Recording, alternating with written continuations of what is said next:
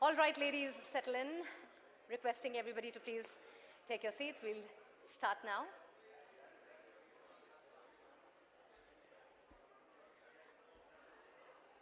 Ladies and gentlemen, may I please have your attention, please?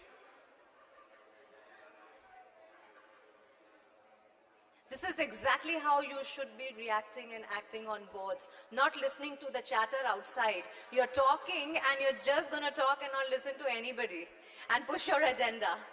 Gentleman, sir, in the blue shirt, lady in the pink sari. No, all right. Please do take your seats. We are shortly starting, ma'am.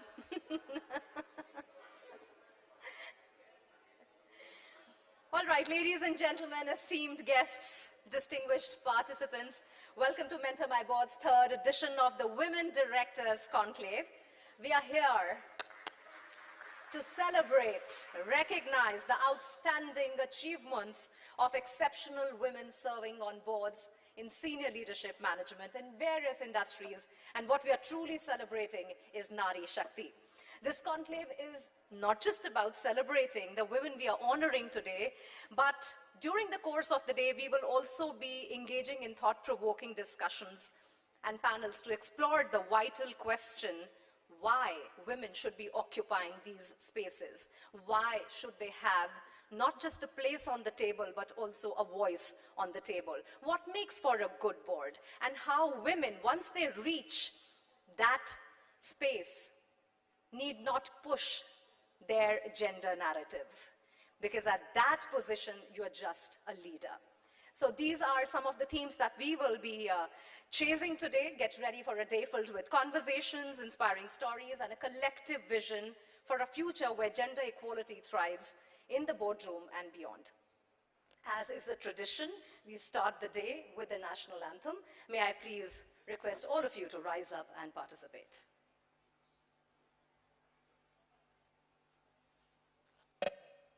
जनगण मन अधिनायक जय हे भारत भाग्य विधाता पंजाब सिंध गुजरात मराठा द्राविड़ उत्कल बंगा विंध्य हिमाचल यमुना गंगा उच्चल जलधि तरंगा तव शुभ नामे जागे तव शुभ आशीष मांगे गाहे तव जय गाथा जन गण मंगलदायक जय हे भारत भाग्य विधाता जय हे जय हे जय हे जय जय जय जय हे।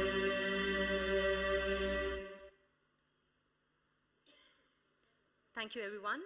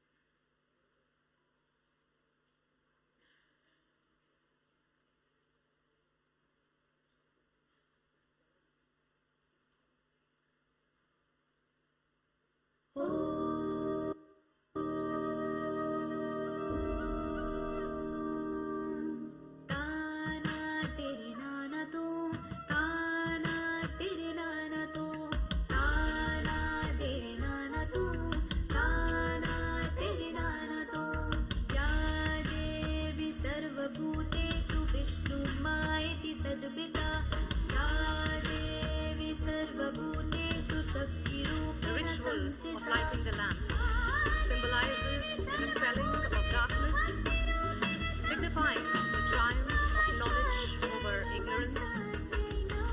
And today with this lamp lighting, we We honor the pursuit of wisdom, unity, and the illuminating journey we embark upon together.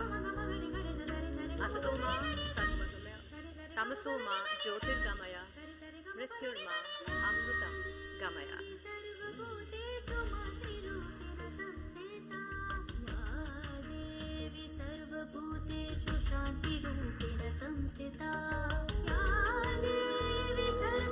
Thank you so much.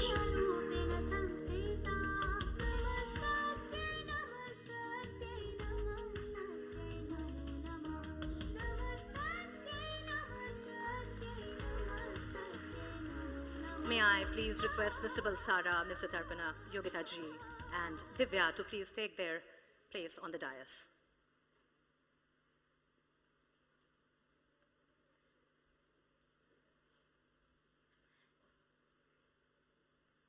Yogita ma'am, please. While our guests are coming on the stage, I also take this opportunity to welcome all of the delegates who are connecting with us online. A big round of applause for all of you who have taken out time, not just to be here in person, but also those who are joining us from all over the country at the iconic BSc to be part of this day-long conclave. With that, may I now invite the ever-inspiring, driven, visionary leader Divya Momaya, co-founder, mentor, my board, to please come for the opening remarks.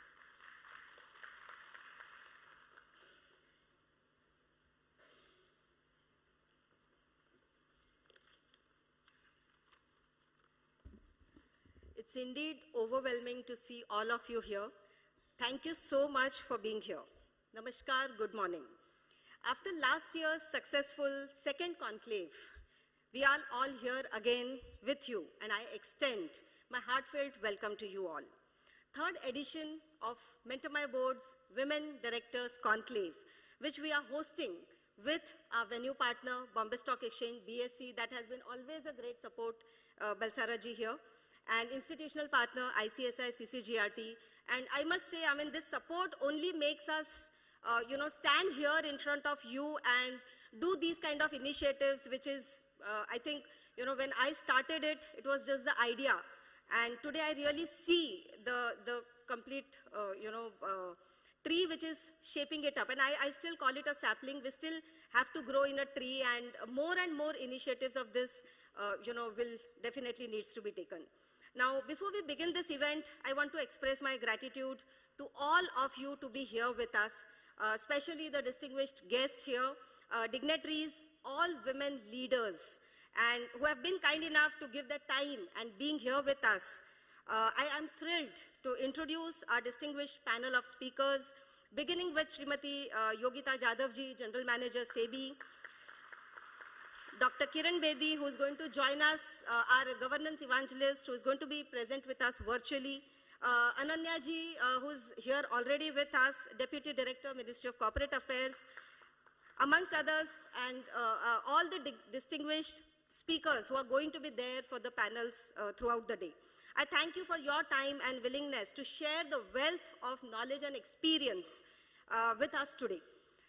We will also be privileged to welcome our Union Minister for Women and Child Development, Srimati Smriti Irani ji, iconic women leader who has defined her own path, and today she stands tall as an icon for Nari Shakti.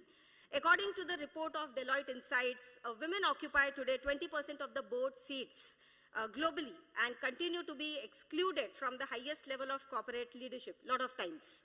The report also reveals that most of the diverse boards tend to be found the companies with women chief executive officers or the chairs. And this decade, after the iconic Companies Act 2013 made the provision for women directors, I think we have seen the 10 years journey from 7% to, I think today we are talking of 19.7 or 20%. So that's a journey we have.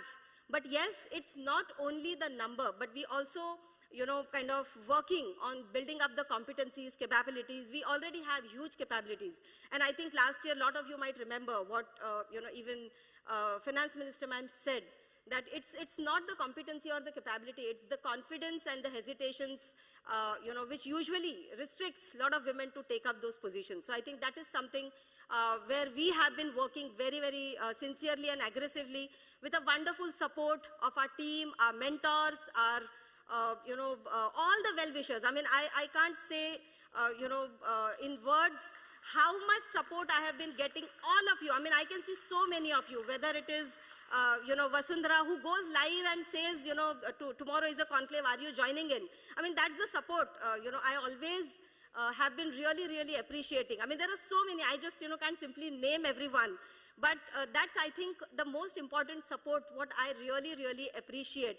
So thank you for all the wonderful support. And with this, highly volatile geopolitical environment, the presence and the support of women leaders is becoming really, really vital. And when India is talking about Nari Shakti, India is talking about women-led development, I think this is the initiative what I really feel, makes us part of that initiative and contribute our bit to the $5 trillion economy what India is really talking about. So I think that is something what I have been, which probably I started, then Neha joined in, then entire team joined in. So I still remember it took me almost a year to convince Neha what are we doing. So when I really look at, the journey, she will speak about the journey a lot in her session when she takes it up. But I think that is something, we all women, when we really talk of the leadership roles, we all are born leaders. I mean, men, women, everyone is a born leader. It's just that unleashing, those potentials and coming out of that zone. I mean, whether you call it a comfort zone, whether you call it, a zone which is unknown. I think it's just that unleashing that zone, that's more important. Now, I also feel very strongly that we as women have the potential to contribute immensely to the GDP of the country, and that can happen only when more and more leadership roles are taken up, whether it is in executive roles, the CXO roles, or even in independent directors' roles. Crossing the threshold to achieve the success, and already, I mean, this is already a mantra which was shared last year. But before I leave, I want to express my heartfelt appreciation to our venue partner, BSc, for their unwavering support, which is, to this conclave. I would also urge each one of you to actively engage in discussions, share your insights, and be part of the movement to build stronger, more diverse boards. The Women Directors Conclave serves as more than just an event. It's a collective call to action. And I think Jayanti, our director, is also going to speak to you all about the call to action, what to take.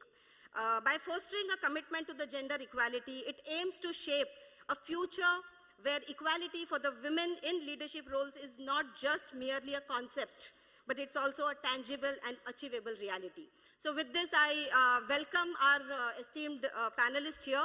Thank you so much, and again, thank you so much from the bottom of my heart.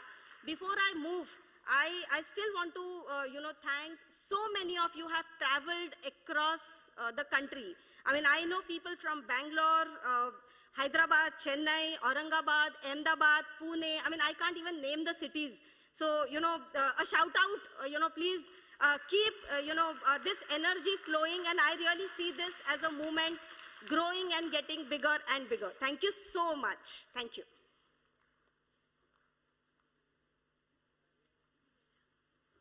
Boards तक पहुंचना है तो BSc तक तो पहुंच ही सकते हैं. Boards में पहुंचना थोड़ा डिफिकल्ट है, लेकिन अपनी प्रेजेंस यहाँ से शुरू करें तो फिर वहाँ पर भी हम एस्टैब्लिश कर सकते हैं. All right. Thank you so much, Divya, for that wonderful address and start. We are also immensely grateful to the Bombay Stock Exchange for giving us this opportunity, for hosting this conclave at this iconic place. The Bombay Stock Exchange, ladies and gentlemen, as you know, stands as India's oldest and Asia's first stock exchange. It's a bustling financial hub. It epitomizes the pulse of nation's economic activity, serving as the most important platform for all trading and investment. And for all of you who have come here for the first time, it truly is something that you should be putting all over your social media, that you were at the iconic Bombay Stock Exchange. With that, May I first say that we are very grateful, but also very, very lucky to have this as a venue. May I invite Mr. Kushro Balsara, Chief Risk Officer, BSE, for the welcome address.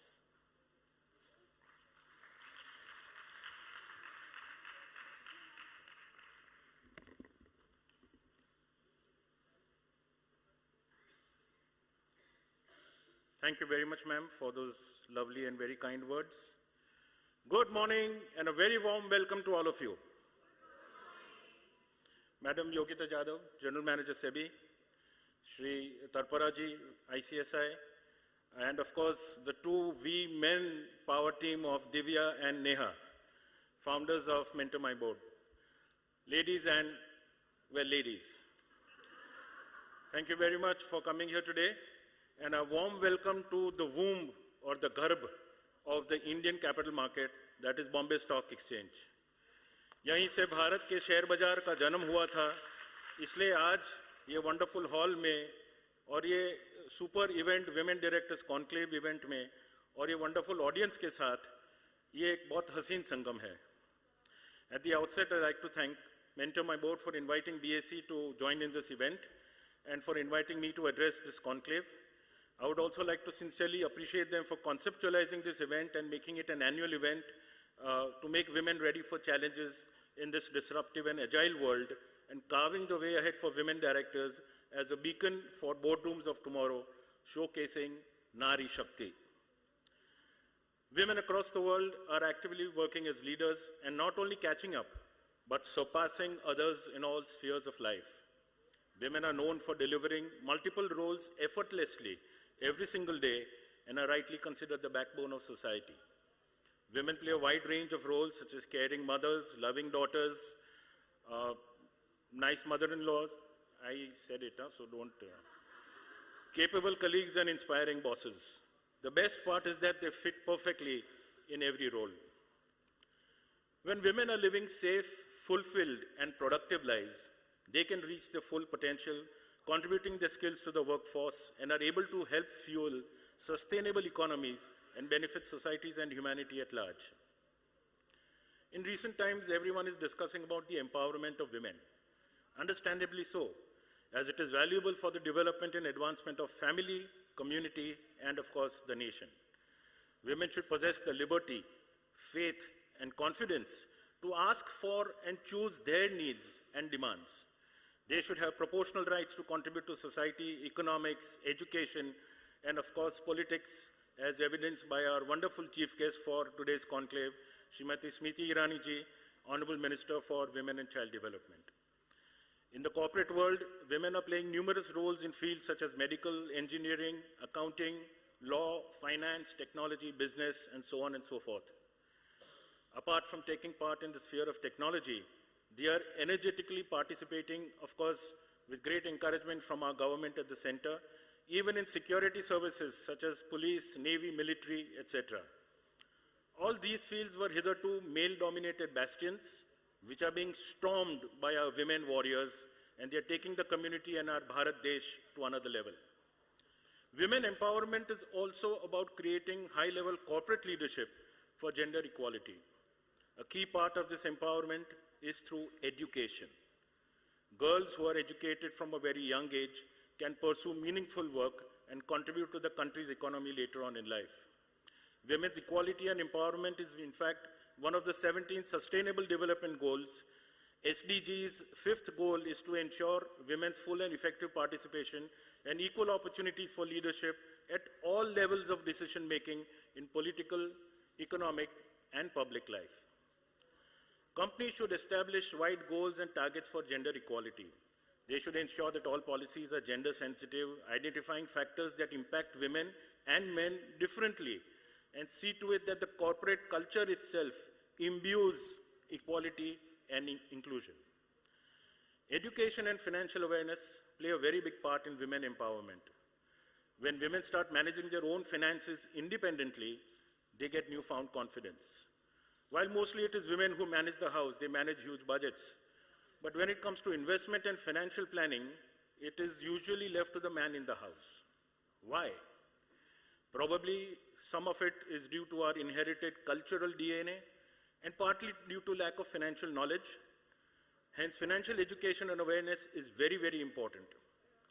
The BSE Investors Protection Fund, which I am taking care of at BSE, carries out many investor awareness programs across the length and breadth of the country.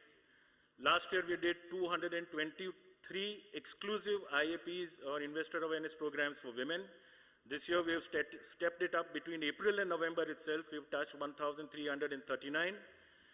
SEBI has also acknowledged the importance of financial awareness for women, and they have prescribed to all MIIs, market infrastructure institutions, that at least 20% of the events that they do in the entire year through their trainers or we ourselves, which we do, have to be done exclusively for women audiences. BSE also takes women empowerment very seriously.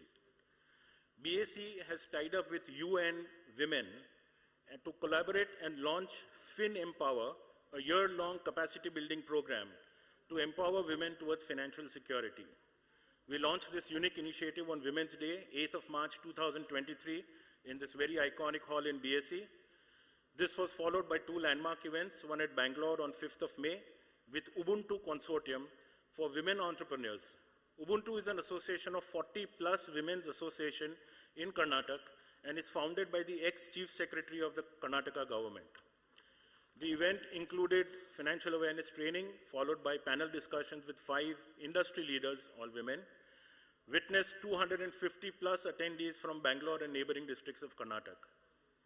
The second event was held in Hyderabad on 28th of October with We Hub Government of Telangana, India's first government incubator for women entrepreneurs. The event, which again included financial awareness training and followed by 2 panel discussions with 10 industry women leaders, witnessed around 300 attendees from Hyderabad. Totally, we have planned 6 events in the year in Tier 1 and Tier 2 cities to start with, and we hope to continue this initiative in the future years also. We have also had a unique tie-up with a community called She the People, which is basically essentially focused on women, and we launched a series of programs through social media, that is Instagram, Facebook, YouTube, Twitter, LinkedIn, and we are happy to have reached out in the last 4-5 months since we started that in this year to reach about 37 lakh women across India. Lastly, coming to the role of corporates, thank you. Lastly, coming to the role of corporates, they should acknowledge, value, and promote corporate environments in which women are a part of the board of directors or in senior positions to showcase the benefits of diversity both to the corporate world and to the community in general. According to a recent analysis by one of the leading advisory firms, women in executive directors' role comprise only 10% of the top 200 listed companies. There is a higher proportion of women independent directors in top 200 listed companies at 27%, perhaps due to SEBI's forward-thinking regulatory mandate of at least one independent woman director on the board of a listed entity. Female executive directors hold only 9% of directorships in financial services and industrial board seats, and merely 6% in technology companies. In the consumer sector, they hold around 12%, while healthcare boards are the most gender diverse with 20% women participation. Despite increased efforts on closing this boardroom gender gap, progress has been a bit slow. Many boards are built upon relationships.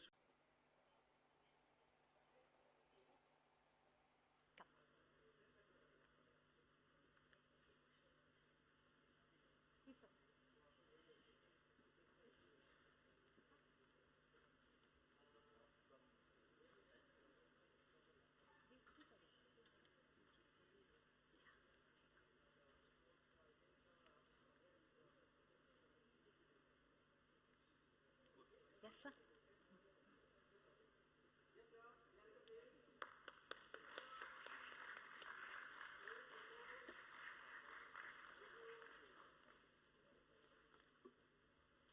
Thank you. Thank you so much.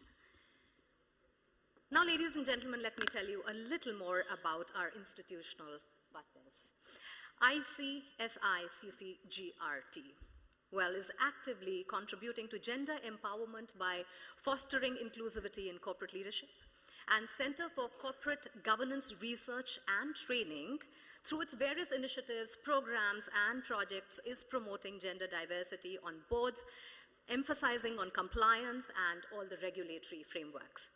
And ICSI also plays a very important role in cultivating a corporate culture that values and supports professional growth of women in also governance roles. And we are not members, but students also consist more than 50% from women fraternity.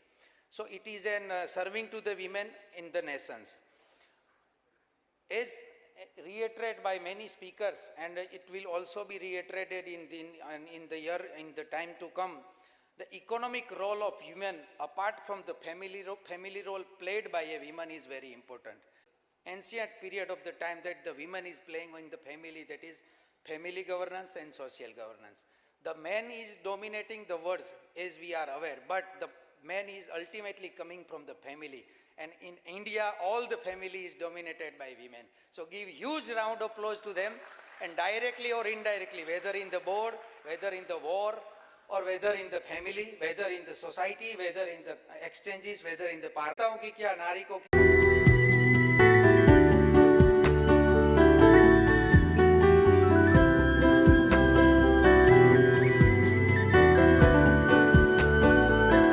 economy we are talking about.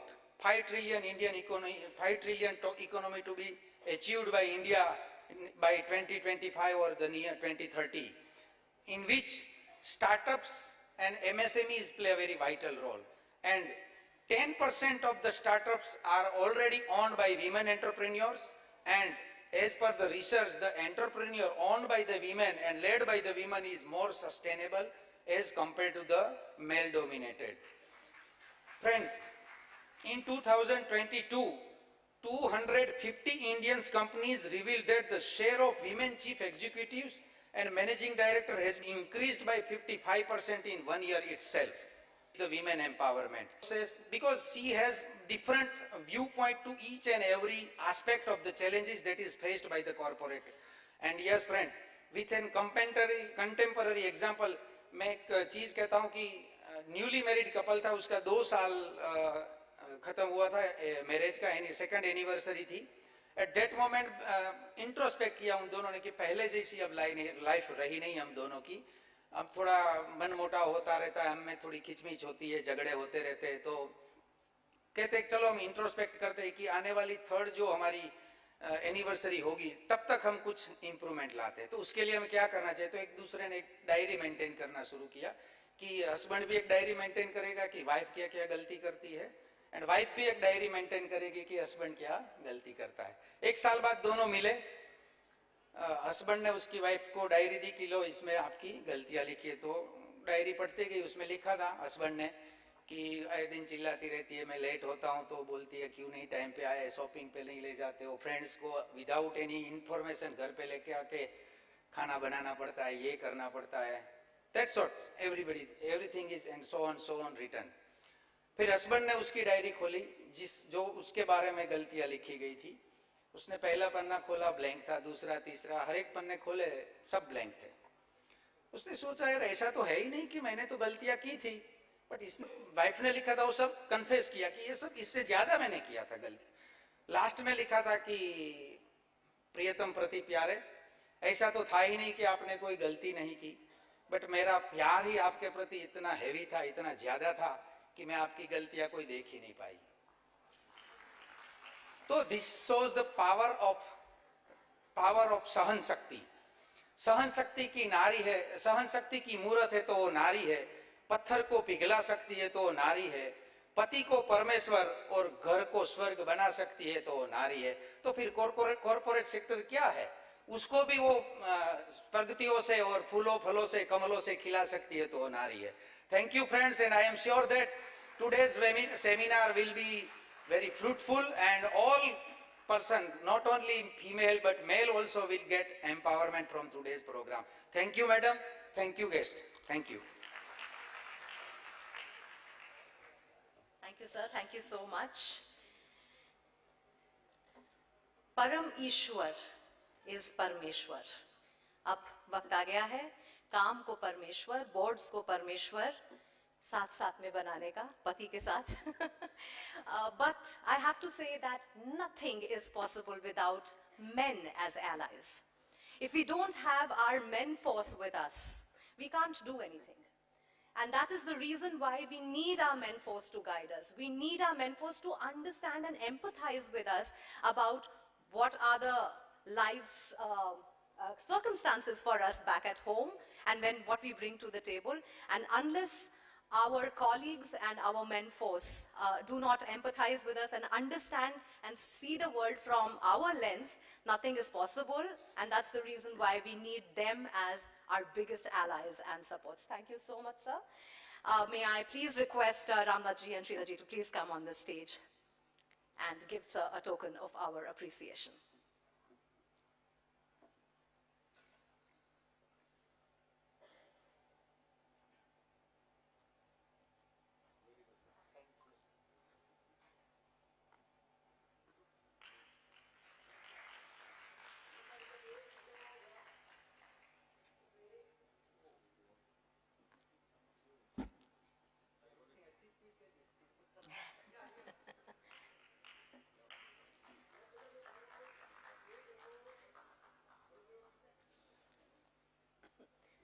Thank you so much.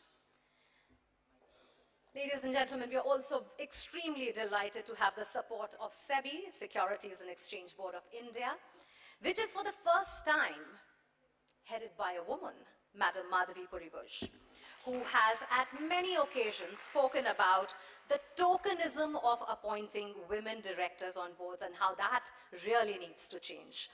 In fact, it is thanks to SEBI's efforts of 2019 that mandated that the top 500 listed entities should have at least one independent woman director, and top 1,000 listed entities should have at least one independent woman director. That gave a massive push to the already existing law of Company Act 13 regarding women on boards.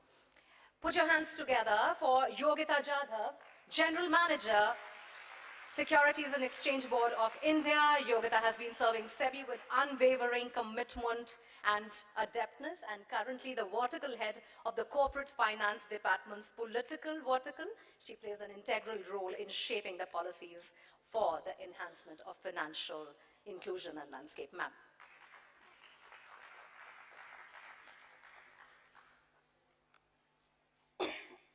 Sorry, I have got a bad throat, but please bear with me. First and foremost, good morning to all and one. It is indeed a pleasure to be a part of this event, and I compliment the team at Mentor My Board for their work on training a woman for leadership roles and organizing this conclave for the third year running. As we are aware, increasing gender diversity and inclusion in the corporate workforce has been a part of growing global conversation in the recent years. In the context of India's goal of becoming a USD 5 trillion economy, the economic empowerment of women therefore becomes non-negotiable. Given that the women labor force participation in India is below world average, it is important to have conversations such as those organized today. And thanks, ma'am, for having such an event organized. In my address today, I would like to touch upon three main aspects. Firstly, the need for gender diversity on board. Then I'll move on to the expectations from the corporates. And finally, I would like to conclude with a few words of wisdom, maybe you can call, for the women directors, and more especially for those ones who are aspiring for that position.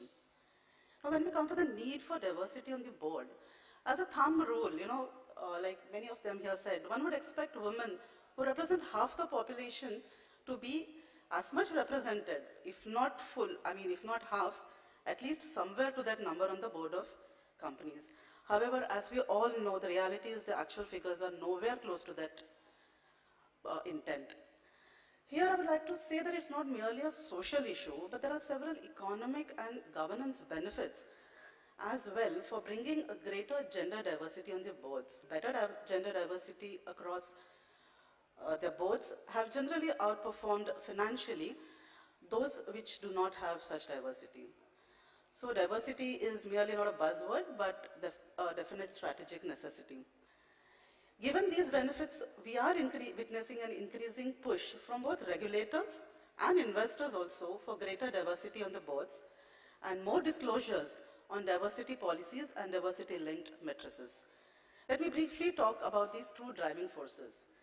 Now, when it comes to regulators as a driving force, a number of regulators across the globe are encouraging gender diversity on boards through mandatory quotas or voluntary targets for female participation on boards, or by using disclosure to drive corporate behavior. A quick look at the data. As per the OECD Factbook 2023, out of the 49 surveyed jurisdictions across the world, 15 jurisdictions have established mandatory quotas for women participation on boards of listed companies that range from requiring 40% women representation to requiring presence of at least one woman director. Then there are 14 jurisdictions which have recommended targets for listed companies or require listed companies to set their own numerical thresholds or targets. Some jurisdictions are also extending mandatory quotas or targets to senior executives. With regards to disclosures, 60% of the 49 surveyed jurisdictions have mandatory disclosure provisions on the gender composition on the boards of listed companies, whereas only 27% mandate disclosure of the gender composition of senior management. Now, coming back home in India, mandatory gender diversity was introduced in 2013-14 when SEBI continuous listing requirements and the New Companies Act made it compulsory for all publicly listed firms to have at least one woman director. While the legislation has been progressive and has had an encouraging impact, women representation on the board of Nifty 500 companies, which was at 5% as on 2012 March, increased to 13% till March 2017. But here it was observed that in some companies, appointing a woman director on boards was viewed merely as a tick box approach. In compliance, where promoters or there were just spouses being appointed or other relatives being appointed to the boards. So that was never the intent of this legislation. To curb such practices and further improve gender diversity on corporate boards, based on the investor, the intent behind a mandatory woman representation on the board is not to simply parachute women on the top from Moon or Mars. No, that is not the intent. Diversity and inclusion need to be an integral part of the organization's DNA rather than being a superficial commitment.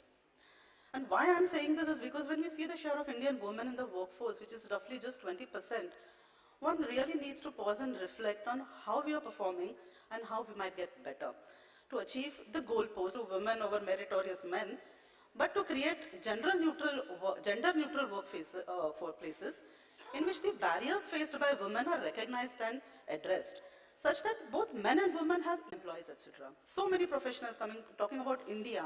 I mean, just yesterday I was talking to Divyaji, and she said that there are so many, women chartered accountants who have made their way standing first in class 10, not only in the school, but in the cluster of schools. So whenever I go back to my encouraging more women in senior and middle management roles. So only if they grow from bottom, the boards will have meaningful representation. After all, diversity is not the same as inclusion. Regulators can mandate diversity, but only companies can ensure inclusion. Thank you, and my best wishes to the conclave.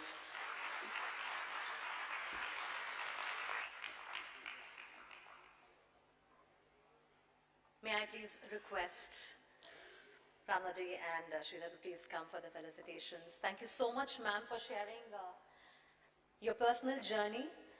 And I think एक बहुत बड़ा जो takeaway ये होता है कि जब हम women leaders को देखते हैं एक position पर, तो हमें उनको देखकर लगता है कि it must have been easy for her.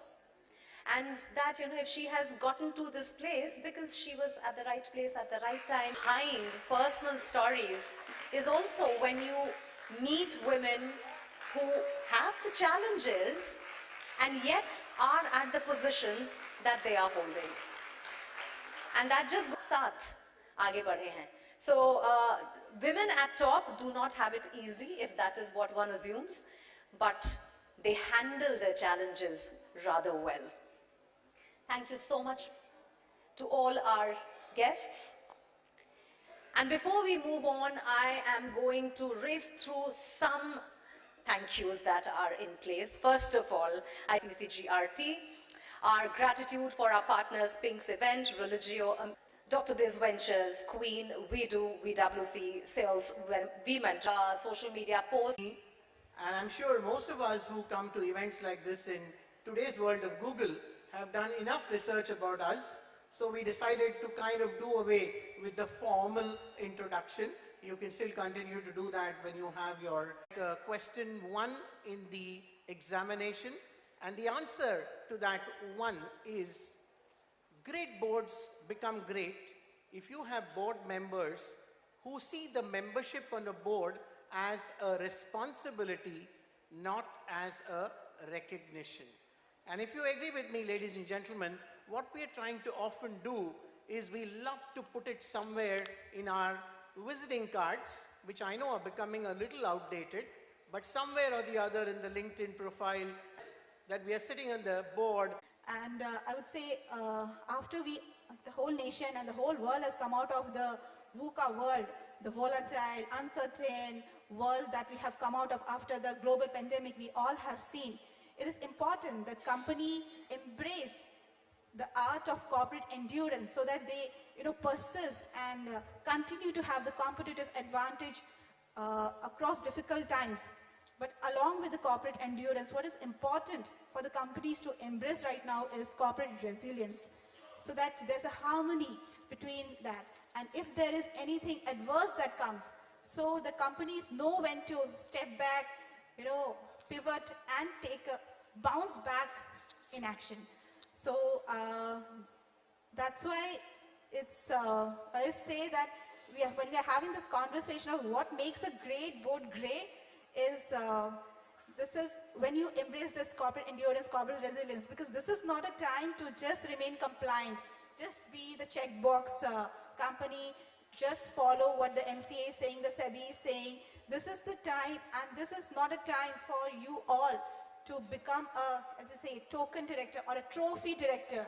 So just, you have to speak up and shine in the board meetings, in the table out there. So I wish you all the best for the future, and hope to have a wonderful discussion in this panel as well. Thank you so much. Thank you, Mr. Mani. Thank you. May I request Nehal Shah to please share some of his perspectives. What makes a great board great? No board is ordinary until it is proved great. We have to make a difference by implementing the best practices in terms of how to conduct the board meetings at periodic intervals, how board members end up meeting from time to time, and work out a strategy in such a manner that the overall objective of the company is ultimately fulfilled. There could be many circumstances where you might face a difficulty in terms of some bad news as well as some good news on the other side. But the real courage is to face them at the right time. Be transparent to the entire stakeholders of yours who ultimately end up being your partners, and apprise them with each and every information in a very lucid and a transparent manner. There are times where the company may face losses. Does not matter at all.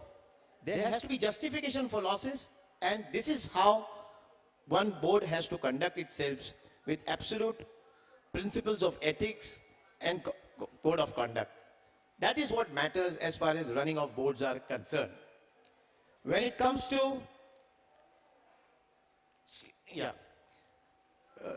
so in other words, boards play a very, very important role in implementing the best practices either at the board level, and the CEO per se ends up conducting the meetings in such a manner that each and every aspect is conveyed in a perfect and a transparent manner. Thank you. Thank you. May I request Kamala Madam to share some of her perspectives? Good afternoon and good morning to everyone. It's very heartening to see so many women aspirants for directorship. So I wish each one of you good luck on your journey to becoming directors. And I also congratulate Divya ma'am for organizing this program. The need of the hour is to train and upskill more and more women to take up this enhanced responsibility. Coming to the topic, what makes a great board great? First, I wanted to decode what great means. And you know, long ago, I attended a training program on personality development where one of the professors excellently told me what great is. Great means thinking, feeling, doing, and being. If all are aligned, your outcome is great. So now what makes a board great? Same elements, I would say, that if board can collectively think for a common purpose, then it makes the board great. Collective thinking does not mean everybody says yes, yes, and one person does the thinking. That's not the intention. Board definitely has diverse set of people sitting on the board. They bring different skill sets.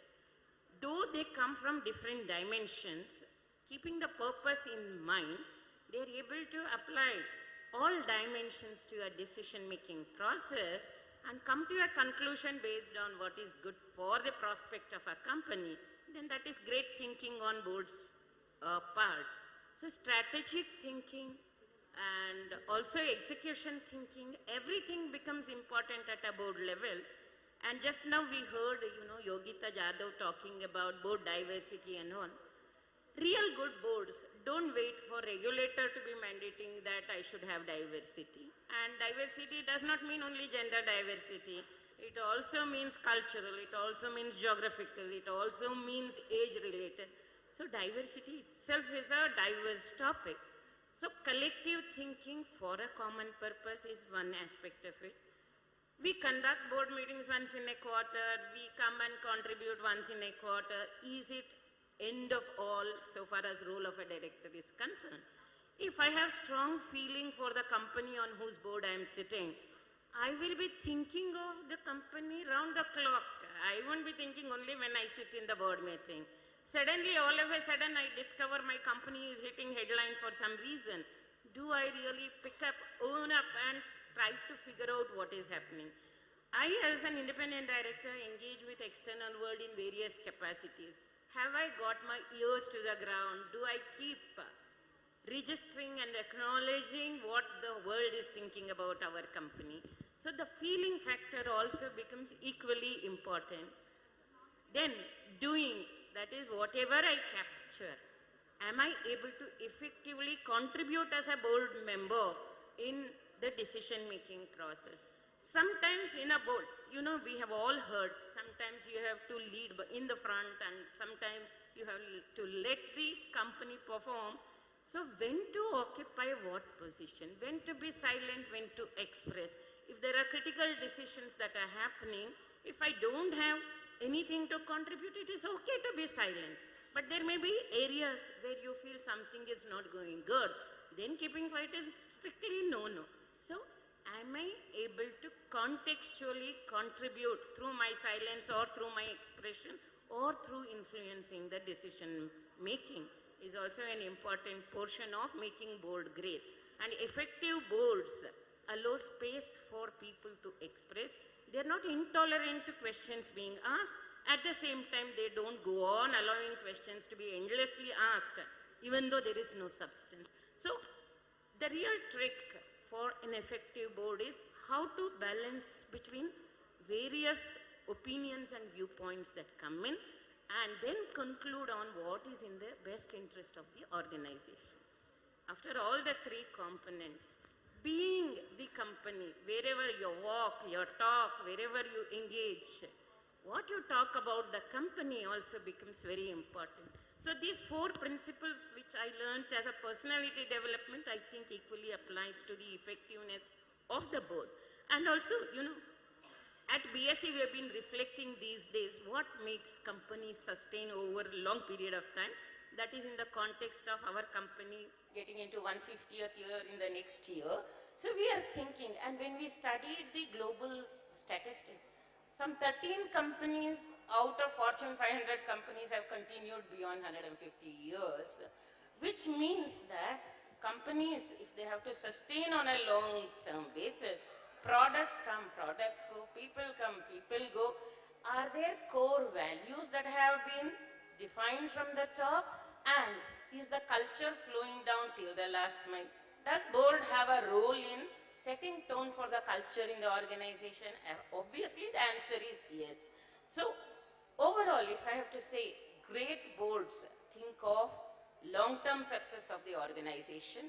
They always discourage short-term view for short-term goalposts, keeping the long-term in mind. And we've also found in one of the surveys, well-governed companies have longer life cycle compared to companies which are not governed so well. What is the importance that the board attaches to governance? What is the importance that the board attaches to various stakeholders, and how open is the board itself in upskilling itself, and also, in the ever-evolving, ever-growing, ever-dynamic environment, even acknowledging that we are not adequately geared to handle something new coming up, identify and augmenting the skill set required in the board also is an important dimension. I think, like life cycle of a human being, the companies have a longer life cycle, and boards which are in charge of the management of the company are to be ever agile, constantly focused on the purpose, constantly focused on the principles, then everything else will follow automatically, is my few words. Thank you all so much. So that was the first set of thoughts which came in from this distinguished panel.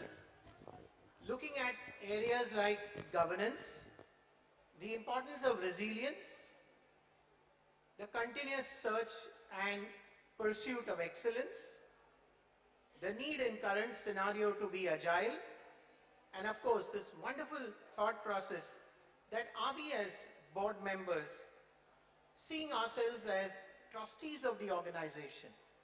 Are we looking at just the board meetings, or are we looking at how we can make this board great, make it more effective? Just in lighter vein, some of us who've been in boards for many years, the biggest charm in board meetings initially was determined by the venue and the menu.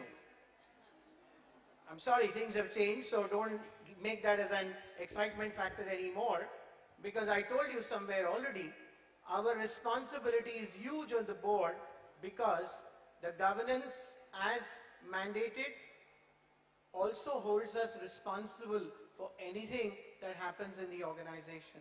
So it's a huge trust which we mentioned.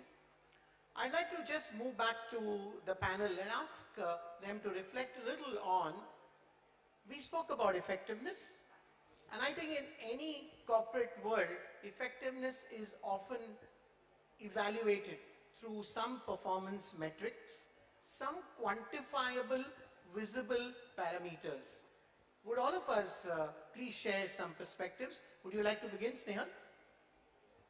As far as evaluation goes, the duty of the board members basically must evaluate performance not only on a periodic quarterly basis, but even on a weekly basis for that matter.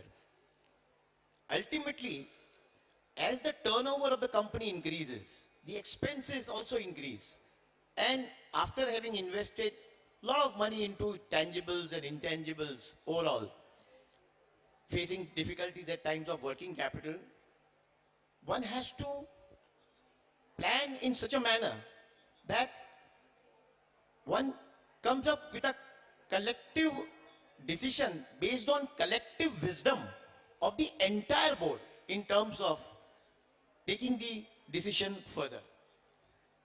To my mind, each and every aspect of the business needs to be discussed in accordance with the internal as well as the external environment per se, looking into competitors also, where they are also going to step in fast at the same time.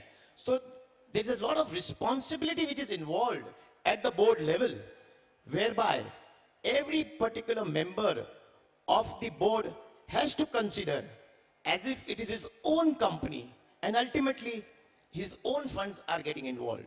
He may be acting in a very fiduciary capacity, but the ultimate responsibility is skyrocketing. ultimately what matters basically is increase in share value. And for that matter, whatever corrective action needs to be taken timely, as well as in terms of growth, so that the overall market capitalization of the company really, which impresses every stakeholder and the shareholder, is the ultimate objective. In the ultimate analysis, what matters is absolute transparency, as I keep repeating all the time, creating systems in place, because apart from the company in terms of giving the results from the business is concerned, one has to see even compliance issues in terms of various aspects, SEBI regulations, ROC compliances, and various other aspects. So to my mind, one has to be very, very vigilant in his approach for all times to come after, and collective wisdom. At times it does happen in board meetings that there is just one or two people dominating the board. That is something, a culture which one has to really put a stop to as an independent director. As an independent director, because that his role becomes more independent in such a manner that he ensures that there is absolute decorum maintained, rather than decision making lying only at one or two promoters level as such. So to my mind, that becomes more vital. Right? Would you like to share some more thoughts on this? Effectiveness of board and evaluation of the board. I just want to analytically speak. If there is a cricket match that goes on and a team wins, okay, an individual star performer is there versus a team performance is there. An individual scores a century but the team loses the match. Would we call it success, failure? What lens would we apply for success or failure? To me, the biggest asset test for performance of a director is directly connected to performance of the corporate entity itself. And we all know, having seen so many listed companies very closely, when we say performance of a company, we are all glued to the financial numbers. Does a good or a great company look at only financial performance? The answer is no. And we had all this balanced scorecard approach where financial metrics, non-financial metrics, everything had to be weaved in to arrive at the greatness of the company. But somehow, because companies are also under pressure to publish quarter-on-quarter result, overemphasis is there on financial numbers. And because regulator is mandating, overemphasis is also there on line item tick box compliance reporting to the board, which also takes away a lot of bandwidth of the boards. Actually speaking, operation successful, patient dead is not the way to measure the performance of a company. Company has to do well, and when company does well, which director contributed how much to that, which officials contributed how much to that. The measurement of contribution itself is an art, pseudo art I would say, and mostly we are all in the current context number driven. I think time has come for India. Now that India is becoming a global hub, it is also time for us to build long-lasting companies. And if we have to walk that path, the way we are incentivizing, the way we are measuring performance certainly needs to undergo a change. And we have all been successful, in incentivizing solo basis. We have created silos within most of the corporate entities.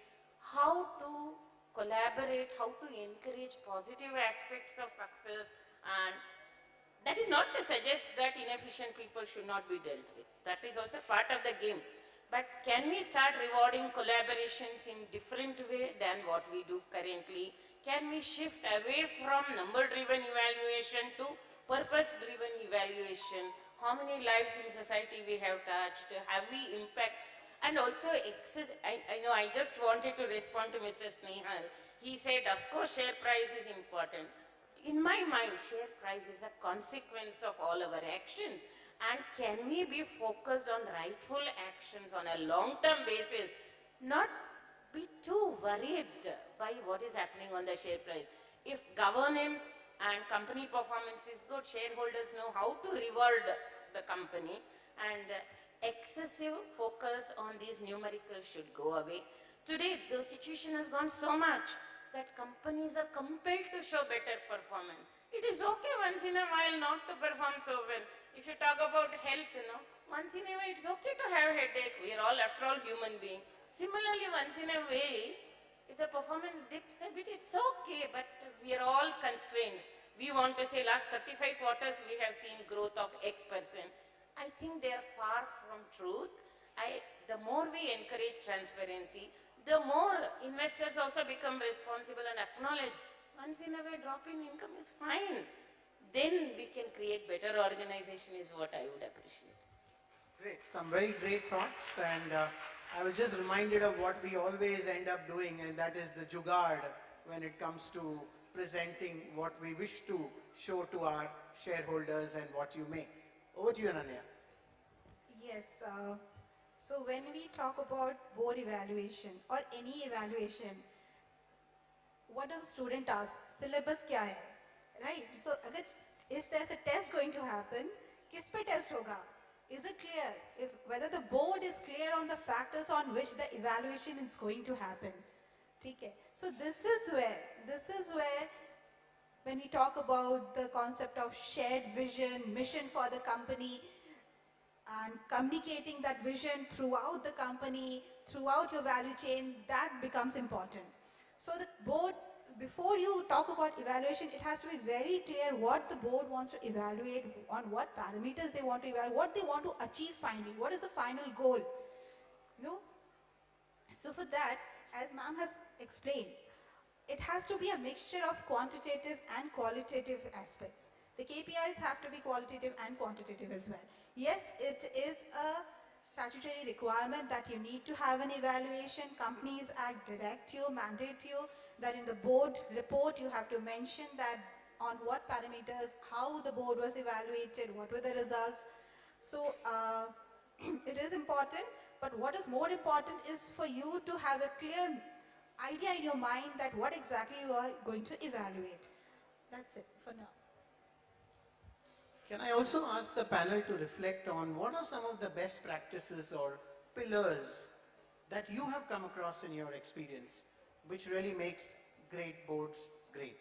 You could give some very specific examples, obviously without naming the companies in the interest of privacy, but please go ahead.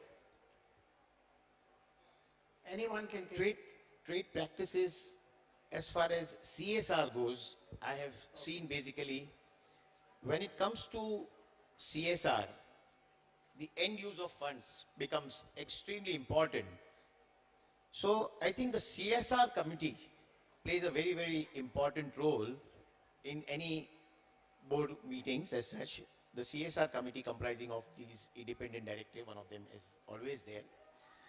And the government has come up that, as ma'am rightly mentioned, bottom line is important, but at the same time, 2% of the profits going allocated to a CSR activity is something which needs to be monitored as a board member very, very acutely, to my mind. That is one aspect. Okay. Yeah. So CSR as a focus area. CSR, ma'am. Your thoughts, ma'am? Basically, live wire example I just want to quote. There was a particular company, I don't want to name as you said. They were hitting a roadblock. They were seeing dead end that they could visualize they would become extinct. At that juncture, board members got together. They engaged with all the primary stakeholders. They organized brainstorming sessions and arrived at what could be potential solution.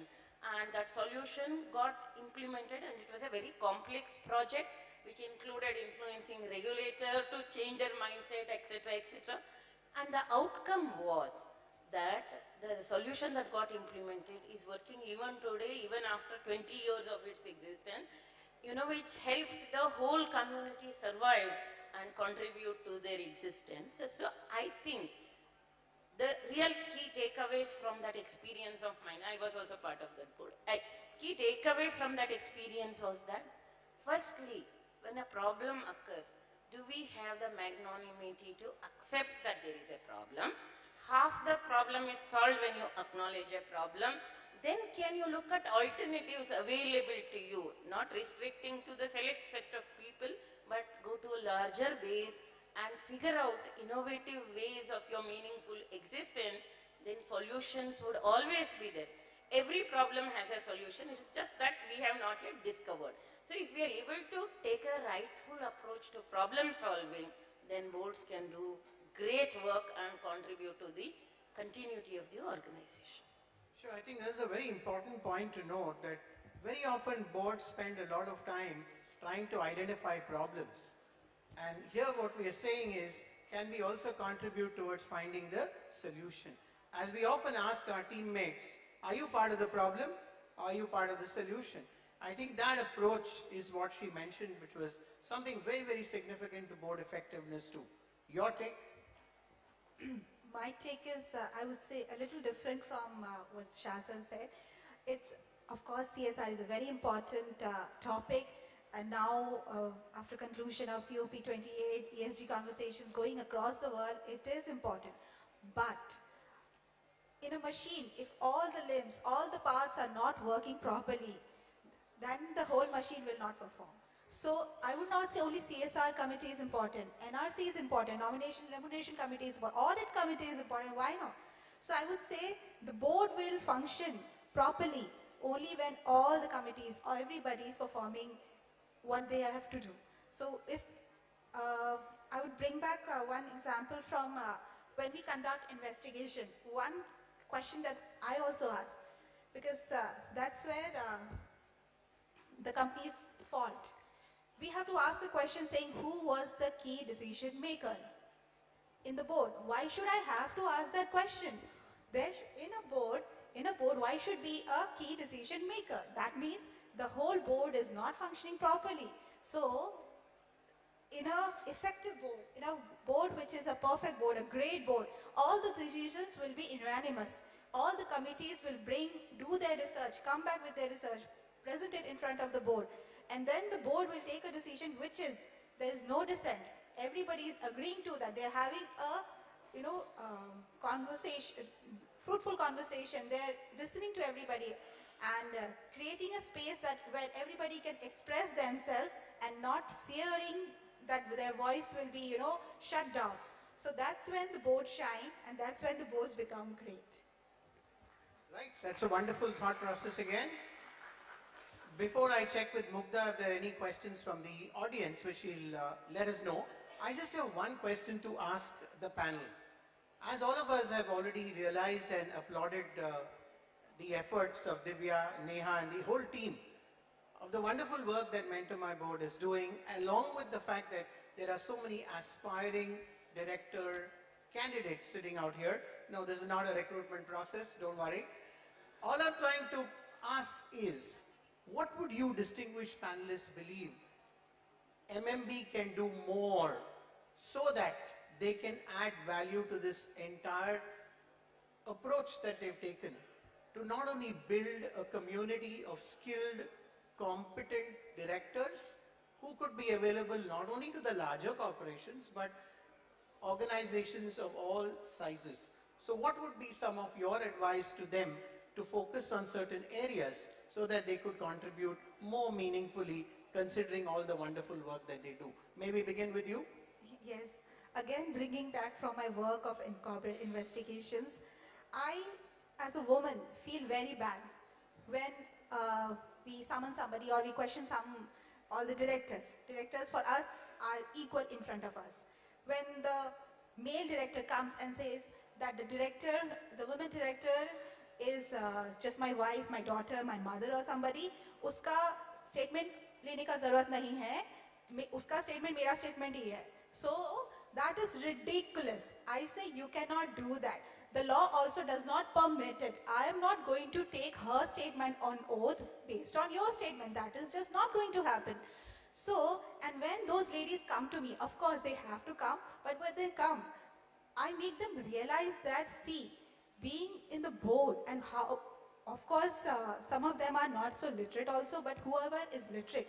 And then they realize when they read the sections, they read the duties of the director, the responsibilities of the director. So for them, it took some time because they were under influence. So this is where Mentor My Board, MMB comes into. They have given a platform to women directors to, we have educationally qualified ladies in front of us, but for you to understand the responsibilities, the duties, and when, as Yogita ma'am has also said, once you are there at the post, what you are supposed to do, how you are supposed to perform, how you are supposed to make your voice heard, and not undermine your skills, your experience, your expertise, and not let anybody, shut you. So, and if you have a dissent, make it them record in the minutes. So those are the things I would say, the confidence that the women directors are supposed to have now. This is where Mentor My Board has come in, and I have seen when I met people here, when I met the participants here, I felt very nice. So from the past participants of your programs, I guess. So I guess if you keep doing this work, very good. It's a bright future for the corporate world. Thanks. Ma'am?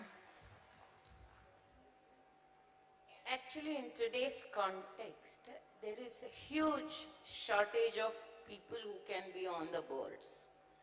The skill set gap arises out of multiple factors. One is, each sector in our economy is moving at a fast pace. No single person can claim to be expert in all sectors. Can Mentor My Board identify different sectors and bring in some base level domain understanding, and based on the mapping of people who are aspiring to be directors, sectorally train people. For example, what I mean, financial services sectors needs are different, IT sectors needs are different, manufacturing sectors needs are different. So can we create that pool at a sector level is one thing that you can think about. Second thing, irrespective of the sector, there are several governance related transformations that are hitting on a daily basis in the industry. So all these changes, are there meaningful ways of, everything cannot be done through physical training. Can you digitize some of the changes in an easily comprehensible fashion, and on an ongoing basis, can you circulate to the aspirants whom you are training on an ongoing basis? And mentorship is not a one-time training exercise, it's a continuous training also. That is the need of the hour. Can you think of doing something on those lines? And third aspect is, people who are already experienced, who are already on multiple boards, their need for training is slightly different from people who want to be coming for the first time or second time. Then for the beginners, can we identify core skill set required plus the dynamics of the board? See, I am very impressed by one movie, most of you would have seen, say 12 Angry Men or Ek Ruka Hua Faisla.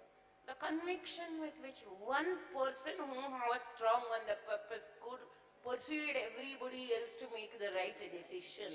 So if we have to build that skill set in our aspirant directors, what will it take for us in terms of articulation, expression, and power to influence others? I think that is where soft skill training also would be an important area that my mentors would focus on.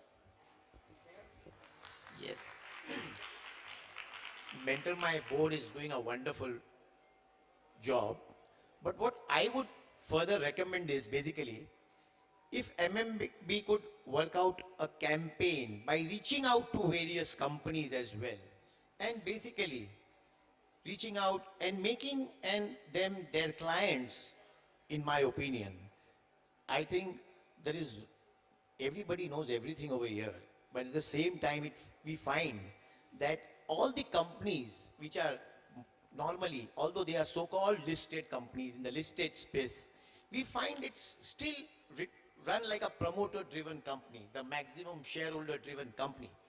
If MMB can come up with a campaign and reach out to these kind of companies, make them their clients, educate them, and of course the regulators are here to put a stick on them, and which is very, very badly required in my opinion, because when we as a chartered accountant, when I see the related party transactions in particular, I really get a bit baffled at times. So I think there is a lot of education required, which MMB can really do a bit to that extent. And it has already been doing, as run by two women. They are doing a wonderful job, I would say so. As a chartered accountant, I say, invest in PPF to save taxes. Maintain high balance in PPF. I'm wondering about these two women. They maintain, again, high balance in PPF. Maintaining balance between the real life PPF, balance between personal life, professional life, and family life, and reaching out to these companies is altogether not a joke. So I feel... Thank you so much. Over to Big Boss. Thank you so much. In fact, because we have two regulators here, I have one question, and that really bothers me. It's about women, I mean, especially us seen still today as tick box on the board, because, we want one woman, and yes, I understand the entry barrier is only till the time they are coming to the boards. Once they are in the boards, then they are directors, as you mentioned. Because we have upper cap on the sitting fees, what is being paid to directors is 1 lakh per meeting. But there is no minimum cap. Now I'll tell you the harsh reality. I keep getting inquiries from people that we want independent director and we are ready to pay them 40,000 rupees a year, right? Or 25,000 rupees a year. Now, because there is no minimum cap, and you are getting, I mean, एक आज आप अगर आपके office में peon है, उसको भी आप minimum 5 से 10,000 रुपया महीने का देते हो. So why not independent directors who are sitting on the boards of listed companies? Now, whether those are unlisted, the companies which are getting listed, or the SME listed companies, I think that is something my request, to on this platform to the regulators will be look at that, the sitting fees part, because when you are investing, I mean the independent directors are investing their time, effort in the company, and if they are given that reputation and recognition, they will be able to contribute more and making more meaningful impact. So that is something which I wanted to put forward. Then there is one question about the gender parity, but I would request whosoever has given this question, please speak to the panelists of the stage, because we are running short of time. So thank you so much, and thank you everyone for being here with us. Thank you, and for wonderful insights. Mugdha, over to you. Thank you so much. And may I quickly request Divya to please come back on stage with CS Snehal Shah and Mr. Rajnikant Patel from the advisory board members to please come and felicitate the panelists.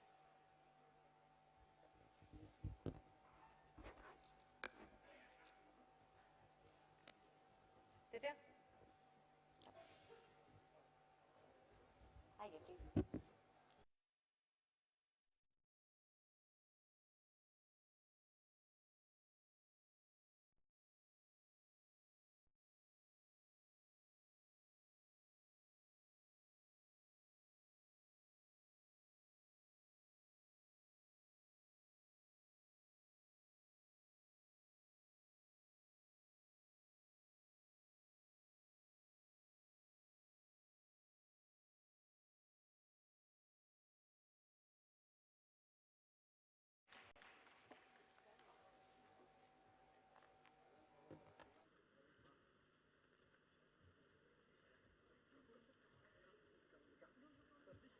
Please do come to the center stage so that the pictures can be clicked.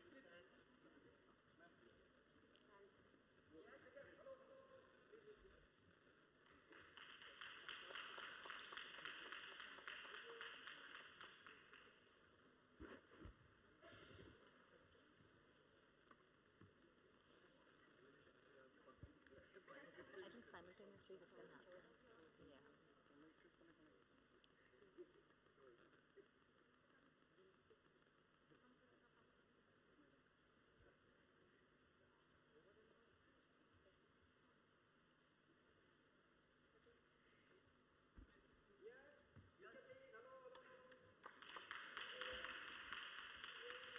And while the felicitations are on, just a gentle reminder that whatever struck a chord with you about the panel today, please do talk about it in the form of a comment on a picture from here or a bite perhaps of your own, and tag us, post it on social media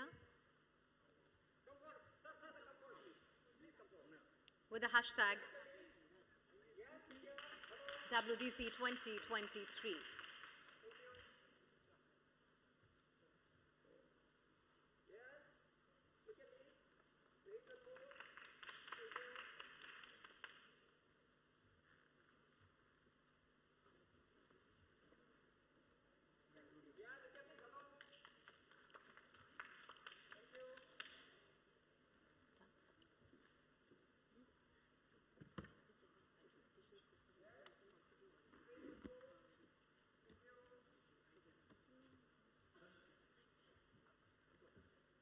Thank you so much to all the panelists.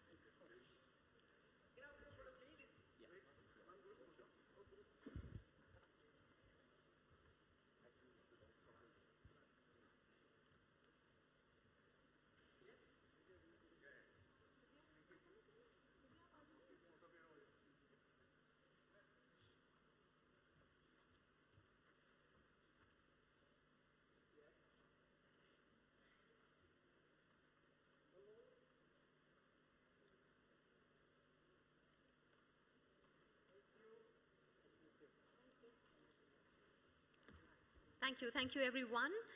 And ladies and gentlemen, now for the first set of awards.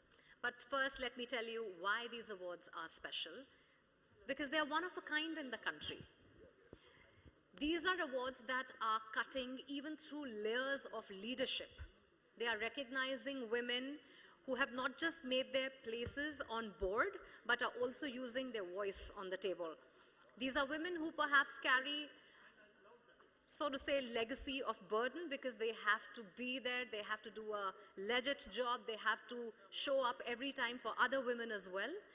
And they carry with them that responsibility as well of always putting up a good show. Now, there are just a few women, and these top women make the 17% amongst the top leaders as well. And for these awards, we received 68 nominations from 17 categories. And the jury really had a tough time. Honestly, I wouldn't want to be in their shoes. To talk a little about the process, and then of course we start talking about the awards, may I please invite Ajay Thakur, Head BSc, SME and Startups, so has been on the jury, and will give us a glimpse of what was the process like and what stood out for him.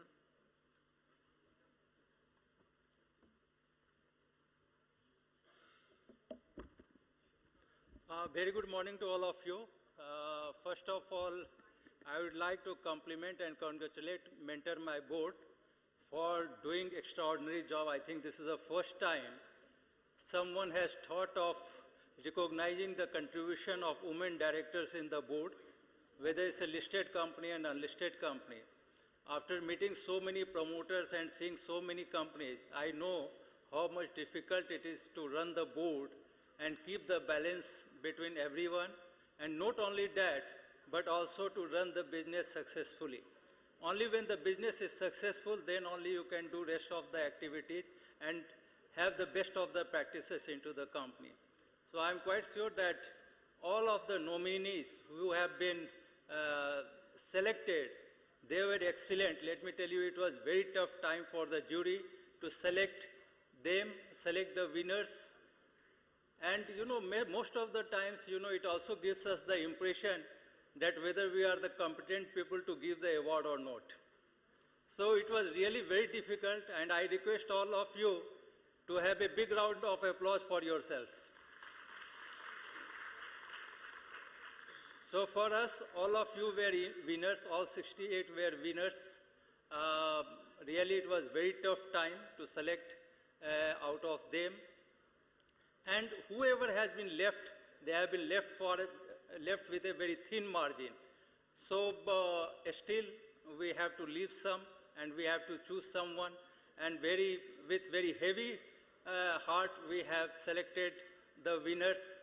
So from my side, from Mentor My Board side, on behalf of the jury, I wish all the winners a lot of success going ahead, and congratulations to all of you. Thank you.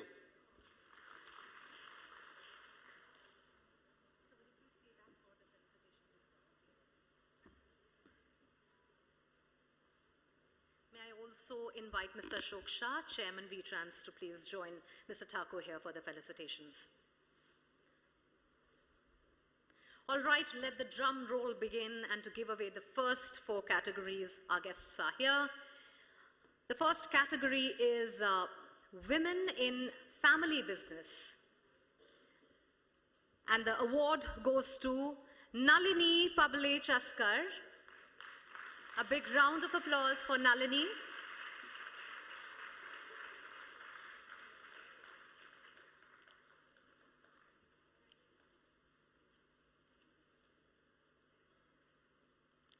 Congratulations. From SB Scaffolding India Private Limited, put your hands together for Nalini.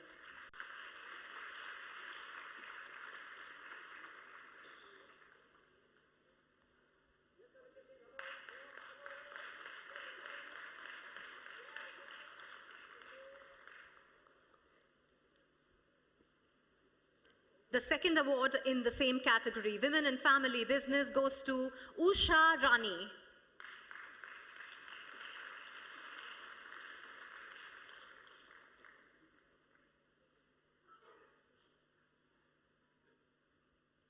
All right, we move on and go to Women Directors in Startups.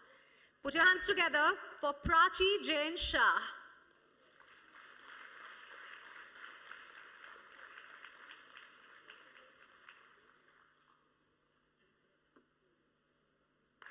A big congratulations, Prachi. Welcome. Prachi is with Ednowit EdTech Private Limited. It's a startup, and she's an independent director.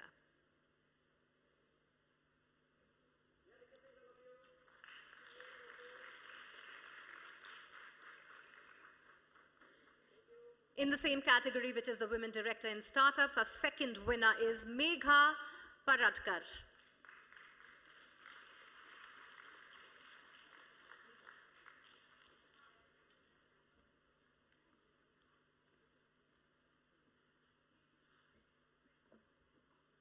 It's kind of cold in here. I think it'll help everybody if we clap.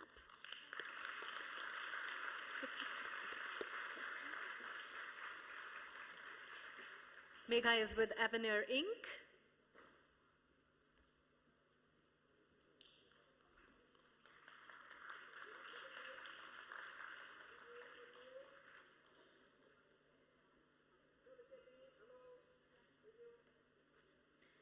Our next category is Women Executive Director, and the first winner is Vibhuti Bhatt.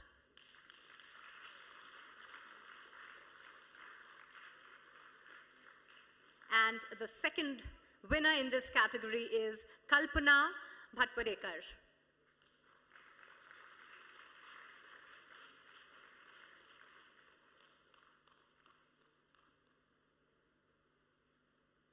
Congratulations, Kalpana. Kalpana is with Surmaxo Chemicals Private Limited in the position of Executive Director.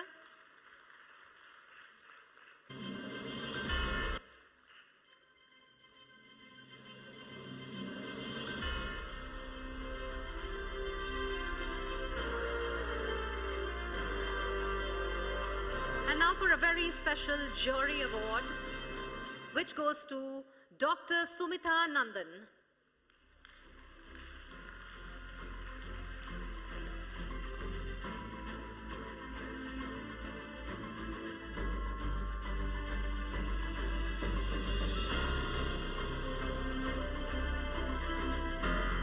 Dr. Sumitha Nandan is Executive Director with Manapuram Finance Limited.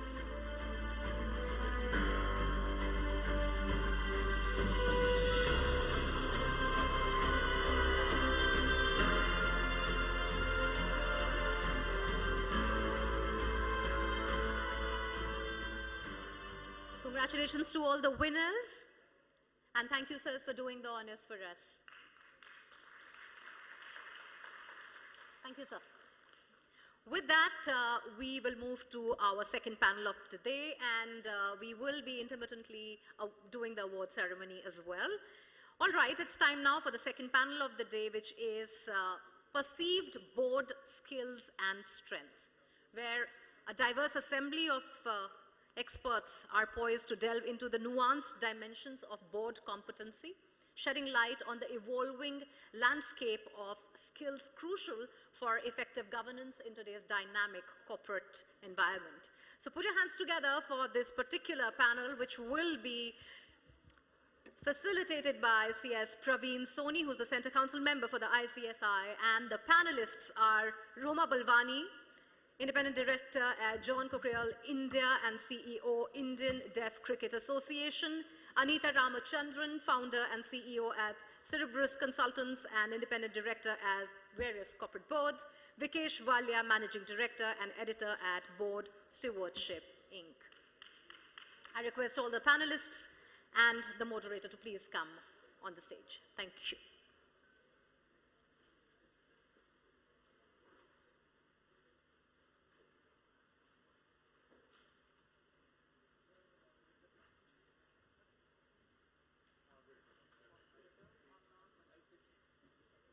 One of our panelists will be shortly joining us. I suggest you start.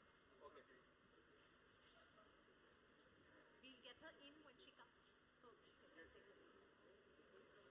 We have two panelists on campus just joining us, but I would request all of you to start, and she can come from this side.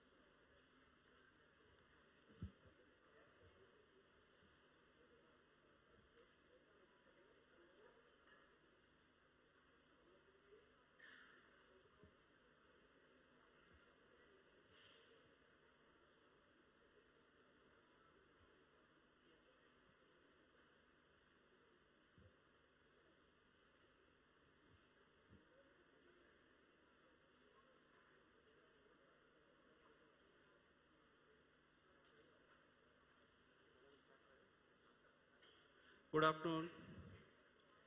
Good afternoon, friends. Welcome you all to this third Women Directors Conclave, organized by the Mentor My Board jointly with ICSI and Bombay Stock Exchange and other facilitators. Thank you, first of all, the organizer Divyaji, for allowing us to participate and inviting us to this wonderful program. This program we have seen has reached the heights on every year, every program we are seeing it. And lots of awards are there, juries there. I had seen they were working since hard, in depth, since so many of days. So it's a wonderful program, friends. The topic given for this session is Pursued Board Skills and Strength. So we are here to talk about the pursued skills which the board members do have into various industries, into corporates, into promoter-based skills, and the family-based organizations where the industries are there. And what things are there which can motivate our members, our company secretaries, other professionals, those who can be on the board of the various companies based on their expertise, based on their technical expertise, based on their legal and commercial expertise. So these all things are there which can make a person a best and wonderful person to serve to the board, as well as at the same time to upgrade the industry and to take the nation to the newer heights. So this is something which we wanted to have discuss on this. I have eminent panelists with me, Roma ji and Vikesh ji is there. And one more, Anita ji is going to join shortly to us. So we'll start with the panel discussion on this topic, and we'll take up the question answers. And based on the repository of time, we'll take the questions from the board member, from the members also present here. So with this, I'll request Vikesh ji to kindly give a basic intent of this theme and your overview over the same. Vikesh ji. Welcome, Anita ji. So we have a full quorum here.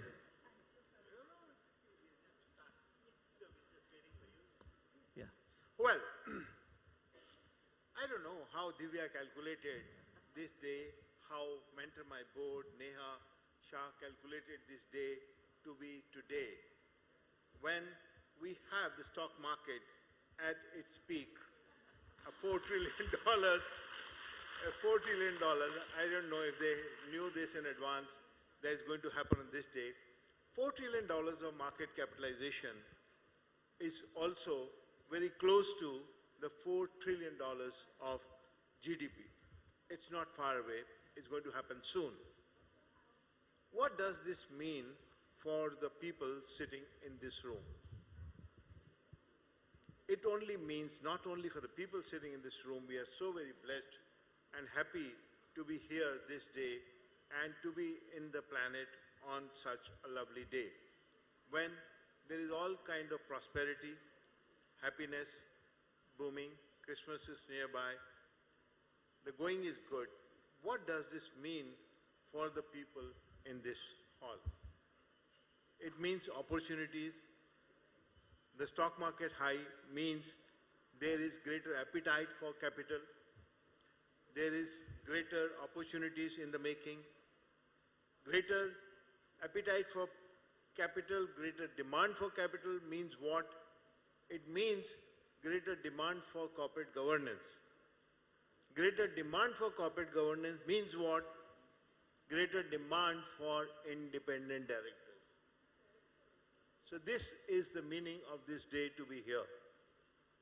If this is the opportunity, I'm so happy that in every sphere there is work happening in this area. The government wants corporate governance to improve. Government is doing everything for business to be faster, smoother.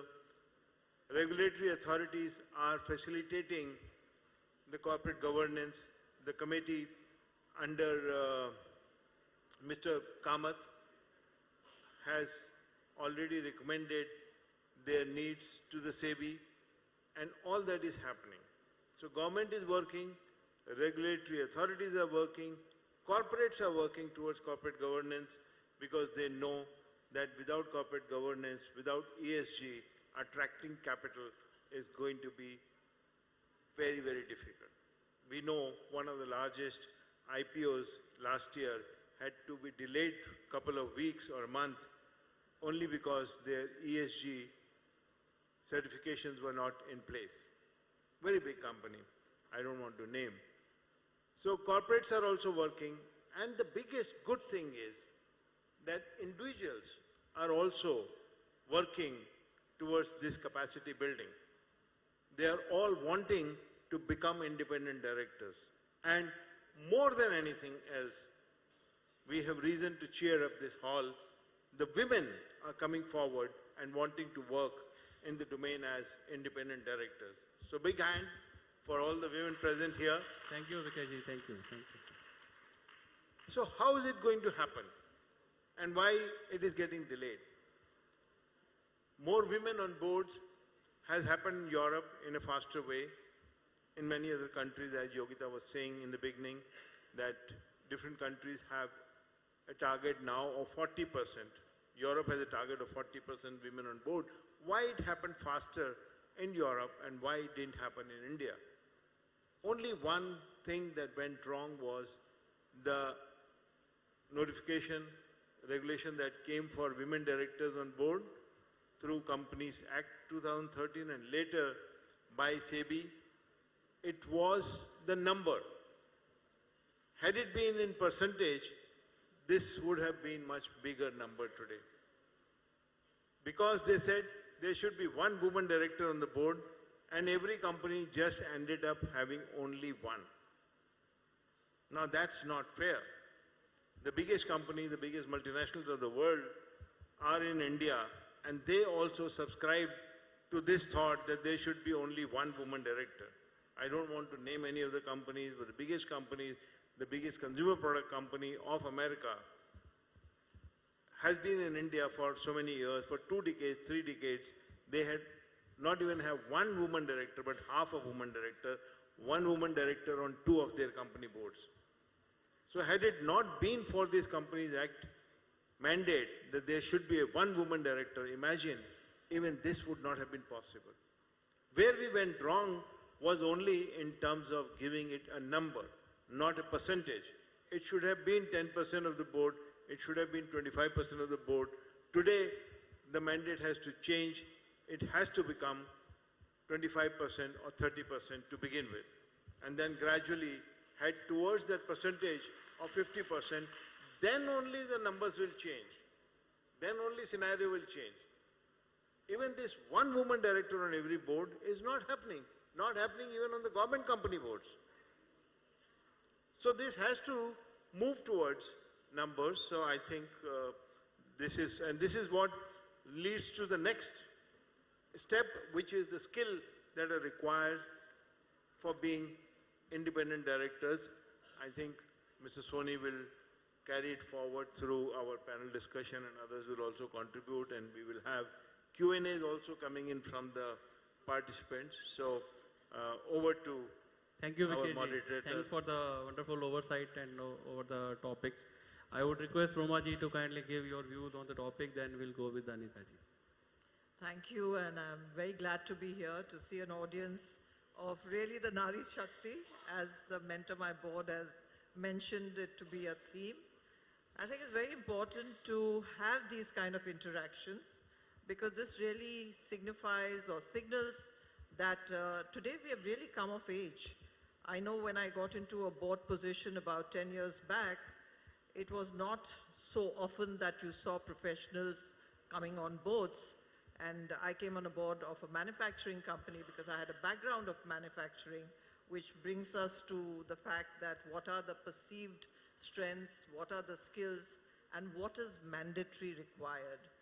I'm sure all of you all must have gone through some of these training programs which are very relevant today for not just women directors, but for all of us to ensure that we are following the right protocol of board proceedings. Whether they are listed companies, unlisted companies, I think today we have come of age that we are very particular because of the SEBI regulations that we follow that protocol. And I think all of you all must make sure that that is absolutely the backbone of any organization's board, which needs to function efficiently. If we go back to what is the board selection process which happens and why they look at women directors, more importantly, let's look at just how the selection process happens. They are looking at individuals who as a group can come together and offer really specialized services like their knowledge, their skill and expertise, which will bring a lot of success to the operations of any organization. I think if we have that mindset, and women actually have a lot of that positive mindset which they have with the passion to really deliver these kind of growth stories on the board. And I'm looking forward to many more of you all in that particular aspect of being with the board. More importantly, you see that today in the public sector or public companies, the boards are really male-dominated. Vikesh just mentioned that we don't have many women on those boards.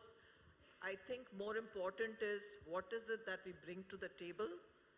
These boards are basically self-regulated. They are answerable to the shareholder who nominates them, and they're accountable over there. But today's scenarios have changed. The transformation that has happened at the board level because of the external situations that not only our country, the world is facing, whether it is regulatory situations, whether it is external situations. Today we hear about cyber attacks, we hear about disasters happening, we've just gone through a pandemic. So all these things really create a perceived skill that you need to have. And to my mind, women are basically curious. They definitely have that passion, and they are courageous. I think that courage that you all have, I'd like to salute all of you all, that the courage that you all have, I think that will be one of the biggest skills that will take you forward. I think I'll stop at this and we'll go forward. Thank you, Anita ji. I echo with your words actually, because the way the corporate governance and the compliances has been grown, It's a tremendous and remarkable for the whole world, I can say. Because last week I was there with my colleague Rajesh to visit of UAE, and in Dubai we met various industries, and they are still matching and trying to reach to the levels of the India, and they would take at least decades to reach there.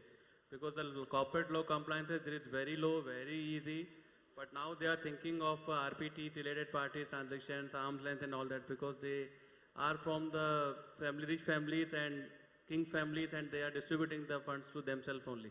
So now they are coming to the compliance department, they are looking towards India to help them out.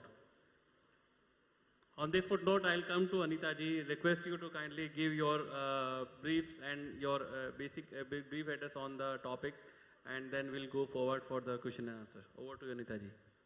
Thank you very much. And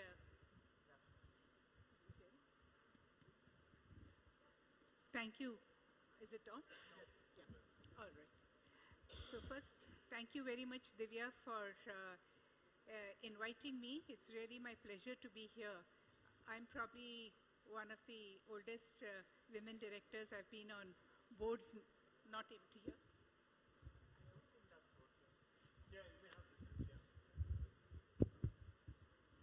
Okay.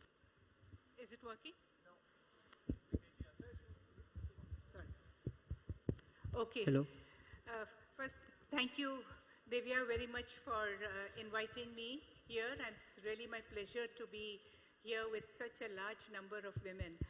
I think I must be one of the oldest women directors now, having been on boards for the last 25 years. And I want to say, in response to what you said, that, it's very nice to see having seen and been on boards for the last 25 years, the big change that I see was initially, really women were probably thought as a decorative addition to the board, frankly. I mean, I joined boards before the legislation, and that was really because of having worked in a professional firm for a long time. But the fact is that I saw many boards where, even promoter boards, you had promoter family member, women, and I saw that as being decorative. What I see having changed, is that actually people do take women quite seriously. And it's all the work that has happened, I would say, in terms of gender, of DEI, all of that has added to it. But I think two very important things have also added to this. First, we are beginning to see a lot more women in the financial profession. See, I will say that just look at the number of, BFSI heads we have had, as women. The number of women who come, even the stock market, capital markets, etc. So there is a lot more women available who have financial and legal knowledge, which, Roma alluded to as, important in compliance. But I also see a lot more women in professional firms, etc. And therefore, I think that has definitely, added to much greater acceptance at the board level. I want to just in introduction just say that I think when we think about what skills do we need in a board, it is same for men and women actually, because I think, I have championed the cause of women really all my life. As many of you know, I have run HR consulting firm for, 30 years almost, with an almost all women complement. Much before all this legislation came, because I believe that unless women on your own competence and the fact that you say that you're as competent as men, you will never be taken seriously unless you think that way. So I think what all of these quotas do is they give us the opportunity, but to make something of that opportunity has to really be the competence that you yourself, develop. So I think that while there are many skills that women, need, and, Roma alluded to some of the inherent skills, I would just say it's very important that to be on a board, you develop a keen understanding of business and business skills. I don't say that everyone can have business acumen, but you have to have a deep understanding of business if you have to contribute to the discussions. I think functional knowledge and expertise is one part, but to have that understanding, to take a total strategic view and an overall view, because that is what is one of the important things that is required. I think there are many other, aspects just in terms of how do you articulate, how do you communicate, and how are you able to make your point of view heard, which means you must have a point of view first. And I think many times women are hesitant to have an independent point of view. By nature, we are kind of listening to someone else, and we have to get over that and say that I have a point of view, and I'm, going to be able to articulate that point of view in a nice manner. I don't always say in an assertive manner, but you must be able to carry your own. I'd like to stop here because I'm sure we will discuss this further. Thank you, Anita ji. When you say it's about the oldest woman director on this forum, I should say it's an experienced woman director on this forum. And at the same time, when you say that women into the financial business and financial literacy and financial education area sector, in one way I go to Rajasthan, it says women will never do the do duni char, they'll do do duni panch. What's the 1 or 111? So that the financial literacy is always there with the women, I would say, and they are best person to manage the home and family. So with this note, I'll come on the question and answer sessions for this so that we can have more and more questions. Romaji, I'll come to you first on this question. When we are talking about the gender diversity and the board and the skill set required for the board members, be it a male or a female members. So from your experience, what would you identify the most critical skill for the effective board members in current scenario? I think what we have forgotten is to listen. I think there's certain elements in a board discussion. If you don't listen intently, I don't think you'll be in a position to give your point of view, like Anita mentioned, in the way that can be seen with gravitas and can be appreciated in the manner that you are wanting it to be communicated. So coming to being a communication professional, when I was taken on board, I still remember I was a serving executive in an organization, and that was the time I was offered this board role, and I had to take permission from my existing company board. And what I liked about the way they went about the selection process, they said that while your skill set, yes, which is very important, what is your functional expertise that you bring?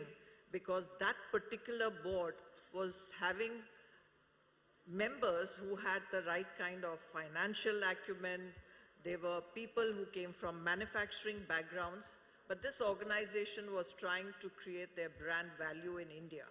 And the first thing they were looking for is what is it that this India wants, because the CSR policies had come in.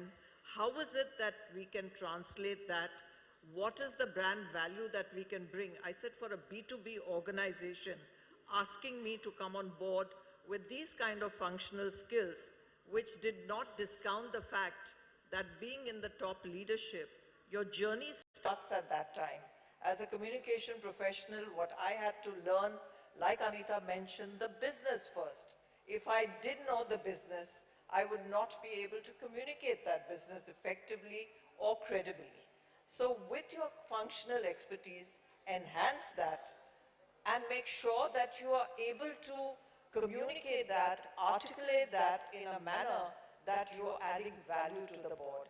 So while it is gender neutral, I think what's important is the critical elements of you being heard can only be if you have all these skill sets which a board member should have, whether it's financial acumen, stakeholder engagement, compliance. Today, risk has become a big deal. So all these elements you learn during your functional growth. As a leader, as you grow in your profession, that is what you are able to bring to the organization where you come in as a board member, irrespective of the function that you had in your previous avatar. So that should not be a limiting factor for the critical skills that you should develop and what you should demonstrate. I think that's very relevant to look at, to introspect, and to see that, like Vikeshji said, that there is no difference on the board, or to be able to give your point of view, as Anita said, but do it in a way that is seen, heard. You have listened and you have communicated it well, because today disclosure becomes very important at the board level, and you have to communicate that. So compliance becomes a necessary, important facet of what you should be contributing or asking questions. At a board level, you have to ask the right questions. That's very important, I think. Correct. So, good listening is an important thing. If you want to be a speaker, it's a big stage that you need to be a good listener also. Because I'll come to you on this question. When we are talking about the board capabilities and the inherent powers and inherent knowledge, what we are talking about. Nowadays, the boards has become professional. And they are looking for various kind of different qualities and capabilities among the board members, be it an executive or non-executive. I want to come to you on the question that could you elaborate or some criticalities of the legal and financial acumen for an effective participation on the board, be it an executive or non-executive or independent or non-independent? Lovely, good question, Mr. Soni. This is what often people ask, and many of the people think that only the financial acumen or expertise in legal matters or knowing about company law is the only qualification that is needed on the boards. To answer your question, we must find out why are independent directors needed on the board. If we understand why they are needed, then automatically that will also explain you what skills are important and how important is finance and legal skills. They are needed essentially for two reasons. Number one, to enhance the reputation of the company, and secondly, to enhance the corporate governance quotient in the company. These are the only two things that are needed. The examples being probably Ganesh Natarajan joining the board of SBI. Overnight, the reputation of the company changes. Acceptance amongst the stakeholders enhances. Joining of Vaswani on the board of Kotak Bank, overnight, the reputation of the bank changes. So, those are the things which are needed. Then comes the corporate governance. How to enhance the corporate governance quotient within the company. How to serve to all the stakeholders well. Finance is definitely a very important aspect, but that is not every independent director is not expected to contribute only to the finance. There are various departments in companies where you join. You need different functional expertise. Within the board also there are departments known as committees. So find your fitness for those committees. Everyone is not meant for audit committee. Only 3 are required. It has to have the majority of independent directors. The chairperson also has to be independent director, and that is not meant for everyone. There are other opportunities like stakeholder relations, like NRC, like CSR. Majority of the committees have very little, not very little, but yeah, lesser component of finance and legal aspects. So, Vikesh, my question is, would you like to suggest some steps which the people should take to improve their understanding about the legal or the financial aspects, as well as to complete their board responsibilities? Well, it is not as much needed. Don't force these two on yourself if you are not good at it, if you don't like it. Do what you are good at it. You would be required on the board if you are running a company like, say, TCS, which is a company of lakhs of people, millions of people. What is most needed there? It is the people skill. So don't force. Finance knowledge is important, but that is not the only knowledge which is needed on the boards. So don't force independent directorship overall upon yourself. Do not force a subject which you are not good at or you are not comfortable with. So have your expertise in other areas and contribute to the board.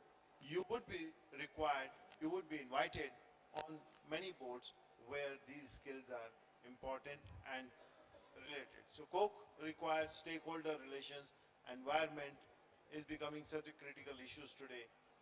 So I agree with you, they are important skills, but they are not the only skill. That is what I wanted to make the point.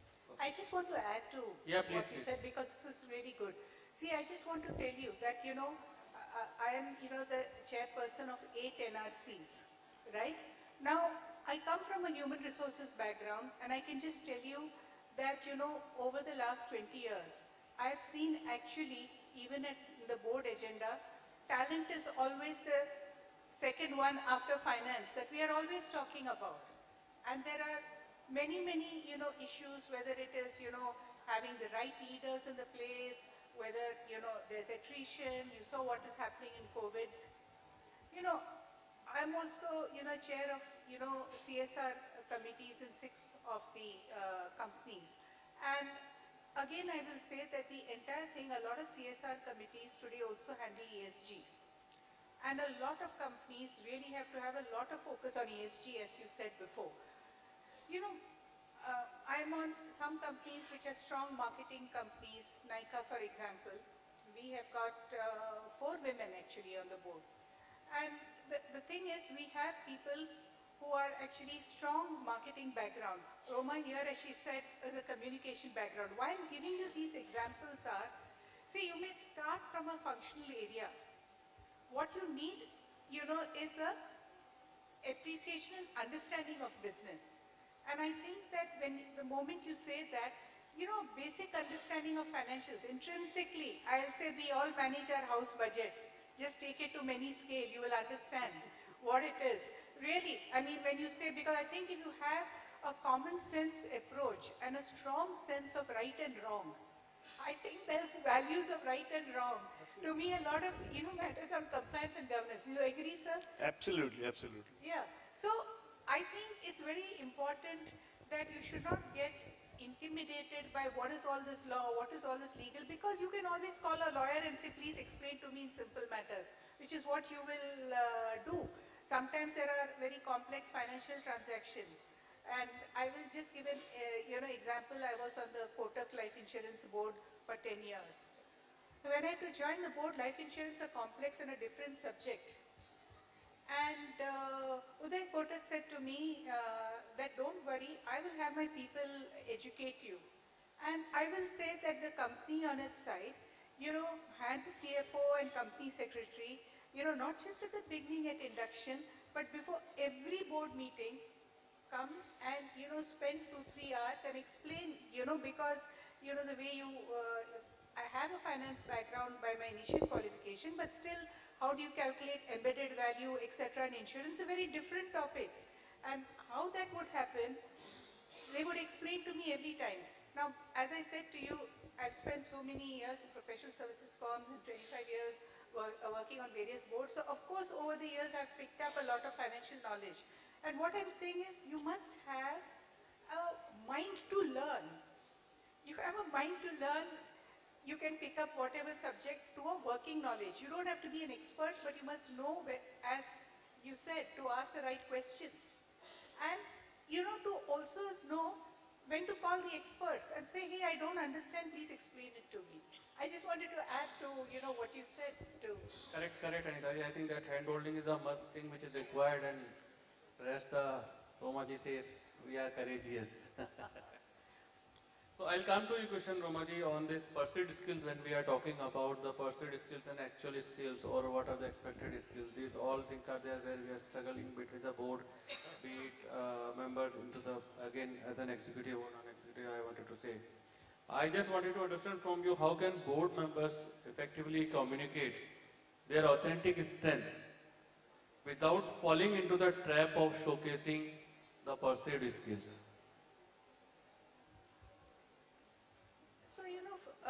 first thing,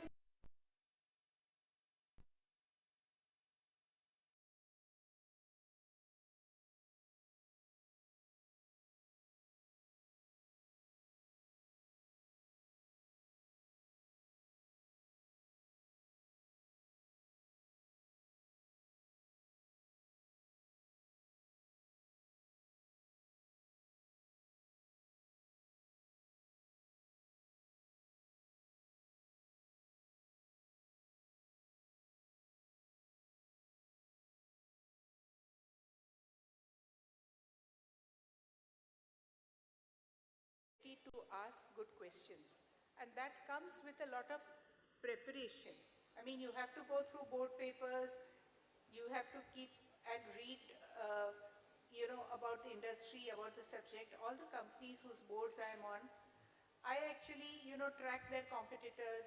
I read every single, thing on that domain, etc. Because you have to improve your own domain knowledge and your understanding of their challenges.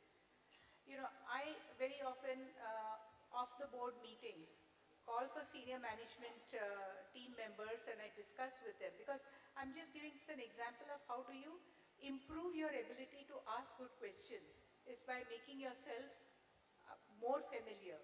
I think that's very important. The other skill I will really, highlight is about being able to,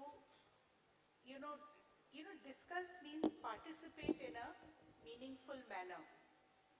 And participating in a meaningful manner, as I said even before, see, you have to have a point of view, not just asking questions, because the other side is also looking to get something from you as a board member and some guidance. So you have to be able to express, a point of view. You have to be willing for people to challenge and say you're not right.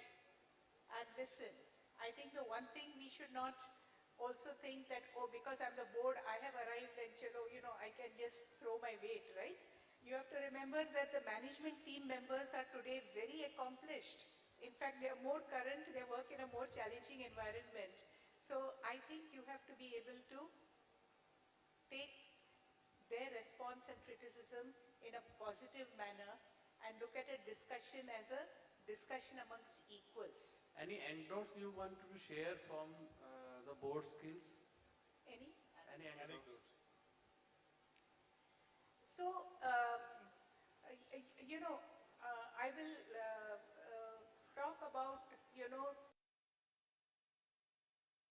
naming companies. So, one of our boards, there was, a proposal to, say that, we should pay interim dividends. And actually the company had not made such great profits. But we wanted to give interim dividends because the promoter felt, well, the market will feel good, otherwise they will feel that maybe our results are a bit low this time and, there will be. And obviously in a board, you've got independent directors, you've also got, let me say, promoter, seat directors, we had institutional directors as well. And obviously, very, very different views from all the three. Now, I think we had a really heated discussion because obviously a lot of the institutional directors also felt that no, what's a signal to give to the market? It's quite okay. But amongst the independent directors, we had people who would take, let me say, a legal technical view and say, yes, you can give, it's fine, we are not crossing the board. And there were others who felt that should we actually be giving a signal to the market when we may not be doing. Now, why I gave that example is, this is really an example of saying sometimes you can talk on the technicalities and legalities, and sometimes you can talk with, what's the overall message I want to give of authenticity as a company. And you can also have a very different view from a promoter because he has a completely different point of view. So I think, how do you sometimes negotiate and conduct? I very often end up in the situation of being the person to mediate that compromise between various groups. I think that just is comes natural to, HR folks.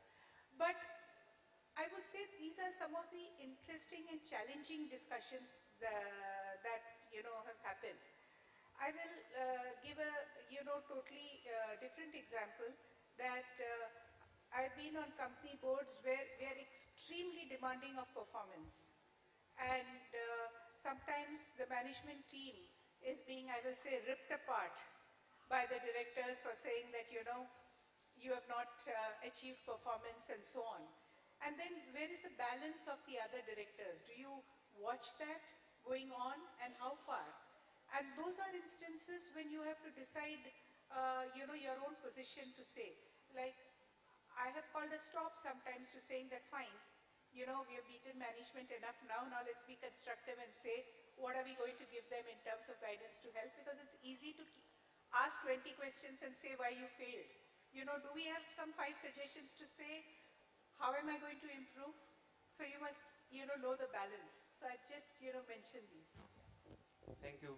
Romaji, I'll come to you on the question when we are discussing about the gender diversifications or the reservations on the board. Though on this platform we have 50%, don't know for men's or women's.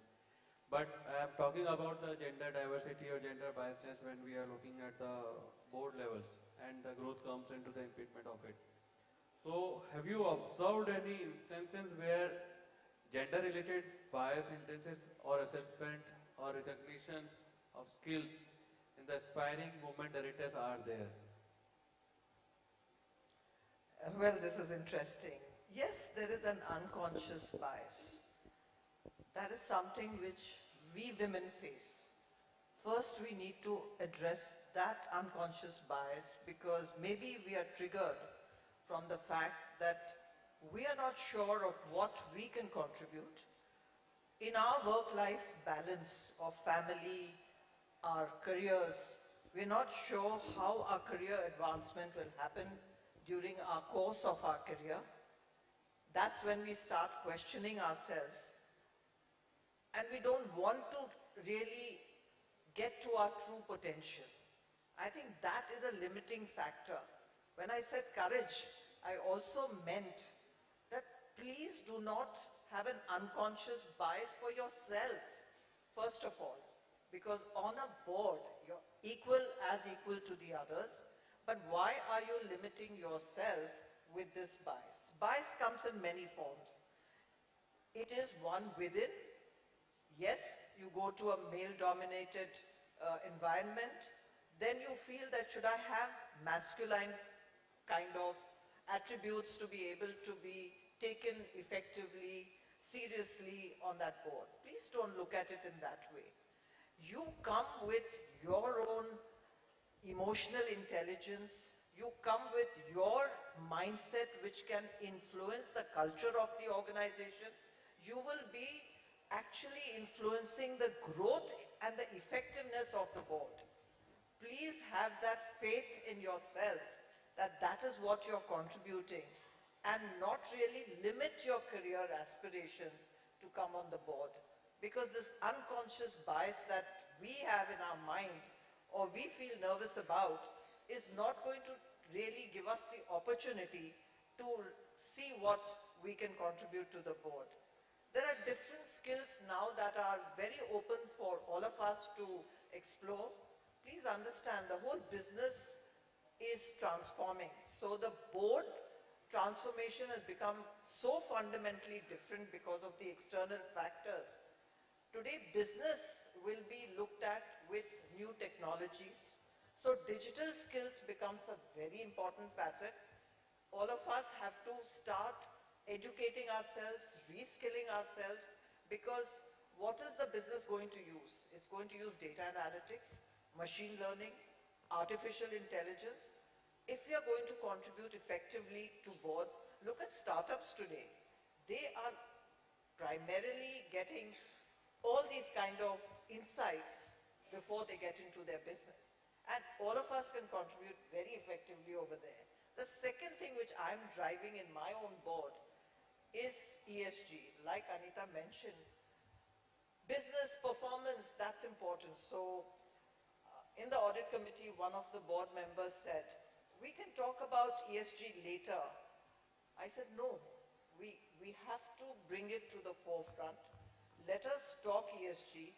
Let us see how this organization can benefit of the good things that we are doing. How can we communicate that? And how can we package it better? So communication does play a role, but no greenwashing a board will accept. You have to have an entire process, which we have started.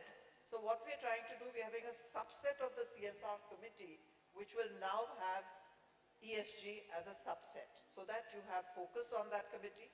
You look at it with a different lens, because HSC teams say, but we are doing environment. Don't work in silos anymore. Responsible business needs all these to come together, collaborate, and women directors can really be the catalyst of change in that manner. Thank you. Thank you. We are running, I think, reaching to the time for this session, and I'd like to have this last question, Vikesh, from you, just a crispy answer from your side.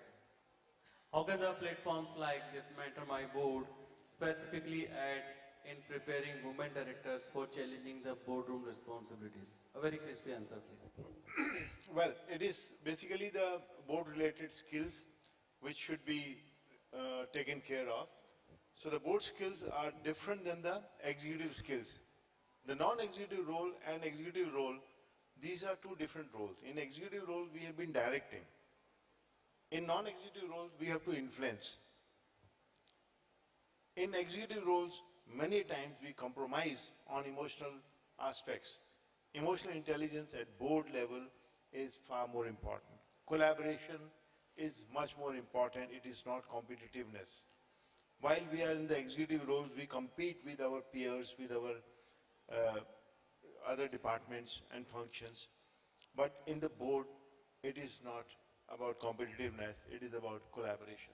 So these skills and references, how to reach out for board opportunities, these are the areas where Mentor My Board can contribute a lot, and people can expect. I think Divya and Neha, they are very well experienced on these issues. They have built Mentor My Board as an exemplary organization which is having, this all filled because of them. I'm sure they will be doing much more on this. Thank you, Vikesh. May I just add one last thing, because I think, organizations like Mentor My Board, I think two things you can do very much. A lot of women, I see here, aspirationally would like to be on boards.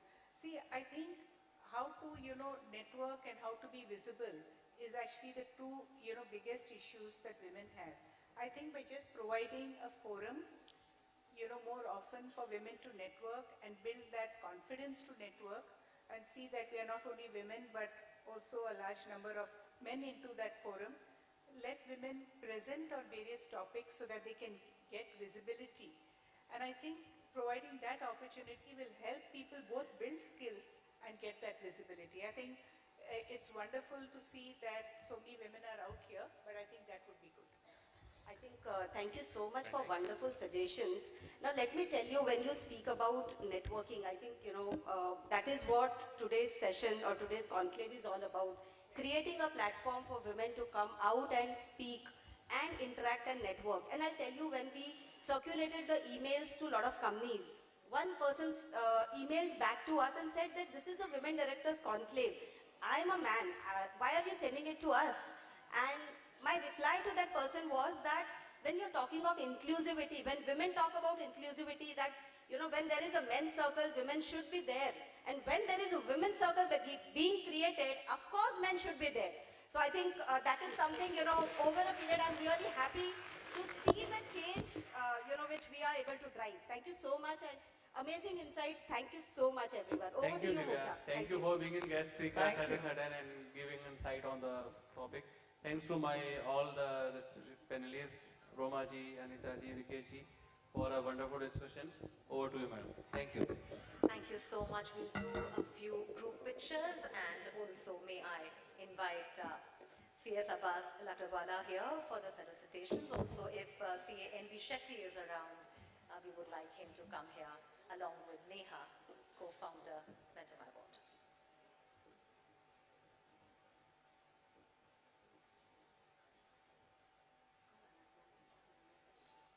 Ananya Saikia, please.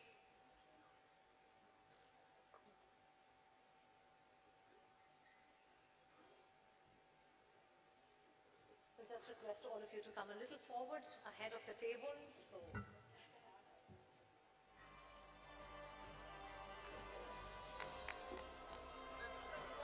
And while this is happening, again, a quick reminder that you have the QR codes.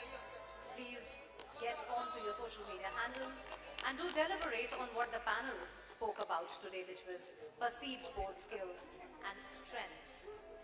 What do you think are these perceived skills and strengths? And if you have your opinion matching with the panelists or you have a different opinion, please do share it with us in the form of feedback. There are awards to be won for that. We have giveaways, so please do that. The QR codes are on your screens as we speak.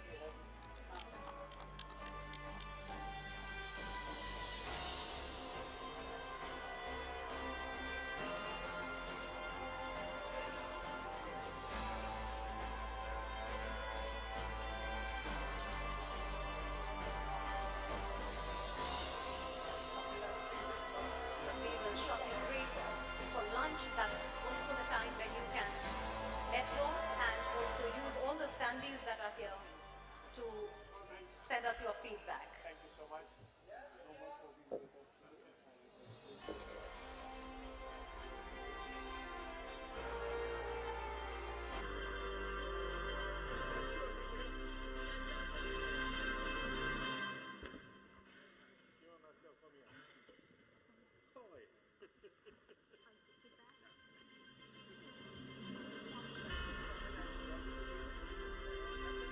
Please do send us your feedback on the social media handles.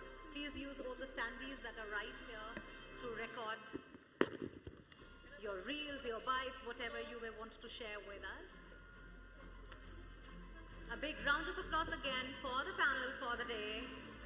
With that, all of us, we break for lunch and we will resume the conclave sharp at 2:10.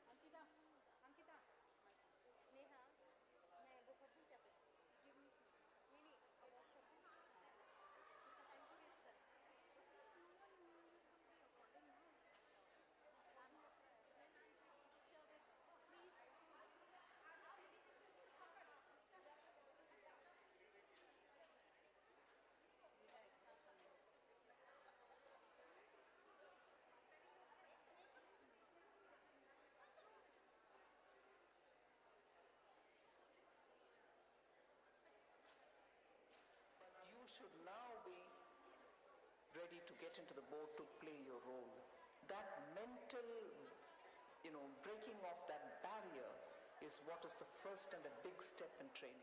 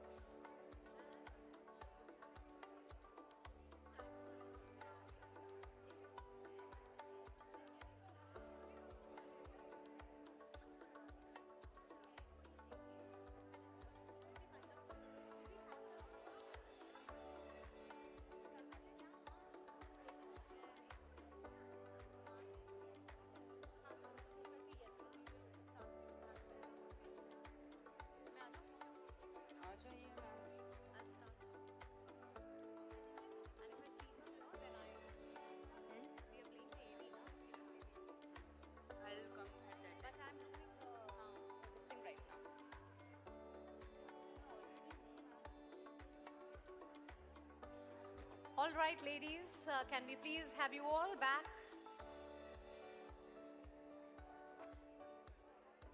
Everyone requesting you to please come and take your seats. And all the pictures that you are clicking, please tag us with the hashtag WDC2023.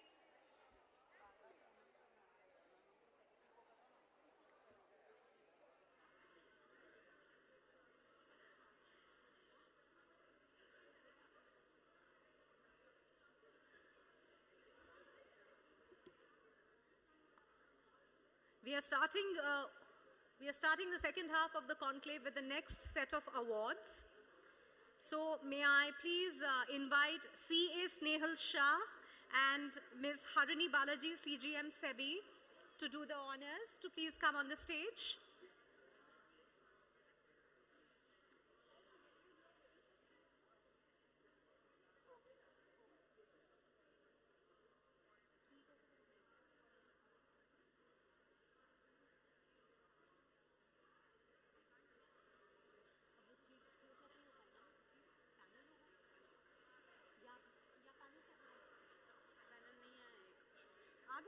Everybody in the panel is there? Yeah. She's there? Yeah. Check once. I'm doing the panel. I'll make sure I finish it. Why not?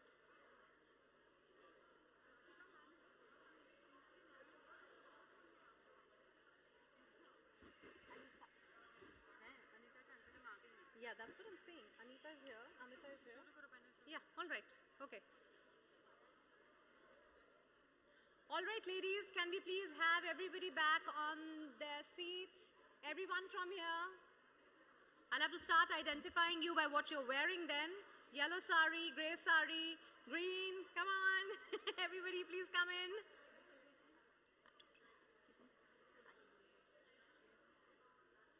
She should be here.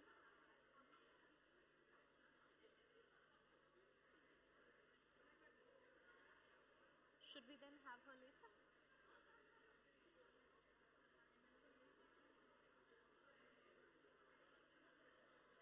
Boom ले लें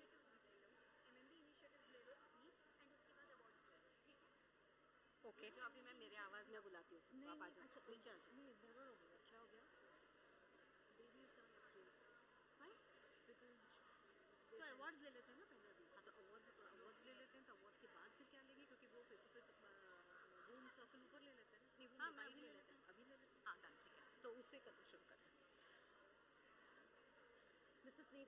Mr. Snehal Shah is here because I announced his name. He hasn't come for felicitation. Awards? हाँ मैंने awards नाम announce किया वो आए नहीं. Come. रुक जाओ पहले सबको इकट्ठा करने दो हाँ. Hello everyone. Can I have your attention please, everyone?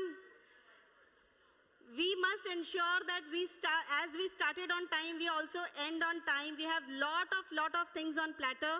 So please, my request is everyone be there on your seats so that we start with the next part of the session, May I request everyone, we are starting with our next set of awards. So it's time to celebrate the wonderful, wonderful women who have been contributing to the corporate India in numerous ways. I mean, whether they are playing their roles as executive directors, whether they are playing their roles as non-executive directors or independent directors. And also, most importantly, you know, the social impact what women are creating today. It's something really amazing. And, you know, I think this is a golden period for India when we really look at the bright star, you know, in the world today. So we really want everyone to celebrate those women. So may I request everyone to please take your seats. May I request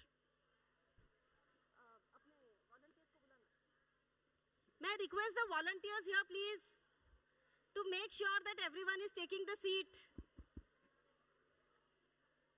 We are really on the very, very short time span.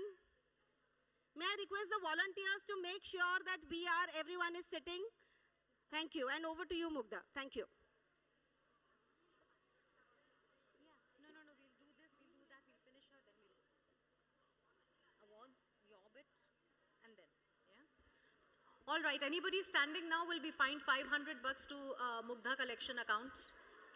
Gurpreet, please, ladies.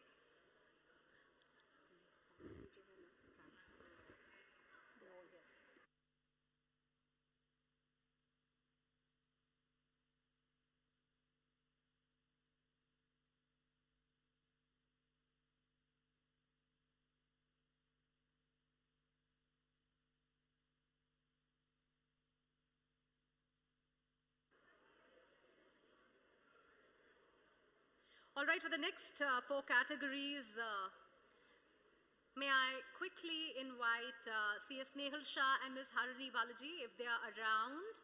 Can we have you on the stage for the next set of felicitations?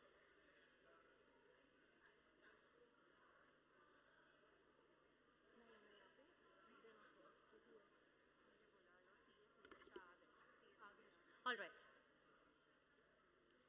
Divya, would you also, Neha, please join.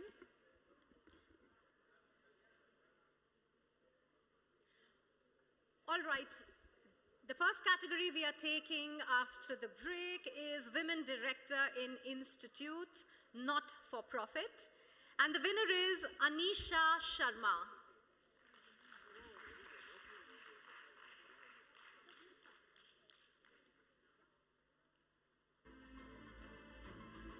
Anisha Sharma is representing Care Leavers Inner Circle.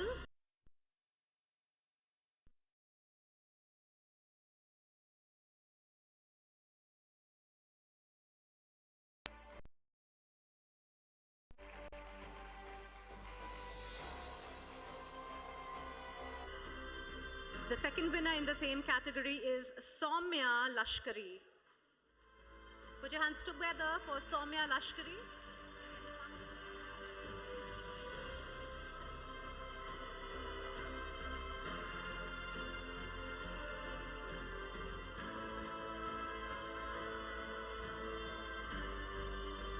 Congratulations, Soumya. Soumya Lashkari is a woman director in 361 WAM Limited.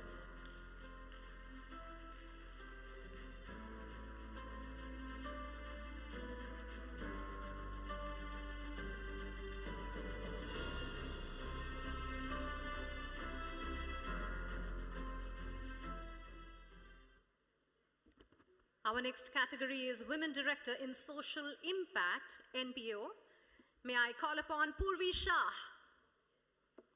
Put your hands together for the lovely Purvi Shah from Catalyst.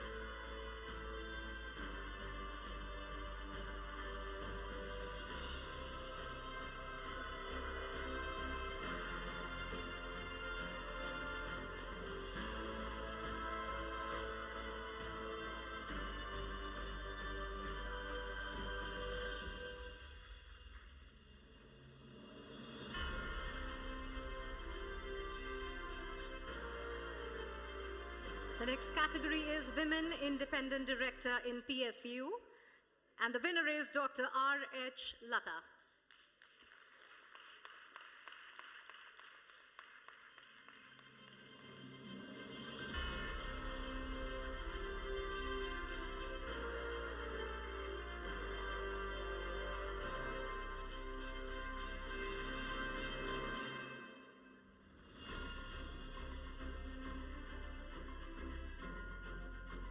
Dr. R.H. Lata is a Woman Independent Director in Instrumentation Limited.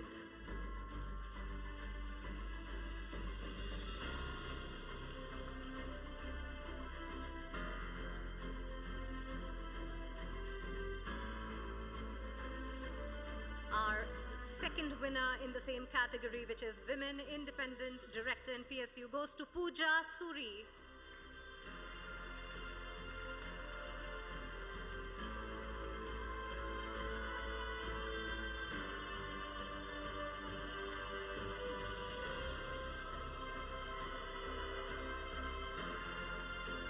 Pooja is Independent Director with Oil India Limited.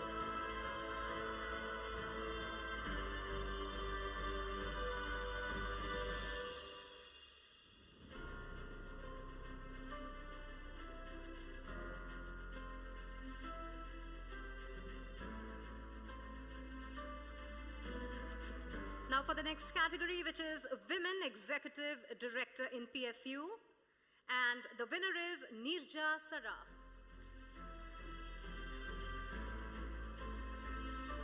Can I also have Mr. Ajay Thakur on the stage, please?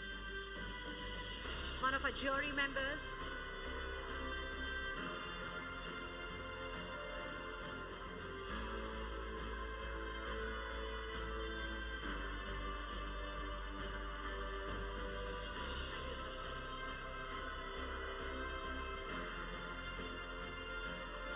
Applause, applause, applause, please.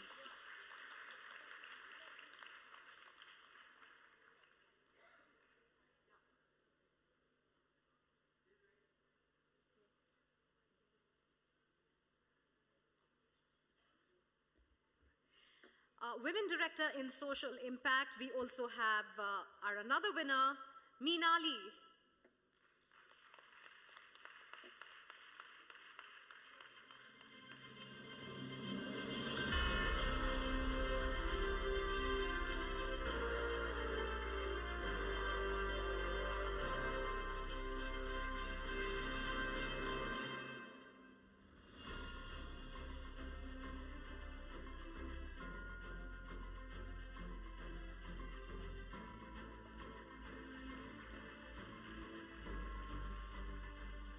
I must say, I think when jury was evaluating and we were helping jury with all the data and information from all these women, I must say the amazing collation of what all work they have been doing, the way they submitted their, with so wholeheartedly, they submitted their complete work, what they have been doing, the impact what they've been creating. I was really amazed. And it was really, as Ajay sir mentioned, so tough to select out of, the best out of them. I thought everyone, all 68 nominations what we received were really the best ones. So thank you, sir. Thank you. May I also request for the felicitation of Ajay, please? As a token of our gratitude, sir. Can we have the felicitation board? Thank you. So Mr. Thakur here represents the jury whose shoes nobody wants to be in, because we had 68 nominations across 17 categories, and it was a very difficult job to sieve through all the fantastic CVs. As I said before, that these are the top 16, 17 percentile of women, even from the leadership perspective. So you can imagine how tough it must have been. All right, we are also now proceeding and making a big announcement. For that, I'm delighted to have a very special message from Padma Vibhushan industrialist, philanthropist and chairman emeritus Larsen and Toubro Limited, which is India's biggest conglomerate.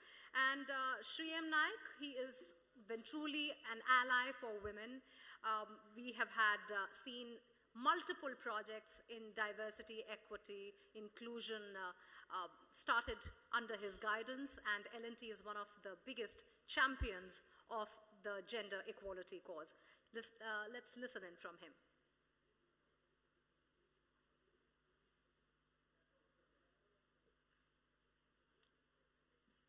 Good morning to all of you.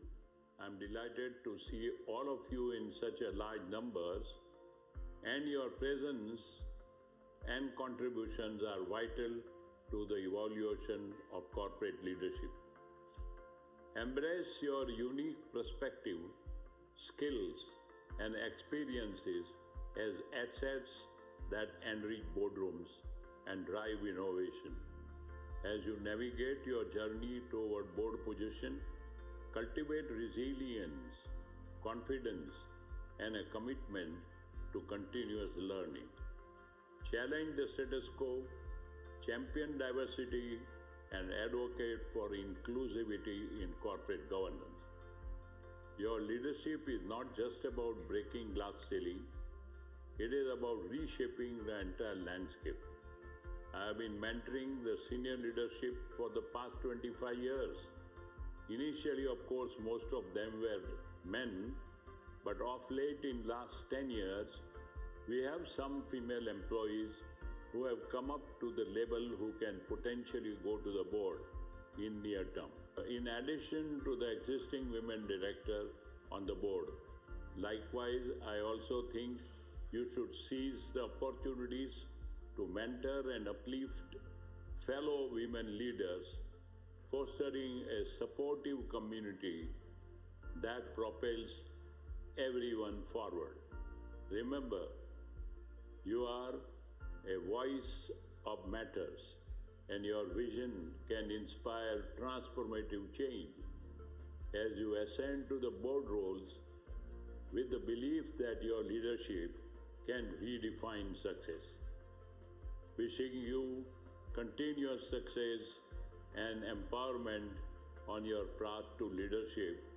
And with this, I wish the third Women Director Conclave and mentor my board team a grand success.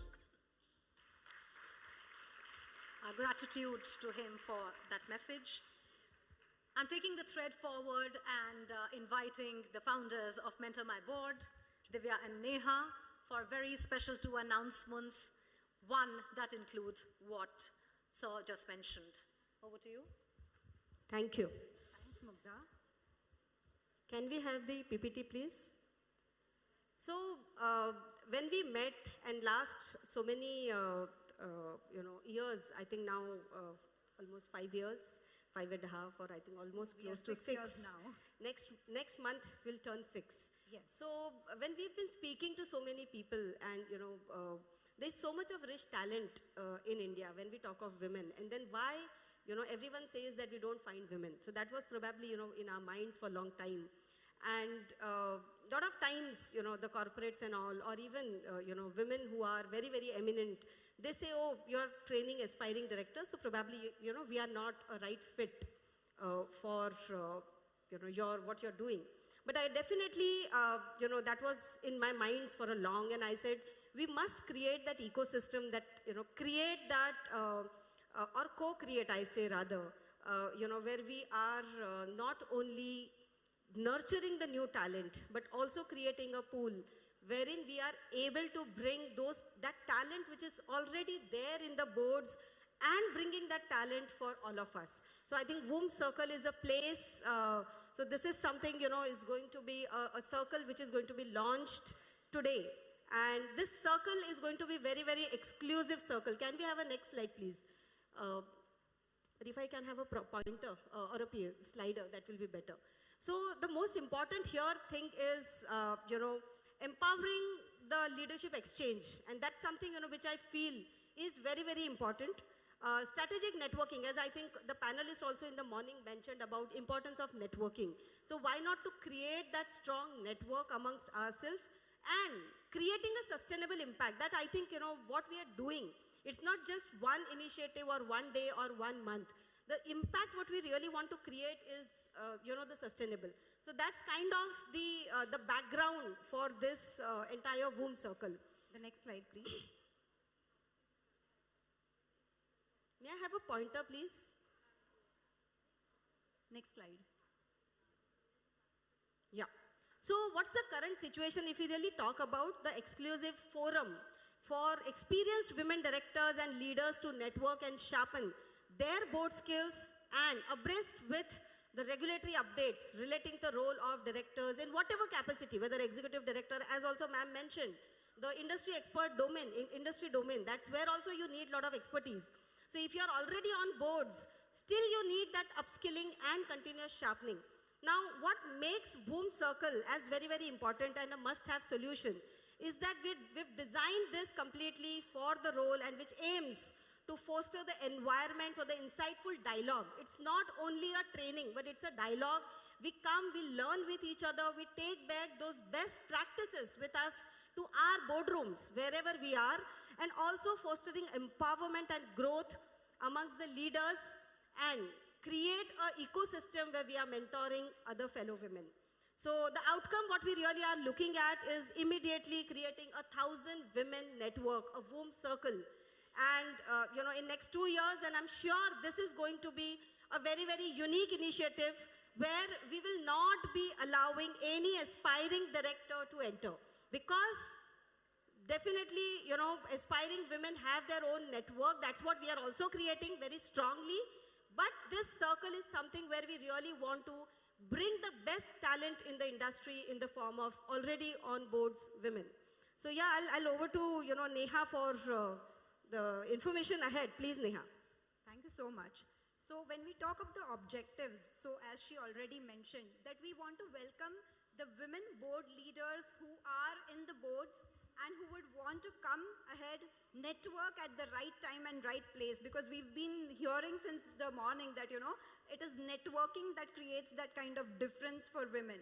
And that is where we are launching this circle.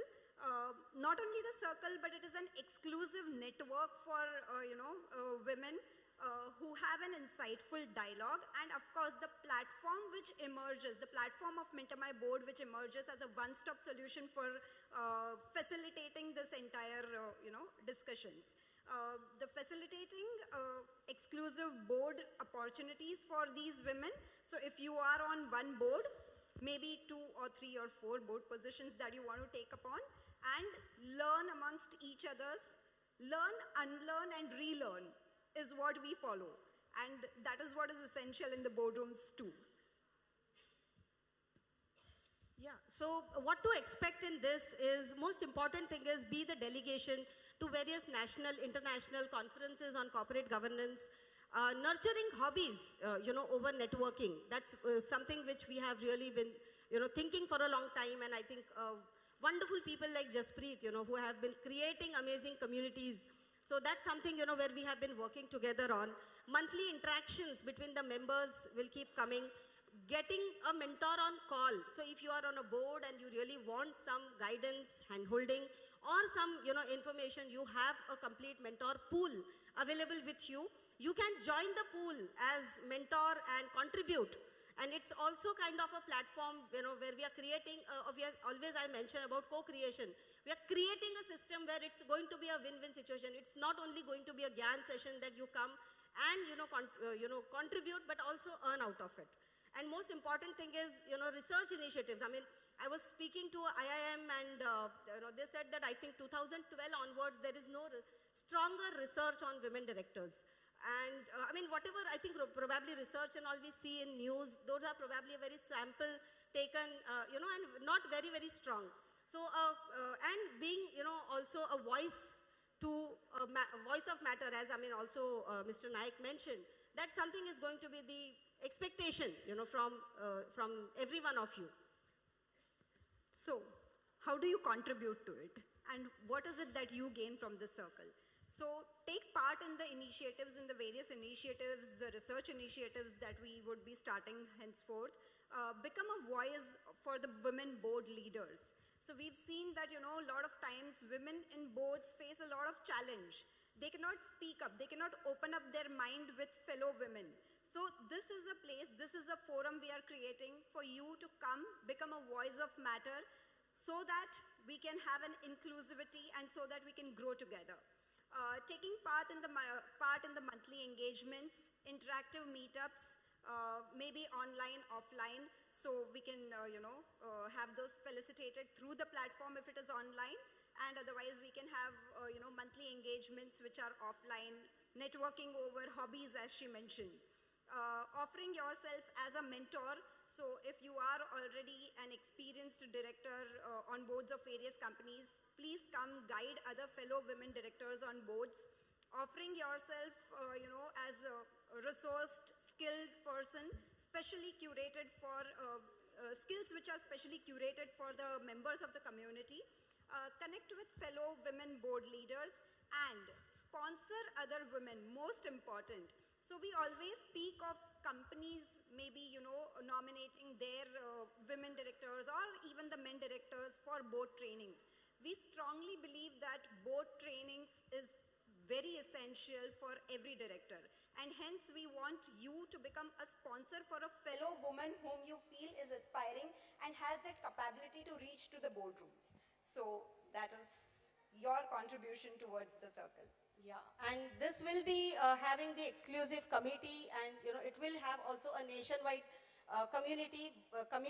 At the same time, it will also have the state-wise and city-wise committees with it. Definitely, today we will hear Dr. Kiran Bedi. She has graciously accepted our request to be part of the committee. We have Roma Balwani ji here, who has graciously accepted our request to be part of this committee. And there are so many women here I'm, seeing and interacting. We would really be happy to speak to you on this and be part of, this complete ecosystem. So that we are making, when last year I thought of reaching out to Finance Minister, I thought, let's create a task force and reach out to, the ministry and say that this is, the pool which is ready. So that's something, I think going forward is going to be in our agenda. Yes, who can be part of this? Executive directors, non-executive directors, independent directors, advisory board members to the startups. If you are advisory board member, you can join in. Directors on boards of social impact, especially Section 8 companies. So that's something which is, there. And there is a complete roadmap. So how do you join? What's going to happen? So that, something, I'll not get into detail into this. But this complete roadmap will give you a clarity and again a sense of contribution to ensuring that more and more women you are also able to impact, and we want to become that platform which facilitates you and enables you to come forward and groom women, other women. So yeah, this is only by invitation. This is the form. This is a Google form. If any one of you really want to fill in, please fill in this form. Our committee and our team will reach out to you. We will have a discussion and then we will kind of onboard women into this circle. This is going to be a little exclusive circle. And my request will be, if you know any women who are already on boards, recommend them to join this circle. So thank you so much. And with this, I open this WOM circle today on this platform. Thank you. Thank you. And now we have Dr. Kiran Bedi with us. So it's indeed great pleasure to have her with us. Maybe have her session live. Thank you.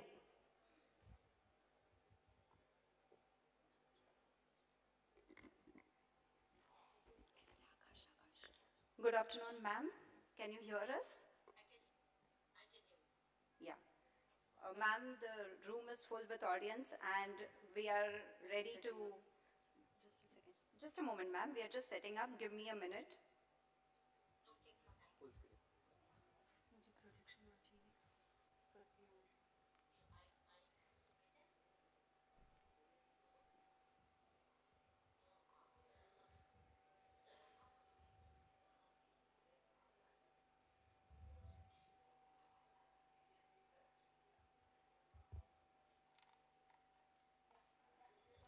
Ma'am, the audience can see you now.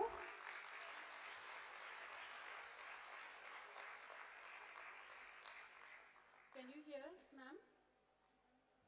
Ma'am, are we audible to you?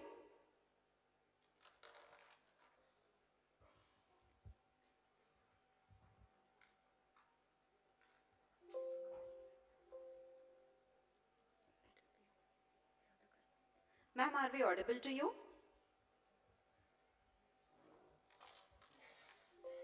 Ma'am? Kiran ma'am, are we audible to you?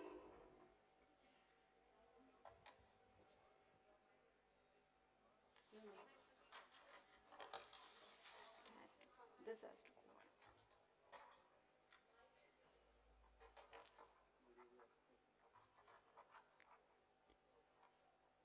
Kiran ma'am, can you hear us? Ma'am, can you hear us now?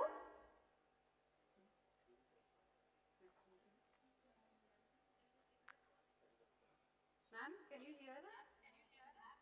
I can hear you. Thank you, ma'am. The audience is waiting for your remarks. Welcome, ma'am. Welcome to this third Women Directors Conclave, and we are sincerely happy to have you with us again. Thank you so much. How? So nice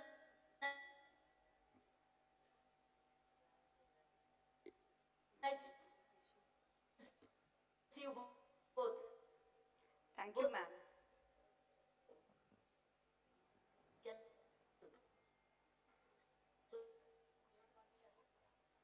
Divya? Yes, ma'am. We can hear you. Okay, good. I can hear you too. Yes, ma'am. I can hear you both. Thank you, ma'am. Yes, ma'am, everyone can hear you. Please go ahead with your keynote address. Oh, good, good. Say congratulations to both of you. Sisters, I call you sisters. Aren't you? Thank you, ma'am. And thank you for And being Divya, our, and congratulations. Thank you, ma'am, for being the committee member for the Womb Circle as well. Thank you so much. Grateful. Congratulations to both of you for doing it so well. Very impressive. And by the way, Neha and Divya, I've heard you both. I've heard the entire event. I've been with you since morning. Yes, ma'am.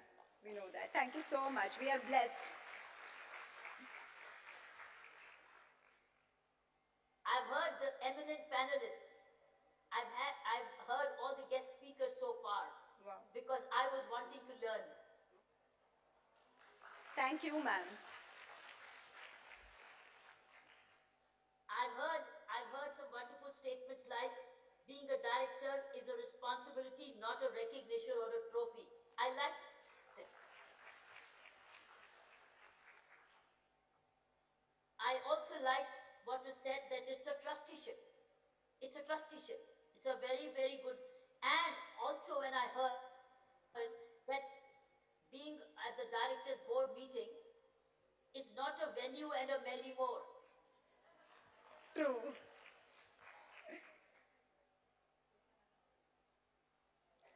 So let me congratulate the Mentor My Board and both of you, the founders and now of course the womb, and that you've done so well and you're filling a very major need. And it was also said by SEBI, or somebody from the SEBI said that there's a great shortage of trained women directors or qualified women directors, and you are filling in a very big vacuum.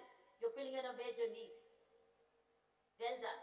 And I think the sky's the limit for you, because with every company meeting, with diversity going on, genuinely, women will be required on the board meeting. And why only stop at one? You'll have need for more. True. True that. Now, Neha, I have a few things, since I've heard the entire event, and so far, I want to take over, not take over, I want to continue with the thought and add few more components which I can share with you from my practical experience.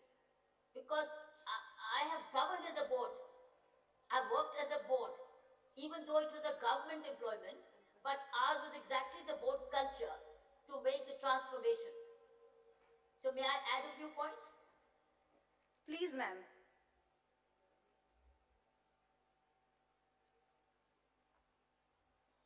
I'm missing some, but my first point is some of the good practices I followed, which I worked, which as a member of the board or a team member or the chairman of the board, it could be, for me, it was like a department of governance. Number one, is maximum field visibility. I think what I would love to see more women in the board and even men in the board is field visibility. Number one. Have you got it? Yes, ma'am. So number one is field visibility. Why? Is to show up at a regular. Now field visibility is not only the board, not only the board. It's not field visibility in the board, not being present in the board, but being on the shop floor sometimes by surprise. Surprise visits. That's what I'm saying. Has the audience got it? Just check. Yes, ma'am. Everyone is resounding. Yes.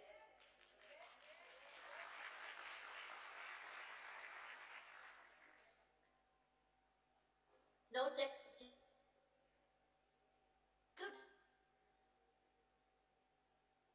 The success in my work was that the board member does this. Remember, I don't think it's a micromanagement. It's care and it's wanting to learn. It's wanting to be part of the team. And without micromanagement, just observe. I would maximum field visibility. Some if you get to be more field visibility, people start recognizing the value of the board and the value of the board members. Have you got it? Yes, ma'am.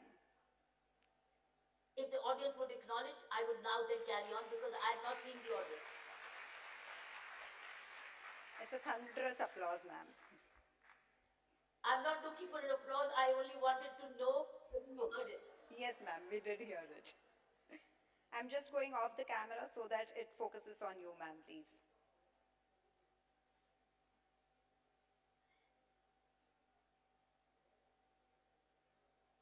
All right. To share with you which work wonder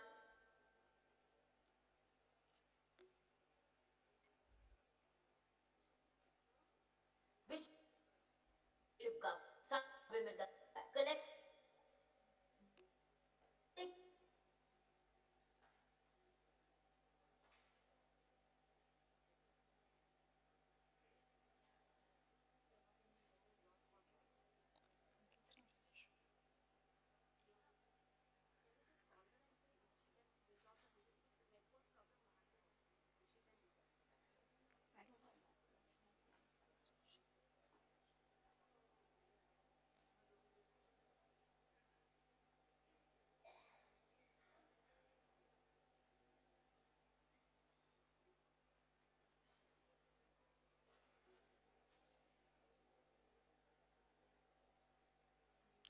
Tech will always give us these jitters. Sorry for this. Yes, that's a testament to the achievement that she's made.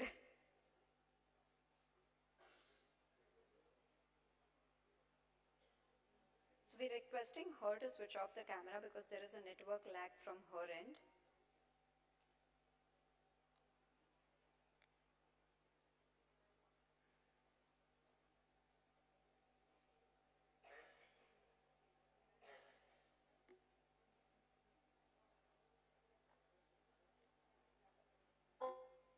Something to say. Say okay, say hello once in a while. Say a greeting. Say a greeting. Ma'am, we could not hear this point of yours. If you can please repeat it for us. I'm really sorry. Oh, why couldn't you hear that? So, ma'am, I think there was a network lag from your end, I think. So if you can switch off the camera for a few seconds and come back. Okay. Okay, go ahead. Or maybe switch off the camera and give your keynote address. That should also be. I'm doing it. I'm doing it. Sure, ma'am.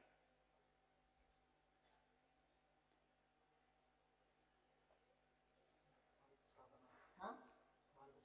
Ours is okay. My technology is set. Our side is set. You can redo if you wish. Perfect, ma'am. Please go ahead now. I could hear it very clear. I'll just go off the camera so that the entire spotlight is on you. Okay. Please, ma'am. And please do don't. Please do raise raise a hand and say, I will stop, so that we can redo. We don't want to lose a moment. Sure, My ma'am. second I'm point, right my friends, here. if you missed out, is a very valuable input called feedback. Communications desk. It's a feedback desk.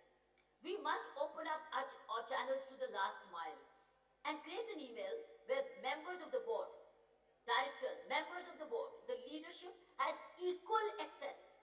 So don't be afraid of anything which comes on the, it's better that it comes on our email rather than going public. Right? So I think a system of grievance redressal, suggestions, ideas, innovations, productivity, anything which is of value, let it come. But you can limit it to the words. Say, okay, not more than 50 words, not more than so many lines. So it's to the point. And of course, if somebody says, I want to be heard in person, be heard in person. But such a feedback system is something which paid dividends to me. And guess how? I can give you an example of my police training. I was running the police training college, and in that, my inspectors would go and take the lecture. And obviously, my inspectors were not trained teachers. They were practicing police officers and not trained teachers. They had not done any training program. They were not MEds and BEds. So they were suddenly put onto police training, so go train. None of them really knew how to plan even a lesson plan. Well, I did my work to help them out to plan lesson plans, etc. And then after that, how would they train? So what I did was I put suggestion boxes in every class.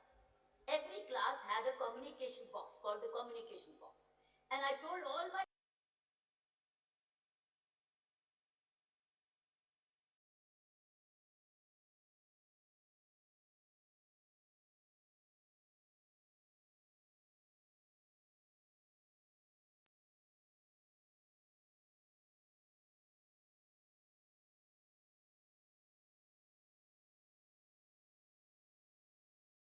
and guess what? I should read those suggestions in the lunch meeting itself. That's awesome. In the lunch meeting itself. That's Now amazing. this way, my inspectors came trained. They came prepared for the lecture. They did their homework. They did their research. And they started to do a better job. And because of the suggestion box, I didn't need to be sitting in the classroom to see how it was done. Similarly, as a manager, or let's say as the director of the Inspector General of Prisons, what did I do? I needed feedback from my prisoners. Now I couldn't give them an email. I couldn't give them an email. And if I would talk to them while on the round, nobody would speak to me in person because they'll get caught and they'll get afraid that if hum shikayat lagayenge to pakde hame maar pitegi. So I said, no. I used to distribute locked feedback box. A lock. Correct. Keys only, and it's a preserve all the barracks. All the prisoner had to do was drop a note. Now, what before I go off my day, I would read my letters and read. I got to know a medical emergency. I got to know a family emergency of the prisoner. I got to know a developing riot. I got to know drug abuse sales. I got to know, and I also got very good suggestions and ideas. How could we do better in prison management? So I would say, find your own systems as a board. As a board, raise this issue. How do we create can be one of saying earlier when I couldn't communicate to you. It can be us.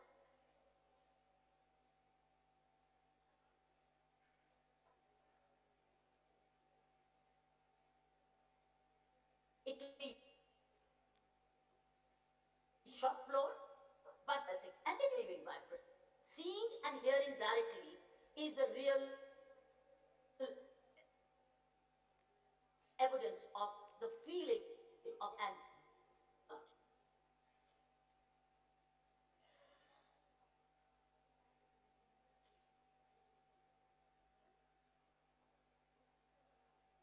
Tech team, please check.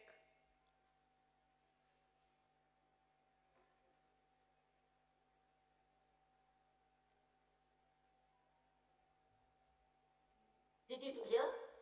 Yes, ma'am, we lost the last 3 or 4 lines just. That's the reason. All right, don't worry. What did I, okay, tell me, where did I stop? Where did you lose me? So we lost you when you were saying that we need to be there in the fields and we need to check. Yeah. So that is where we Then I lost. would, okay, Neha, is that Neha or Dia? Neha, ma'am. Neha, you both look alike. So please, Neha, be on the camera, because then you can tell me when I'm not getting across. Sure, ma'am. Now, what I would say is that seeing is believing, I was saying. When you directly see, when you directly hear, when you directly feel, you get the quotient of happiness quotient. You get to see the satisfaction quotient, the joy quotient of people at work. And it's important for a board member to know whether men and women at work are happy. Right. Check. Have you heard it? Yes, ma'am. We did hear you, ma'am. Okay. You stay online and I feel assured. Yes, ma'am. Okay.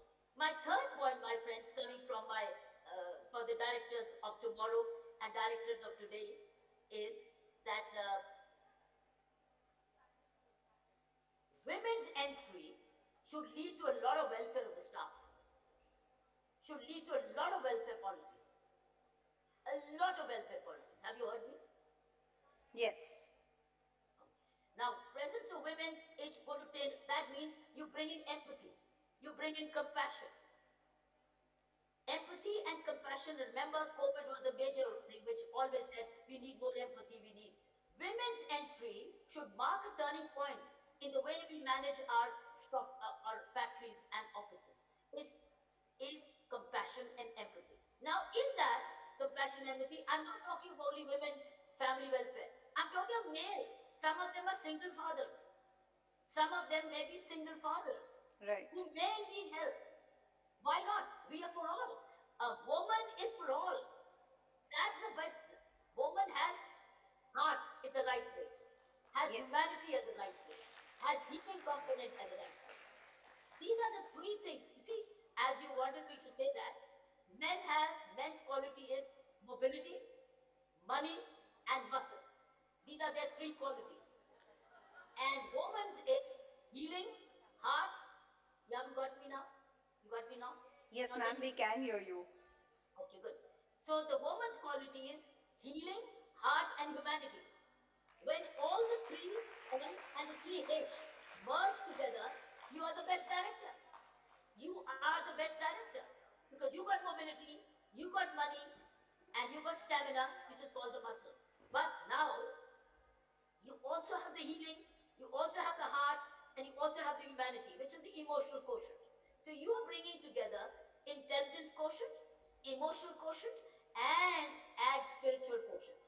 Add this large spiritual quotient, which means sometimes doing yoga together, sometimes doing meditation together, sometimes doing bhakti together, sometimes doing satsang together. The board members need to go out of the book, break out of the boxes, rule books, to go and celebrate Diwali together, which you do, which many directors do, and CEOs do. But that's beyond the festivals. I'm not talking regular issues. I wanted to share these three things is welfare. Now, then comes dare to share. It's daring to share. What do you share? How much you share amongst your board members. I want women members to plan their seating very important.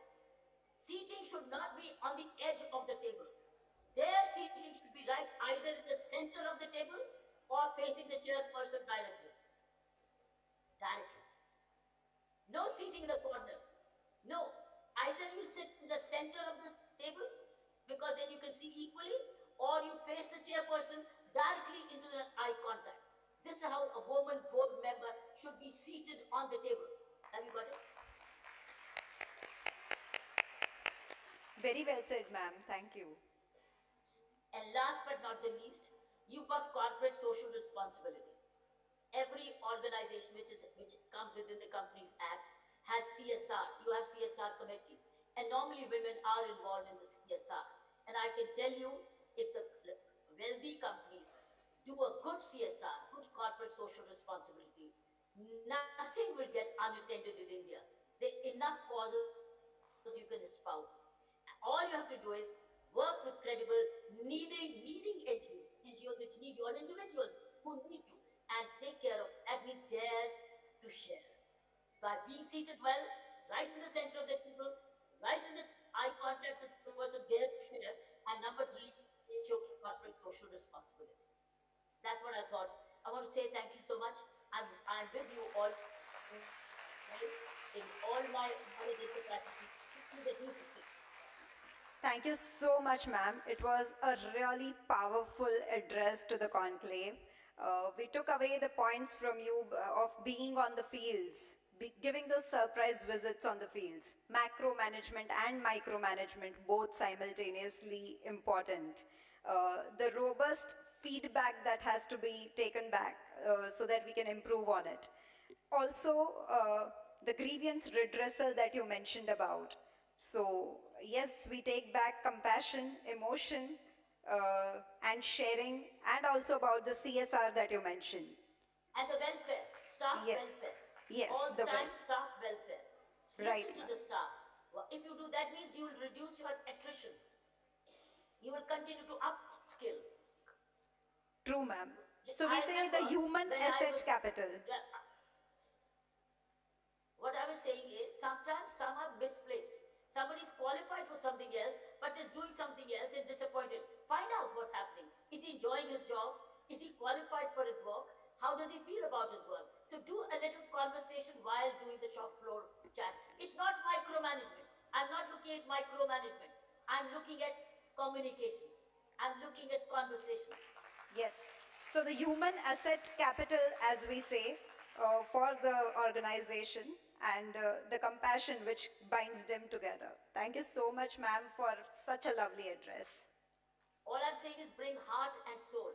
Woman's entry into the corporate world should go from head to heart and humanity. Wow. Head, heart, and humanity. Head, Yes. heart, and hands. You can say head, heart, and hands. Yes. Or head, heart, and humanity. The 3H formula, the head, heart, and the hands. Thank you, ma'am.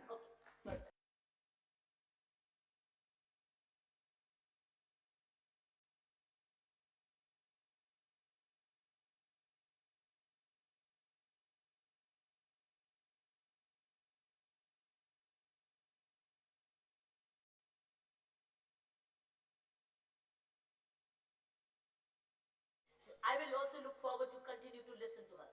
Yes, ma'am. Sure. Thank you, Bharat.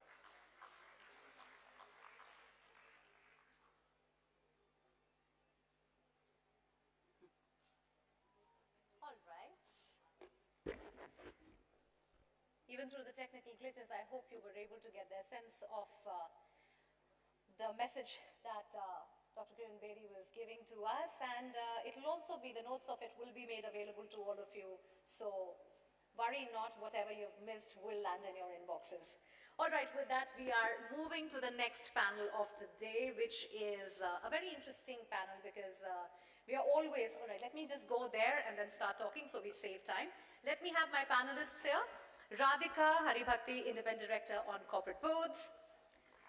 Dr. Anita Shantaram, Founder Director, Ethics India, a Legacies company, the Compliance and Ethics Academy. And CS Amita Desai, Founder and Owner, Amita Desai and Company. Please come.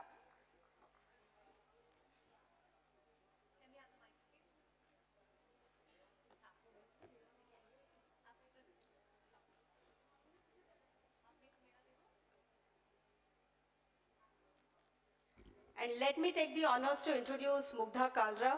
She is the journalist and amazing friend. Thank you.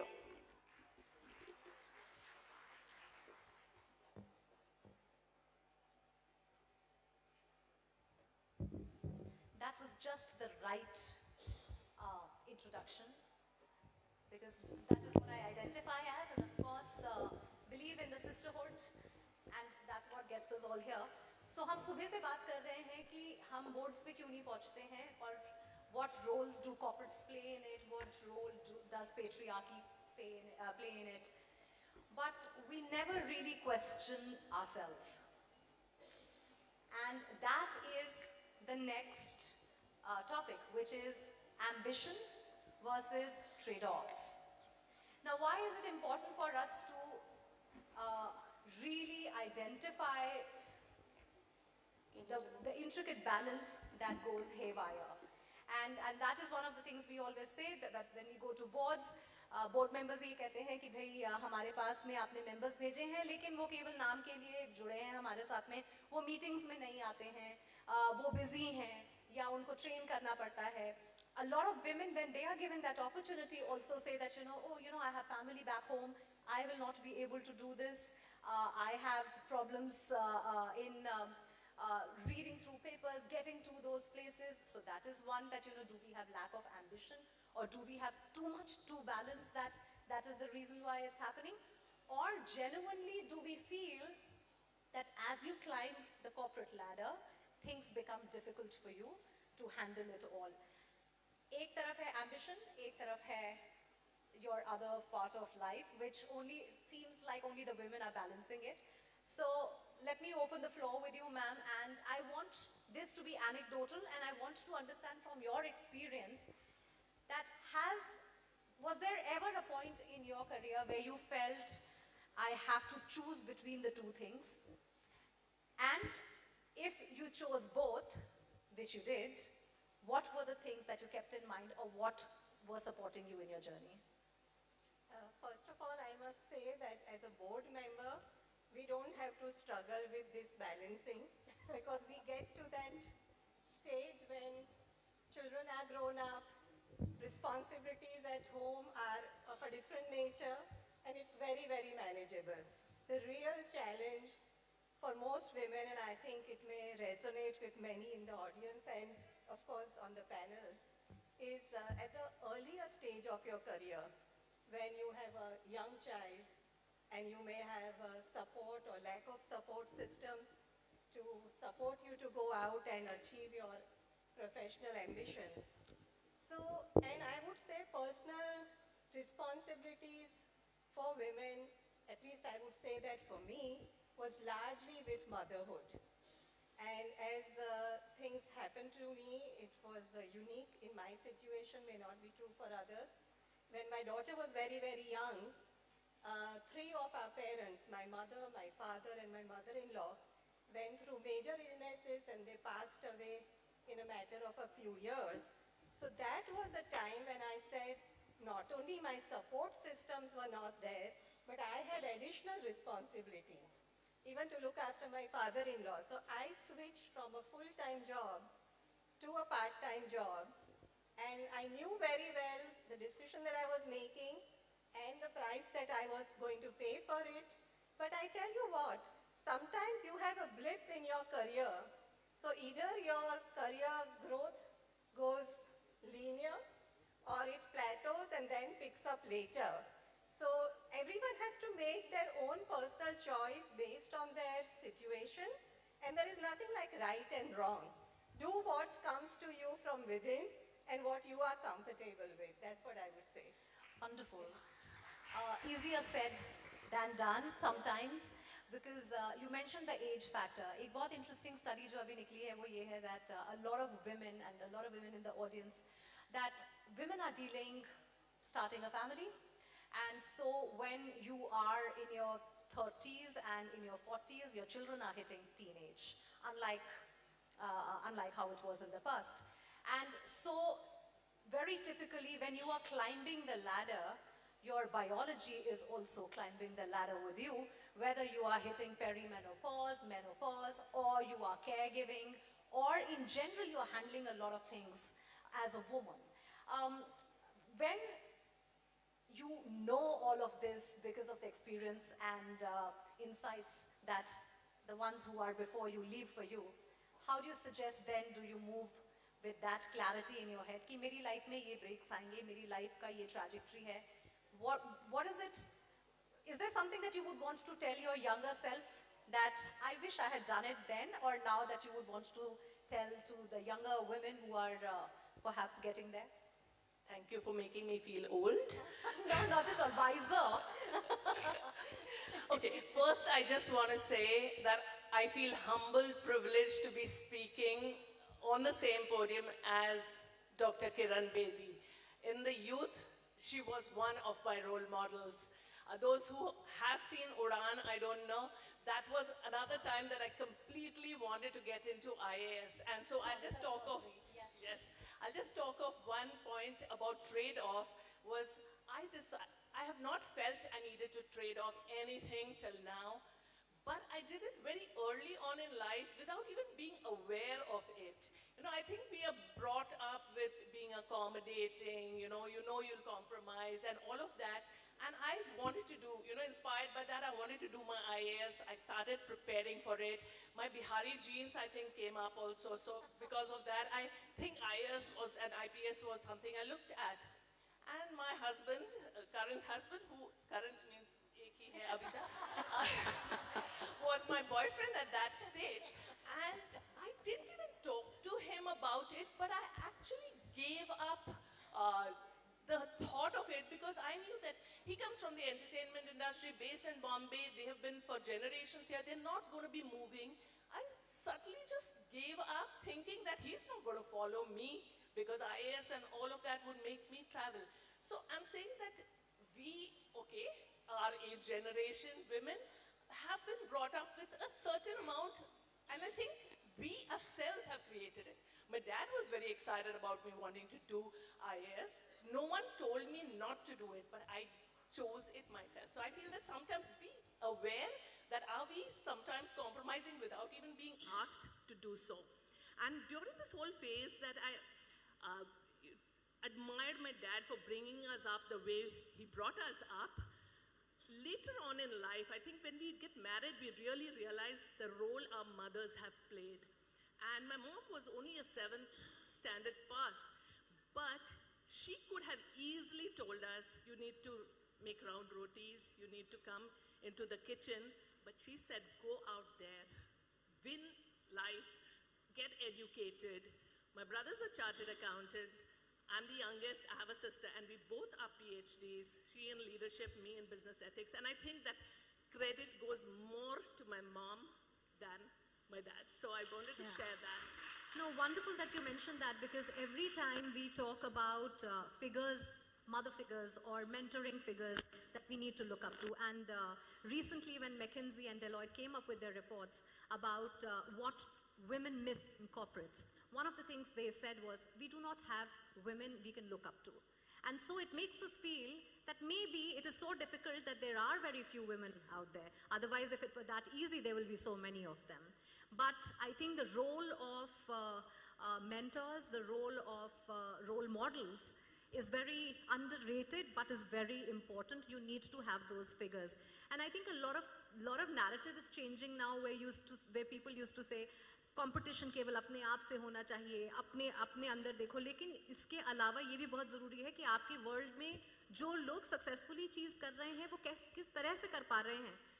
It's very important for young women to also have those role models. I know there is a burden of legacy on women like you to continue to be where you are with ease, because when the Prime Minister of New Zealand she resigned, there was a furore. Nobody liked that. But she was using her agency and she said, I can take a break and I want to take a break. But role models उस तरह से बहुत कम हैं, and शायद यही ज़रूरत है कि जो इस level पे पहुँचे हैं, उनके ऊपर एक burden तो है, लेकिन that is something that they need to do. I'm coming to you. I would want to know some of the things that, see, this hall is full of leaders. So this hall is not really made of very young starters. They're all women who are aspiring to be in boards. Where do you think that moment in their careers come where they are like, अब मुझे यहाँ से अपनी ambition को थोड़ा और ज़्यादा बढ़ाना है? Because the classic point that is happening in the industry is at the entry level, it's easier because you have the diversity quota, and also women are younger and they are coming. At the middle level is where they get stuck, and then the leaky bucket sort of comes into the space. How and when from where should they be preparing for the big leap? And what are the things that go into taking that big leap? Yeah, thank you. Thank you, Mentor My Board and Divya for having me here, and thanks for the panelists also. Wonderful to meet everyone here. And at the outset, I think, honestly and frankly, I want to give one remark about the topic ambition versus trade-off. It should be ambitions and trade-off. It cannot be versus, because we all have learned there is nothing like sacrifice. We are not doing sacrifice by having the career or in the job or doing something the next level.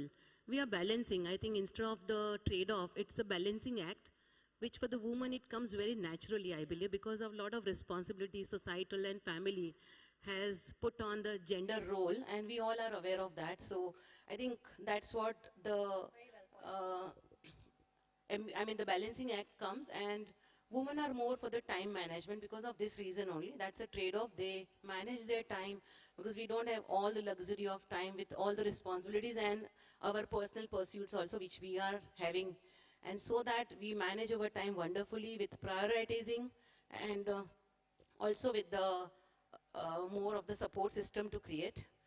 So coming to the question which you have asked me is like in the middle age, when you are in some career and what the next level you want, I think more important is you have to manufacture time. Mr. K.V. Kamath from ICSI has beautifully put some time back in time that you have to empower your team and you have to focus on the team and your people. And now it's time where people, planet, and profit all are going in together because of ESG.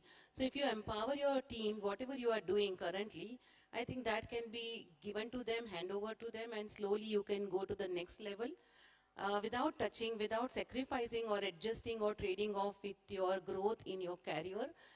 Suppose I am in a company secretary in practice, I don't want to compromise on my service, my quality, but I have a team.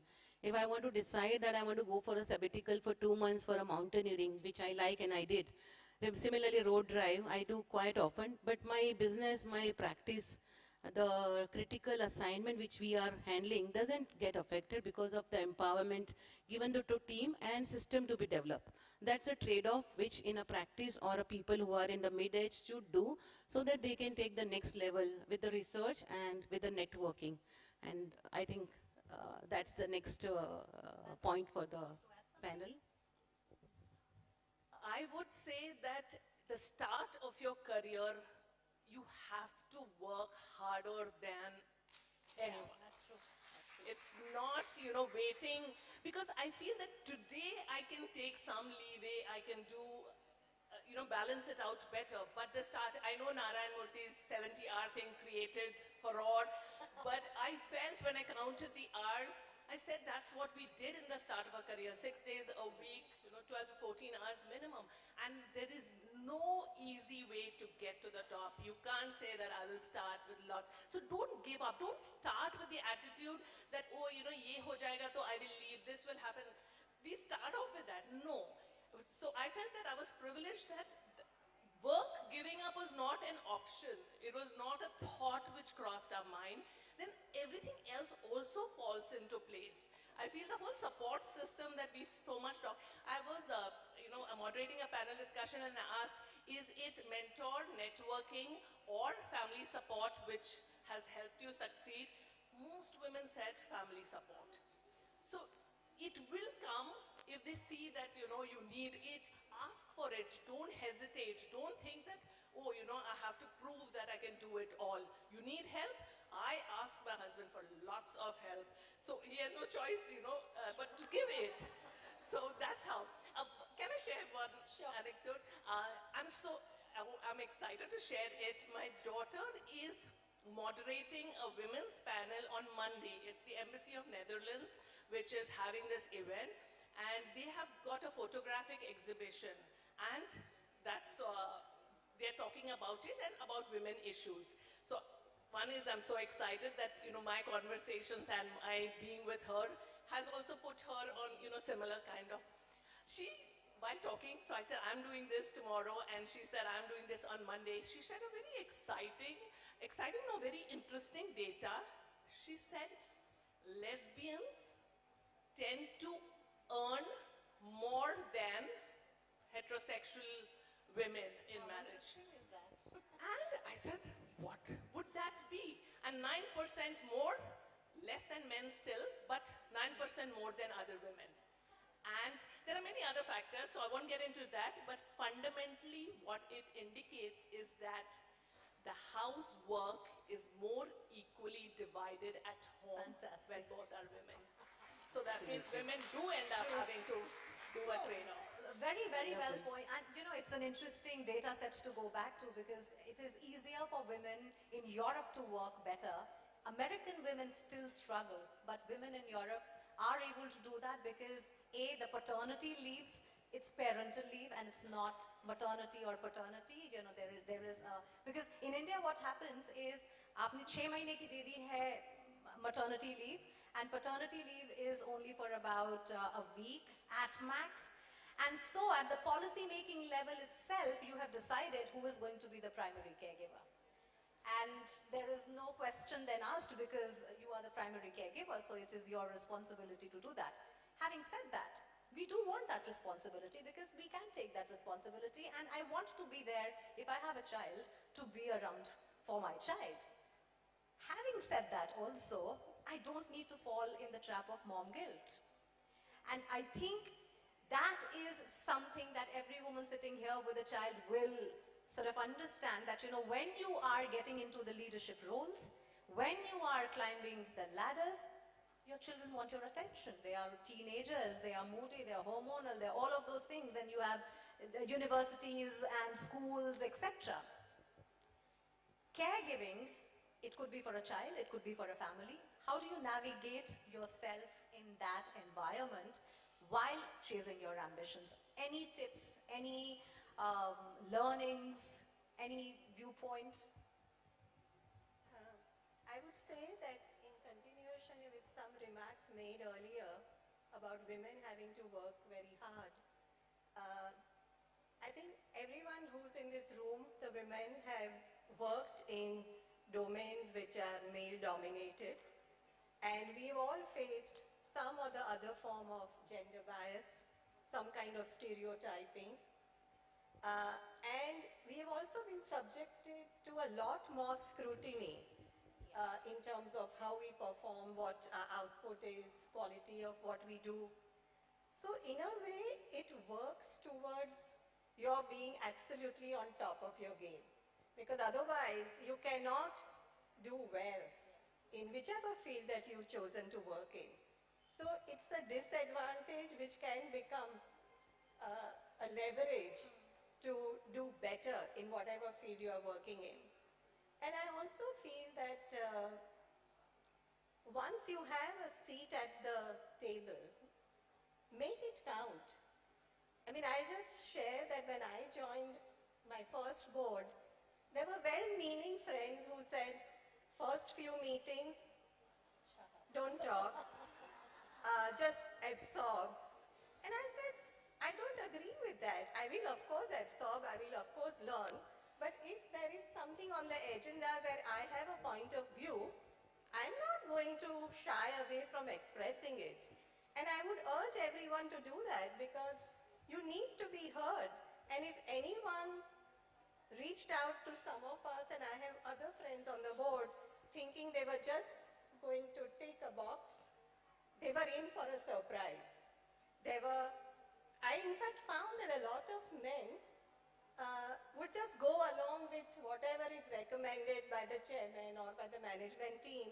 And I am on a few boards where there are more than one board member who's a woman. And we used to question, we used to challenge, because we are used to challenging ourselves also, all along. We challenge ourselves for our abilities, we challenge ourselves for our self-doubts, for our fears, for our reservations, for our hesitations, and we've done it for so many years that by the time you get to a board, you are fully prepared to handle it, you know. When we talk about boards in particular, and we talk about women who are aspiring to be board members, you all are in some way or the other in the field, at these positions, with these responsibilities. What are some of the things that you have to be constantly prepared for as a board member, which may come in collision with your so to say, the trade-offs? So what are some of the things that you have to be careful about or have to be have to be prepared that this is what comes with the domain and that I have to be ready for it. For instance, the legal aspect of it. A lot of women shy away from getting on the boards because there is legal responsibility attached with it, etc. Having said that, as a board member, when you are handling that and also being on the boards, what is it that you keep in mind? Anyone? I think for any woman, no, when they are on the board seat, they wanted to first take the challenge without hesitation, but they always, in the initial period, they wanted to prove that I am here for mixing with you, not challenging all the time the management. We are there to give and put our perspective, which is a gender perspective, maybe ages and society, and even today, Dr. Kiran Bedi also said that we have that softness, we have that heart and humanity, but society generally do not accept quickly the assertive and the very decisive quickly a woman. It's a challenge. So initially don't do that, that's my advice, but definitely you have to think and go into detail about the company. That's the nature of human, nature of woman, more going into the detail, finding where are the, where she can add the value rather than finding out the fault. It will be what different perspective she can bring to the men's club where she's alone, and at the same time where her perspective should be respected if it is put in a positive manner. With that's the advice I think I would give. So just taking that forward, I quote Mr. Gopal Krishnan, ED of Tata Sons, and he said, disagree without being disagreeable.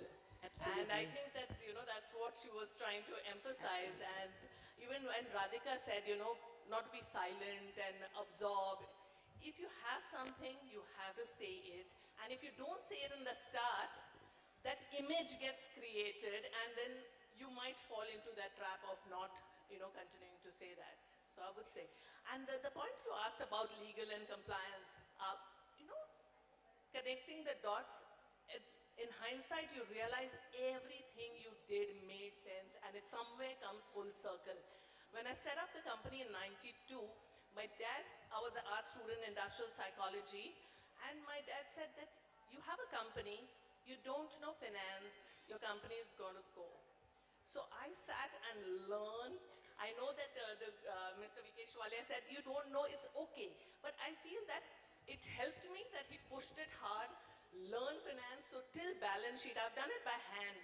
Those were the times when the cost of a computer was like out of the roof.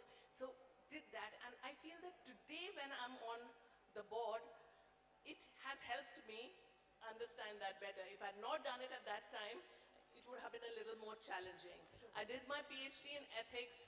It got acquired by a compliance solution firm. So I have somehow picked up so much of compliance, which I may not have, and I don't think it was ever there on my agenda. So, I think just adding to that, it is a setting up of the expectation, what the board and the chairman may ask or have from you. That setting of expectation and clear communication, very effective communication helps to gain and continue on the board for as a welcoming member. Interestingly, there were two things that got challenged as things we learned from our past. One was that your work will get noticed. No, your work doesn't get noticed unless you make a noise about it. And you tell people that this is what I do, this is what I demand, and this is what I deserve. And the other thing is silence is golden. No, silence is no longer golden. You need to speak up when given an opportunity, and also when not given an opportunity, because otherwise you'll find a place at the table with no voice. So I think those are the two things that, of course, will take us a long way if we sort of keep that in our heads. If I may just add something about what women directors bring to the board. Of course, I agree with what Dr. Kiran Bedi said about certain aspects that women particularly bring mix on their gender. But when I joined the board, and sometimes I would say, yes, we want to hear different perspective, my feeling and response was that I would have a different perspective not because I'm a woman, but because I'm another individual. True. And what I bring to the board is not just my woman's perspective, but I've spent so many years in investment banking, and I want to contribute to the board not with a woman's perspective alone, but very much my ability to bring my experience to bear on discussions on capital allocation, capital raising, strategic investments, all of that. And you need to make sure that you are involved in those kinds of decisions, and you are also given an opportunity to sit on various board committees. If I can share some statistics, almost 70% plus boards have only one woman director in India. But if you see how many committees they are part of, especially the important ones like audit committee, it's hardly 7%, 10%. And if you say chair of the committee, the number is even lower. So let's accept that we got a seat based on the regulatory nudge, but we need to make sure, all of us, that we give a good account of our contribution so that boards are more welcoming to more women to join the board, not with just a woman's perspective, but their professional experience, expertise, and capabilities. Absolutely. As one of our panelists also in the previous discussion mentioned, that why are we saying only women come with diversity? You know, there are 10 members. The other 9 also, if they are men, they come from diverse backgrounds, with diverse biases, with diverse uniqueness, right? When we talk about women also in terms of ambitions and trade-offs, we also look at another aspect, which is the imposter syndrome.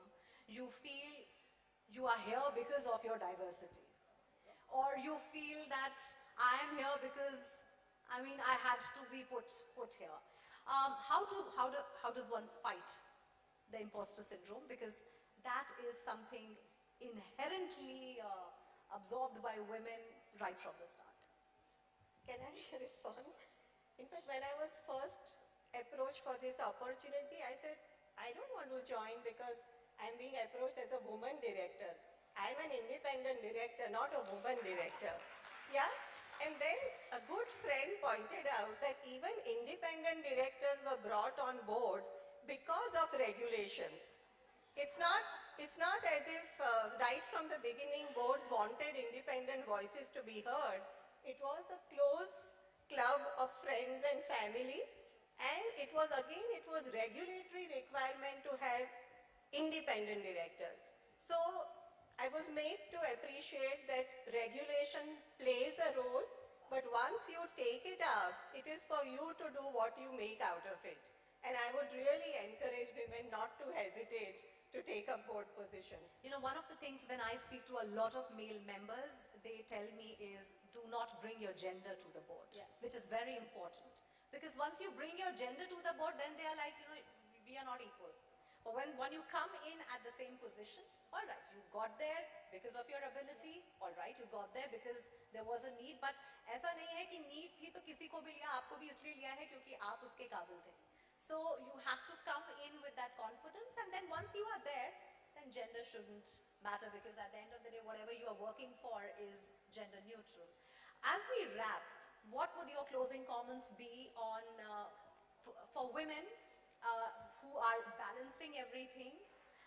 Is there a secret mantra? Is there a secret sauce for having it all, as ma'am said, that trade-off और उसमें से choose नहीं करना चाहिए, चलेगा? Or is there 3 tips or 2-3 tips that sort of take you into that space without feeling guilty? You can start. Okay. What I would say is that, I think Radhika also mentioned, your career may progress like this, it may stagnate, it may go down. I feel we work for 40 to 50 years. Don't worry too much about a few lost years. When kids went for exchange program, you could have compensated for that 1 year. I said, no, take it as a gap year. Explore and do. So I think they're in a rush. Don't be in a rush. Kafi lamba hai. It's a long journey. Wonderful. So enjoy it, live it. Don't live life as either or. I feel it's and. Family, husband, children, hobbies, movies, everything. Social work. Don't think either or.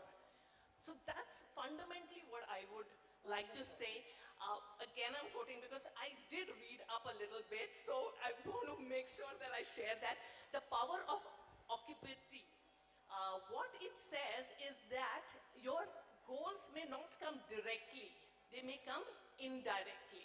But if you are at it step by step, you will reach there. So just follow with diligence, be there, enjoy the process, and everything falls in place. Wonderful advice. Wonderful. I think what Anita said, I will also say the same thing, like don't worry about the career path. Even I took break for 5 years. I got married earlier, 23, then I started learning after 5 years. When my child was 1 year, I started company secretary course. My entire course I did during when he was young, just 1.5 year old. Only what has helped me is to have the discipline and have the ambition that I want to do and be a financially independent person. And that was a tribute to my father. He passed away and he always wanted a girl child to be educated. That's what he said at that point in time in 1985 when I got married, that this is what he can give in the dowry, the education and the skill that will survive. Secondly, what I would say is again relating to Anita said that self-love is very important. We forget to love ourselves. We always challenge ourselves when we kind of do not balance and always give the priority to something and not to us. But I think when you are happy, you can spread happiness. So always have the self-love. And the last thing which I say that do not fear. There is no competition. There are huge and sufficient in cosmic.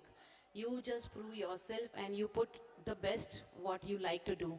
And once you love doing what you like to do, then I think sky is the limit and there is no challenge or there is no obstacle the society can think, share with your, throw to you. If you are very effectively holding your hand with your family, friend or a support system, you can reach to the sky or the goal you can achieve very easily. Thanks. Fantastic, fantastic. And before I let you have the last word, support system is a common thread that has been spoken about, and a lot of times you have to seek that support. We say it takes a village to raise a child, but you make that village. And it may not be of your immediate others. You have to seek those partnerships. You have to seek that sisterhood. And so support here as well. It may not come from your home, but then it may come from people you hire, people who inspire you, company you keep, people you can trust. And that's the support system you have to build for yourself. I'll let you have the last word and then we wrap. There is no strategy or a secret to how to balance. This balance is very... I thought there would be one. No, I'm sorry if I'm disappointing. Everyone has to find their own way, and the balance, let me tell you, is extremely elusive.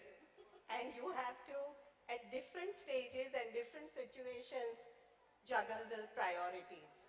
So it's just that, but the only thing I would say that there is a secret to it, regardless of whatever is your personal situation and trade-offs, etc., just hang in there, Don't just quit.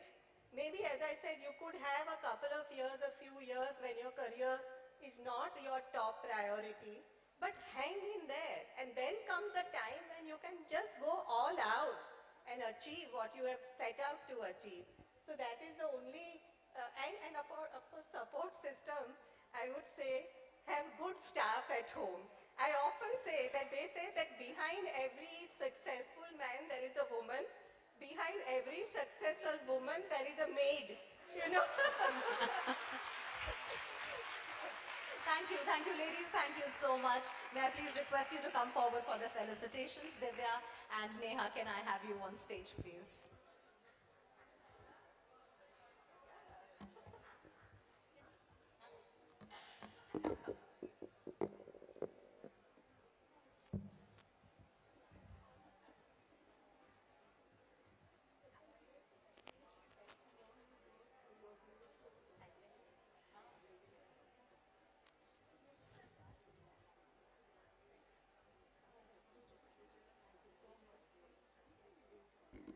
Sujita ma'am, since I see you here, can you please come?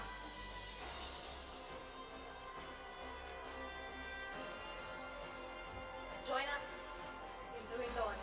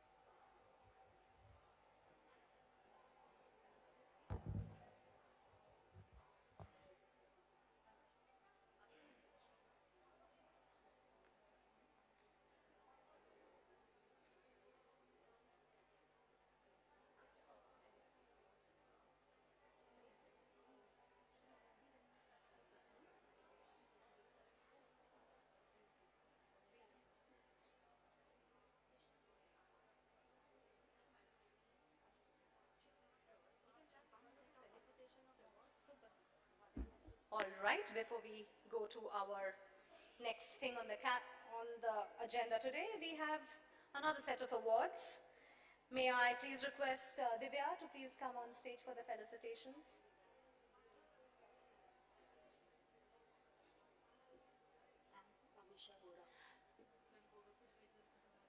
Ma'am Amisha Gaurav, could you also please join us here?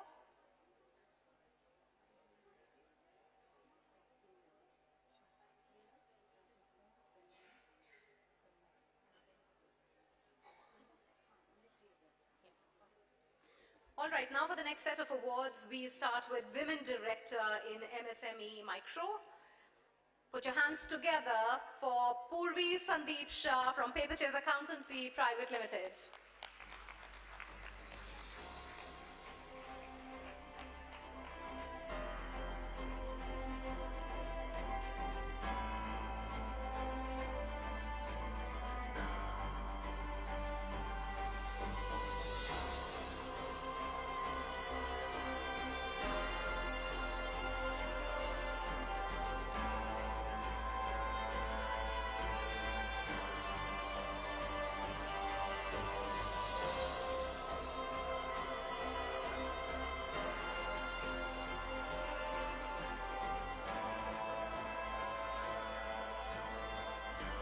In the same category, Women Director, MSME Micro, we have our second winner, Prajakta Kutnikar from ITC Jam Software Private Limited.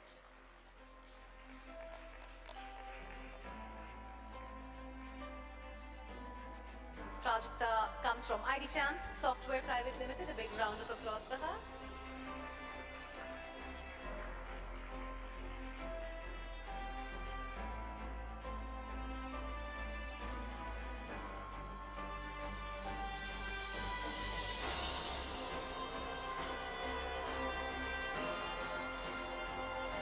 next category today is Women Director MSME Small. And put your hands together for Dr. Aseem Pankaj Gokarn from AGH Design.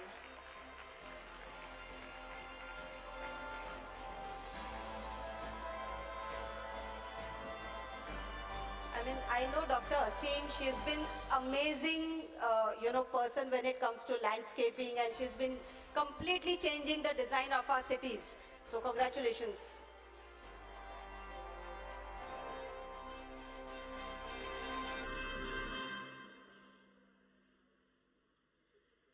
The second winner in this category, which is MSME Small, is Tanvi Dandavate Auti from Dhruv Consultancy Services Limited.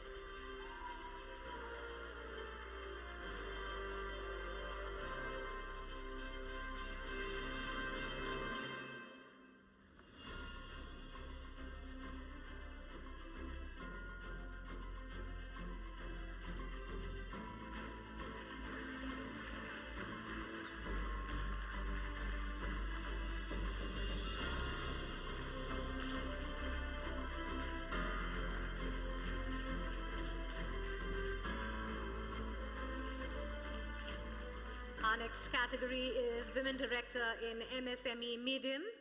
Put your hands together for Sri Vidya Ganesh from Advanced Bolting Solutions Private Limited.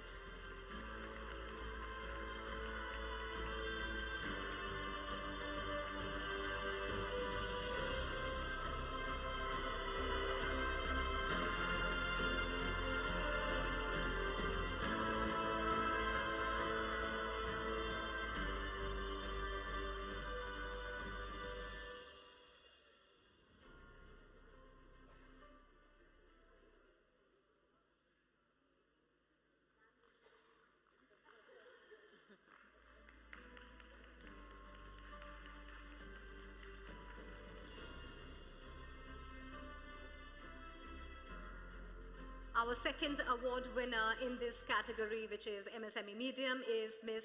Padma Mishra from Exicon Events Media Solutions.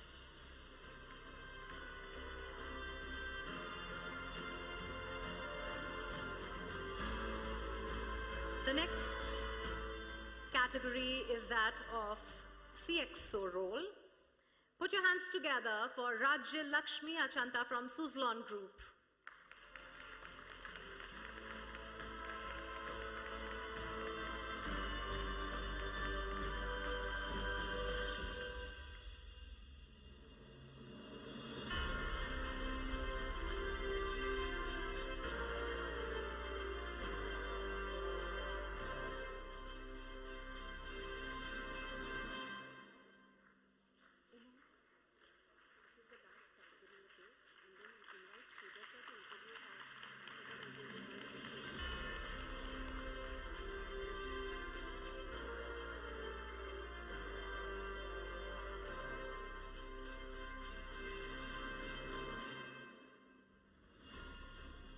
The second winner in this category is Beena Shah.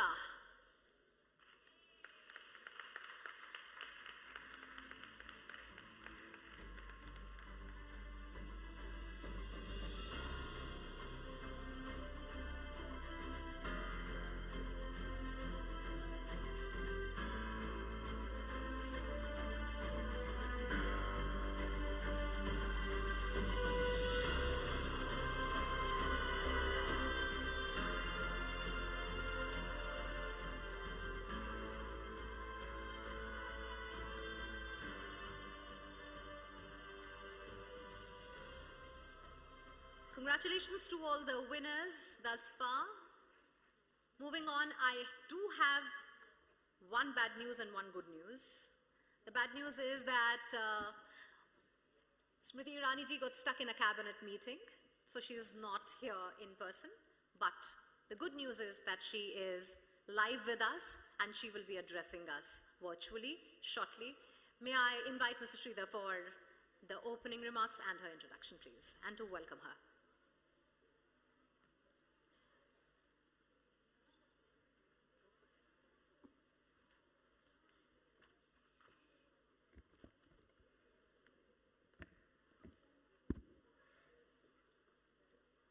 Good evening, all the ladies and few select men. I am Sridhar Ramachandran, a mentor and an advisory board member at Mentor My Board. We have had an incredible people talking to us about women participation on management and boards of companies.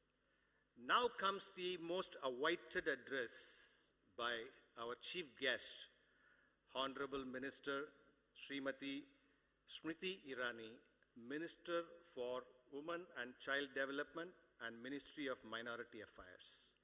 She is the youngest Union Cabinet Minister in the government and the first woman to hold office as Minister for Education and as Minister of Textiles.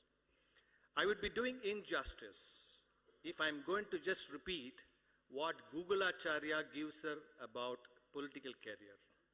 Instead, I take the liberty to highlight some of her thoughts on women and leadership.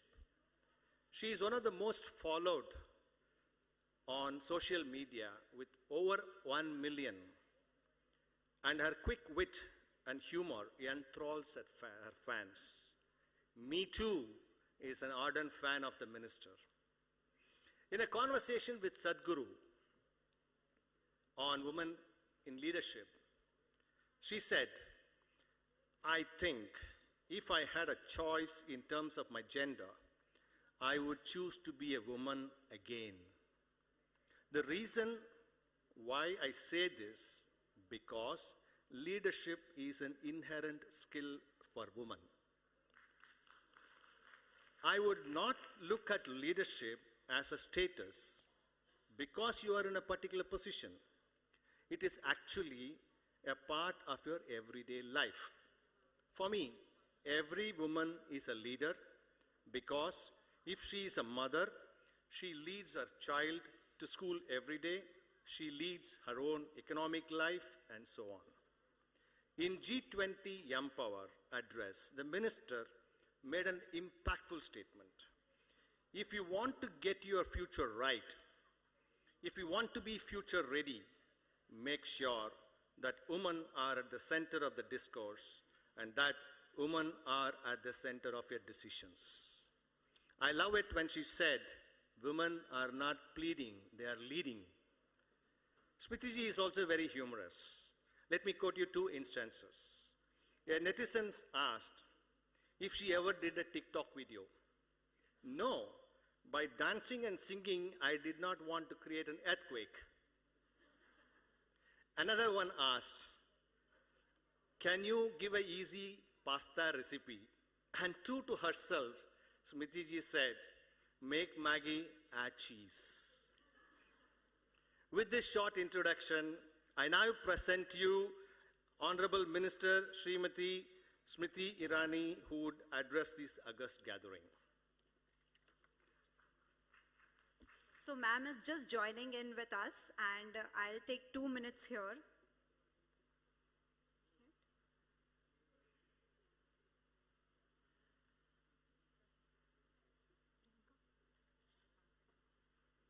You want me to unmute, Priyanka?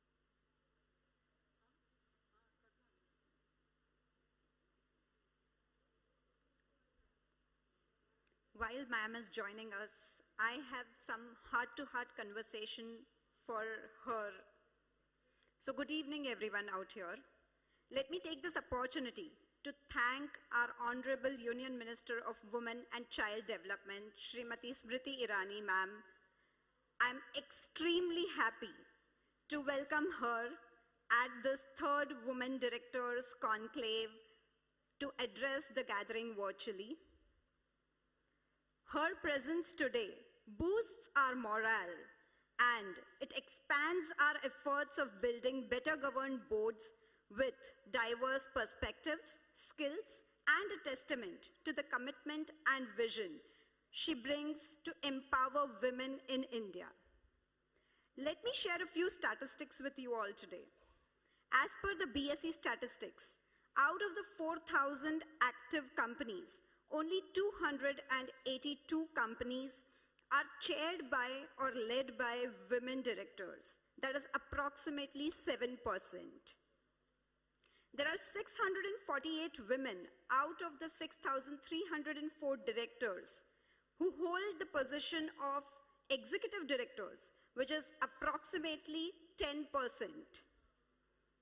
Whereas majority women directors being around 48% of the population, I'm sure women not only have to be empowered to join the workforce, but also to be empowered to take the leadership roles, and especially at the helm of the organizations and the corporate ladder. We at Mentor My Board, through our governance tech platform, the rich network of mentors, the directors, and we are on a mission to create a community of 100,000 directors. Our vision is to lead a global movement which will transform corporate governance by nurturing competence, diversity, and ethics. Since our inception, we have impacted more than 2,000 leaders and aim to continue till we reach the milestone that we have set for ourselves, the first milestone of the 100,000 directors. The Women Directors Conclave and the debut edition of this conclave, the Women Directors Conclave and the debut edition of the Women Directors Awards that we are doing today is to celebrate the Nari Shakti that we have with us today here. With this, I guess ma'am is joining us, so we'll require a 1 minute from you to hold your patience.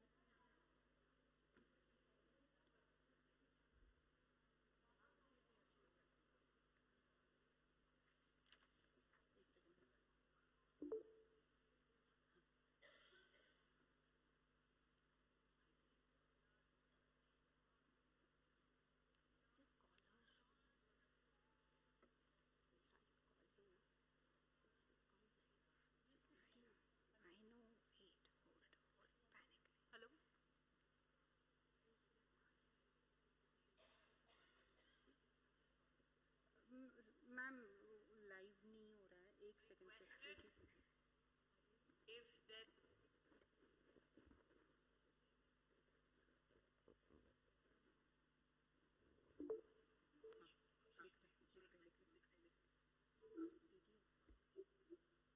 Ma'am, you're live now. Thank you very much for joining us, ma'am. We are honored to have you with us, your virtual presence. Thank you. Am I audible? Yes, ma'am, very much.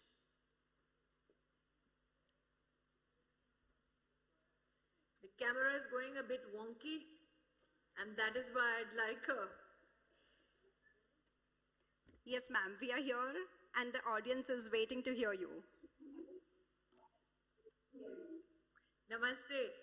At the onset, my gratitude that I was allowed to digitally.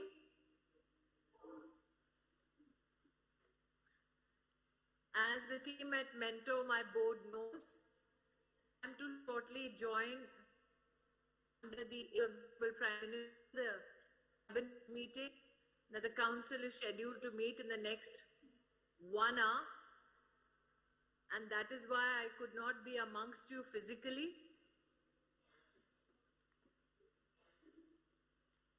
I was told that I am to elaborately speak on the issue of Nari Shakti. Ma'am, we are celebrating Nari Shakti today. I believe if there is a manifestation of Nari Shakti, it is right before the camera that today is comprised of.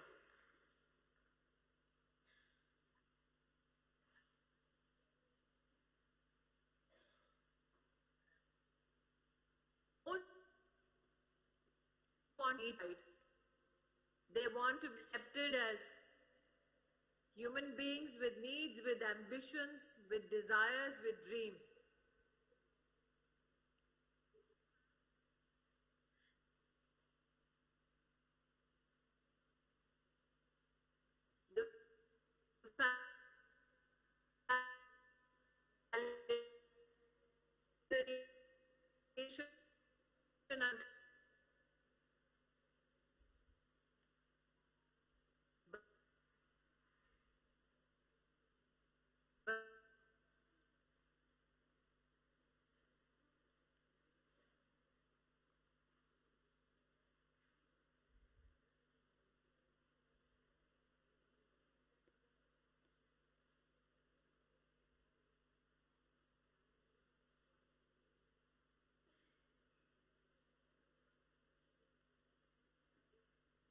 Step through it.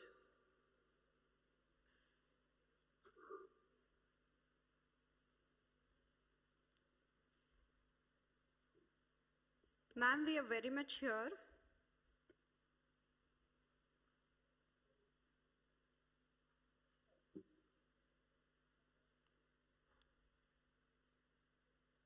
Ma'am, can you hear us? We are very much here. We are hearing you.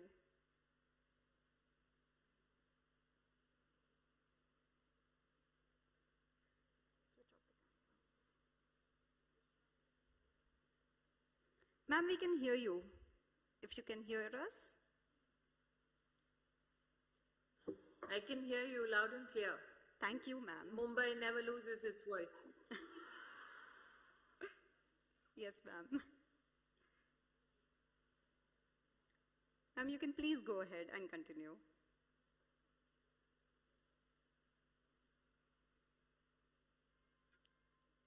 Ma'am, I'm off the camera to save the bandwidth. You can please continue.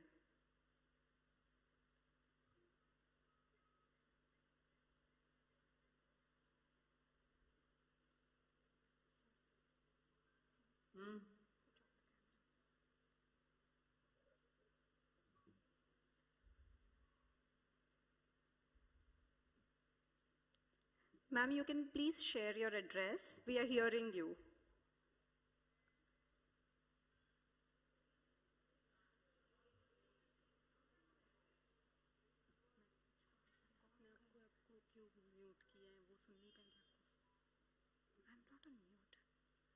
Ma'am, can you hear us?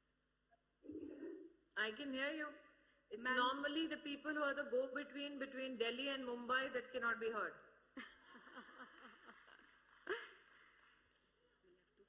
Ma'am, please share your address. We are all here eagerly waiting for you to listen.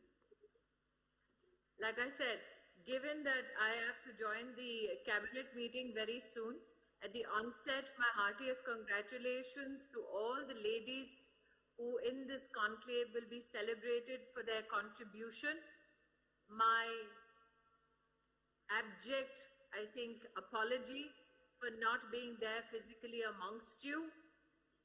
My constitutional duties beckoned, hence I had to beg the mentor board to ensure that I can digitally connect with you. I think instead of pontificating from the national capital about Nari Shakti, if there is ever a better manifestation of Nari Shakti, that manifestation is before us today in this conclave. I am just hopeful that when we celebrate these female achievers, we do not speak of them as though they are an inspiration for women and girls alone. They are thought leaders, financial leaders, who are inspiring many an enterprise across the country and in equal measure inspiring men as well to do better. Instead of giving a long speech, I was of the opinion that we could have a dialogue. Any question that needs to be answered, I was happy to supply an answer. The only thing is, technology has to be indulgent for both Mumbai and Delhi. Very true, ma'am.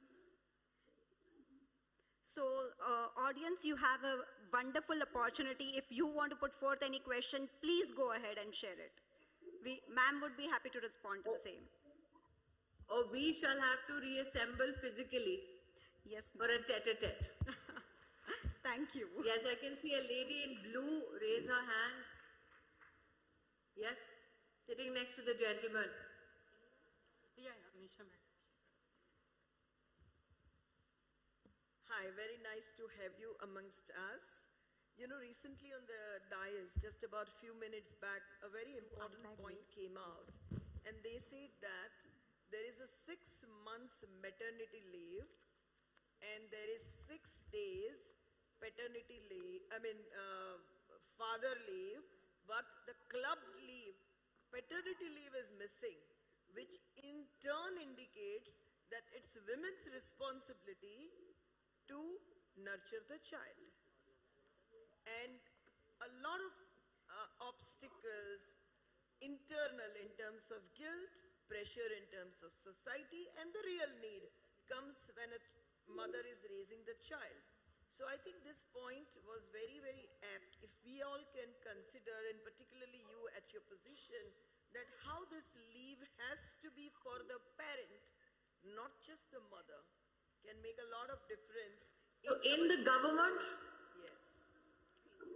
So as minister, I remember Minister Education, whoever this individual is with a camera, my only hope is that they don't go hopping away from the lady concerned and they stay static, which may be quite an effort to somebody not used to the discipline.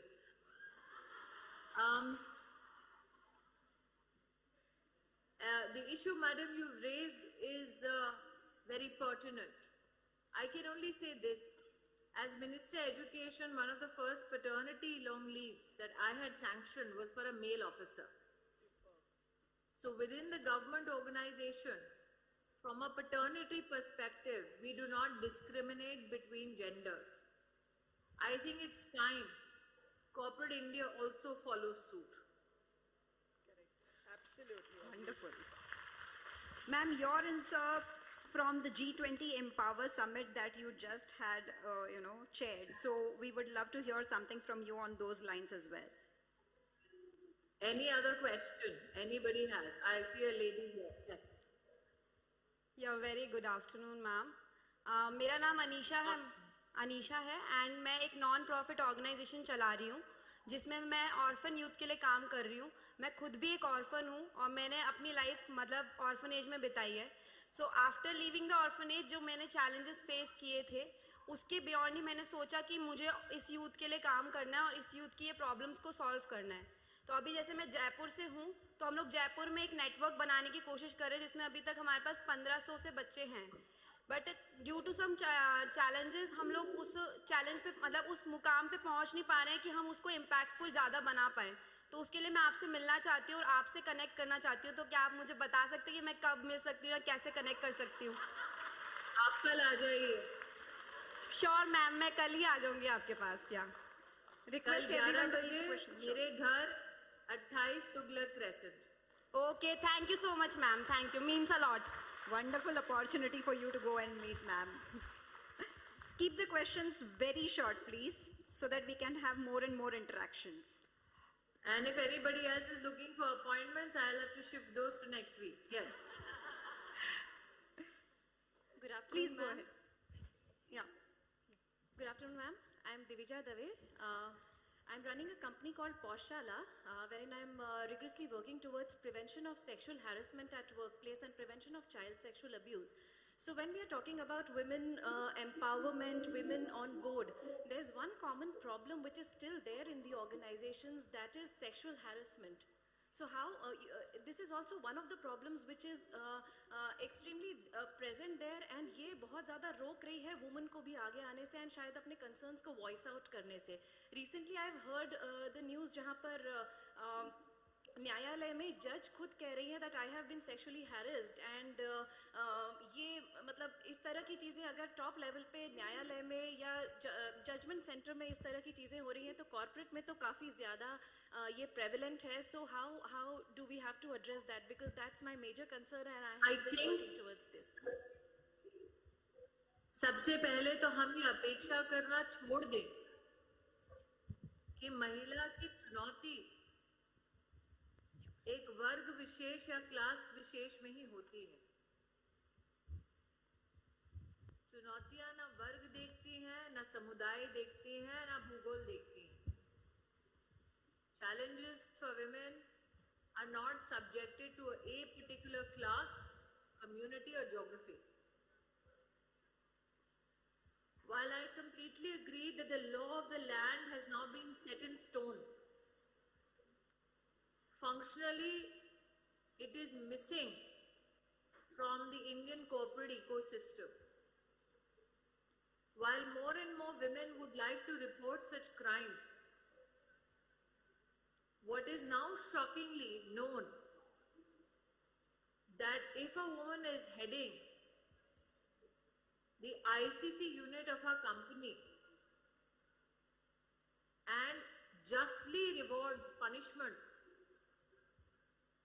to a man who sexually harasses a woman, we have found a case in a very reputed company where such an ICC head was then sacked for standing by a woman who was sexually harassed within India's most celebrated corporate structure. This is a case which came all the way up to Supreme Court. So I think that it is incumbent upon industry organizations like CII, FICCI, ASSOCHAM to first insist that all corporates who have a membership of such trade associations not only constitute the ICC, but also not punish those who serve in such committees. Additionally, Indian industry associations should also become watchdogs,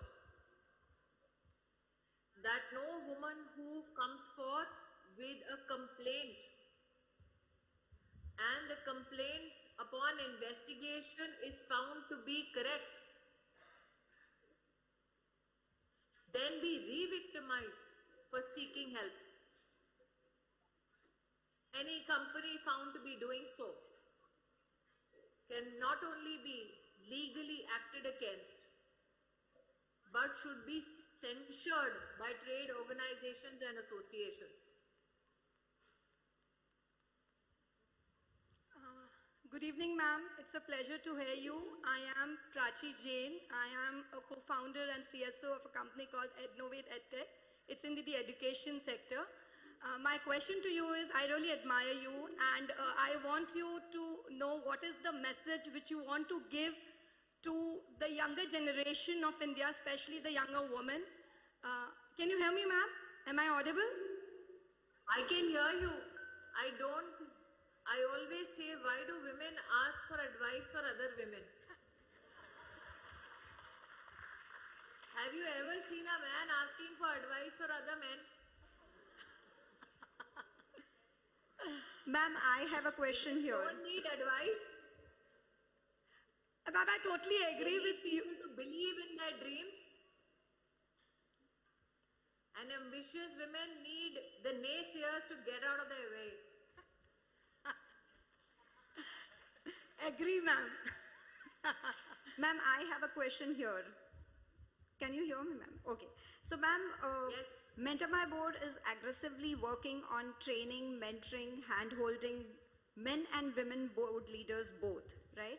So, how is it that we seek out support from the government bodies to take it to the next level for Mentor My Board? So, I think that you need to look within industry circuits.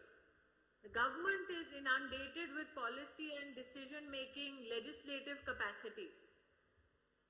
I think if there is a contribution that you can do particularly for women is at the entry level teach women negotiating skills when it comes to their own contracts. And even women who seek progressive promotion within her corporate structure, negotiation skills with regards to the same also is needed, and I think urgently so. So even if you don't find men to partner with you on this endeavor, there will be very well-meaning companies, industry organizations that would be happy to support this. I also believe you need to extend your services or your engagements to business schools, where academically women get certified to take corporate positions. But negotiating skills are a skill set very rarely given in business schools in our country, specifically designed for our gender. True, so ma'am. So with the So, womb I have program a question, Neha. Just 1 minute. So with the womb program that we are doing, that is the Women on Management and Boards program, which is a 3-month curated learning program that we handhold women board leaders or the aspiring women board leaders to get into the corporate world, the corporate boardrooms. We do have a topic on negotiation skills which we take upon for them, but any other topic which is apart from negotiation that you can reiterate. Sorry? The issue is, while you are addressing the issue in boardrooms, one also needs to see how many innovative women do not become a part of the boardroom or have a substantial stake only because VCs will fund startups which are male-led. True. There is a lot of female potential that is stemmed before even they reach any boardroom. Right. You will find many female innovators in technology or science-based enterprise, but you don't see a significant transition of the same into commercial entities. True, so.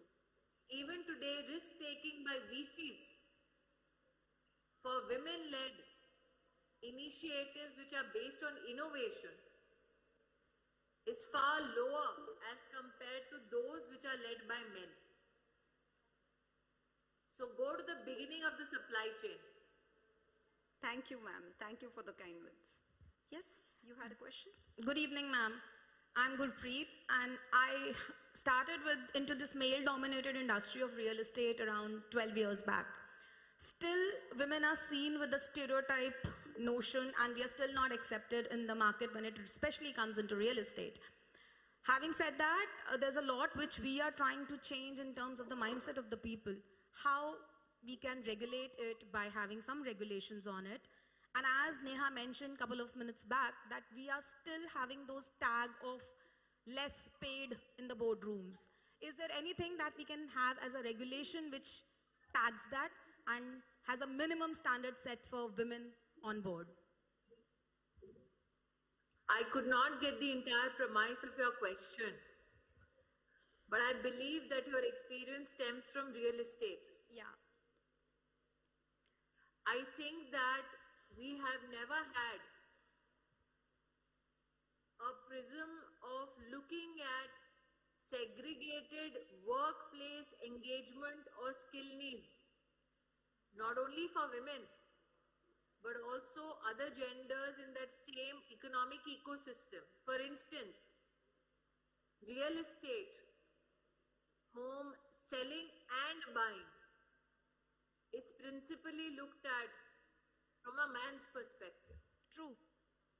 It is interesting that we talk about women CEOs and women board members, but if you ask them, can they pick and completely buy a house without asking a male member of the family?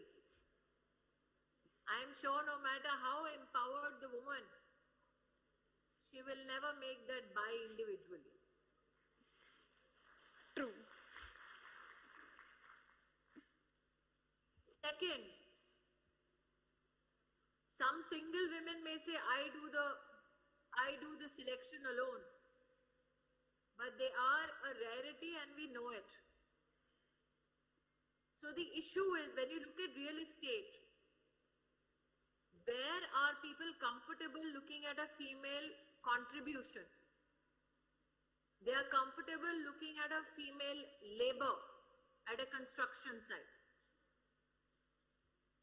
They are comfortable if a woman is a receptionist, picking up the phone and saying, hello, this is so-and-so retailer's office. They are comfortable if they see the boss's assistant as a woman. But it's very rare for them to see a female boss in a real estate venture. The trouble then is, they will expect you to be so emotional about the sale that there's an added burden on the female boss to give heavier discounts.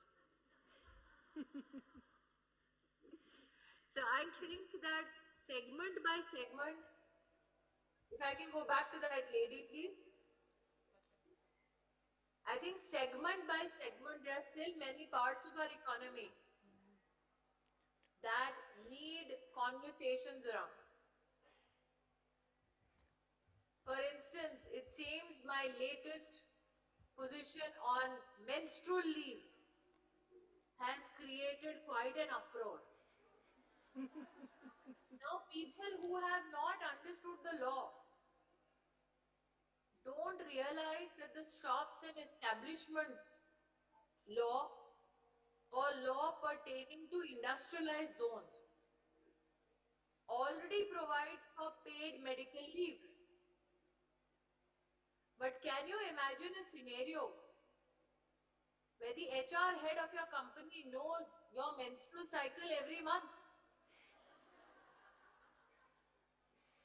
Can you imagine a scenario if you're a single woman and you do not take leave for 2 months? What up to your conversation around your personal life? Can you imagine if you're a woman who has a cycle every 20 days?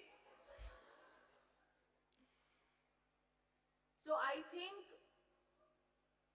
we've seen a generation of women who have been denied employment because they were getting married, who have been denied progression in a company because they had a baby. We considered them as once-in-a-lifetime events. Imagine now creating excuse for people every month to not hire women. Imagine a factory floor with 20,000 women. Can you imagine all of them cyclically taking days in a working week off?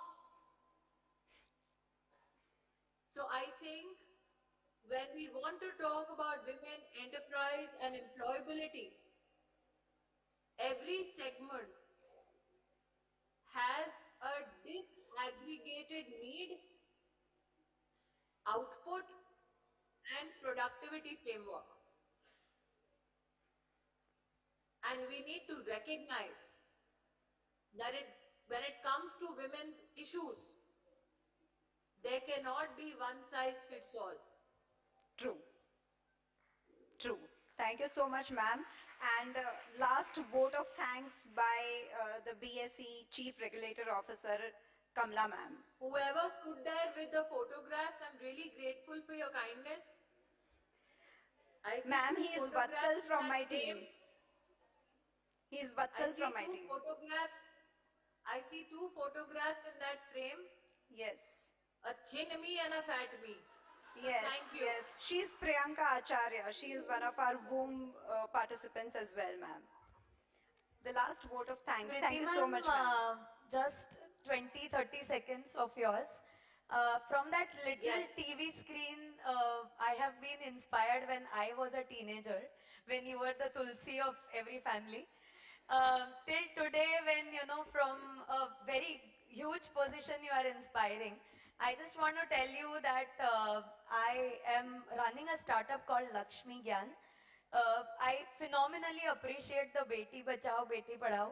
Every night I dream that Beti ko finance padhao is what I want to bring to the country. So this is a small piece of appreciation for you, which I'll be now sending with Divya for you. But thank you so much for inspiring all of us all the while. So, Thank you so much for your kindness. Ma'am, thank you so I much. see both of you are dressed up in a sari like Tulsi. So, ma'am, myself, Divya Momaya, I am founder, Mentor My Board. First of all, thank you so much for being here with us. And I really wanted to meet you and speak to you a lot of things. But I really seek your some time at Delhi, wherein we can come and meet you. So, thank you so much. And now, thank you. And now over to you, Kamla ma'am, for, yeah. Good evening to all. Honorable Minister and respected Madam Smriti Irani ji, and all the people present here. Ma'am, you have been truly inspirational, and actually for a program like this, having you, even as a guest appearance through digital presence itself is a mentoring in several ways. Big thank you to you, ma'am. A big applause, please.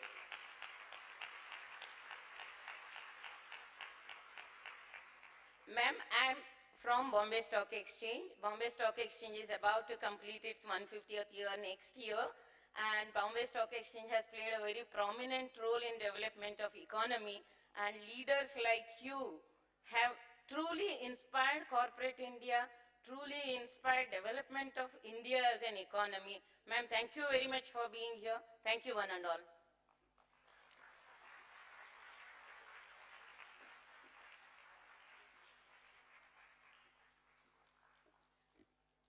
Thank you so much, ma'am. Thank you for being here with us.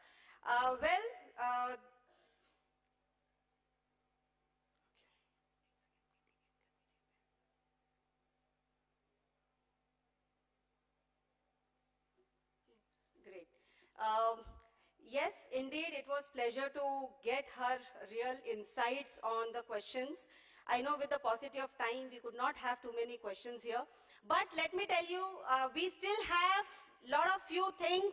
So stay tuned, and there is high tea after, I think around 5:30 or so. So please stay tuned with us. Lot of exciting news coming in still. And most important thing is we still have a lot of awards to give. And some amazing women, you know, when I was really going through their profiles, simply superb. And I think, you know, thank you BSc, thank you Kamla ma'am for giving us this opportunity to be here and giving the, you know, awards to those people. But let me, you know, kind of say, the show abhi baki hai. Thank you. And over to you, Mugdha. All right, the show continues with felicitations. So may I have Divya and Neha back on stage for the felicitations, please.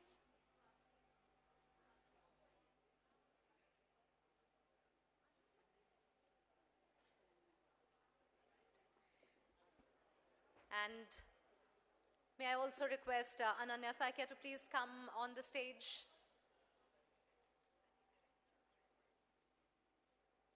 Anita Ramachandran, please can you come on stage, join us.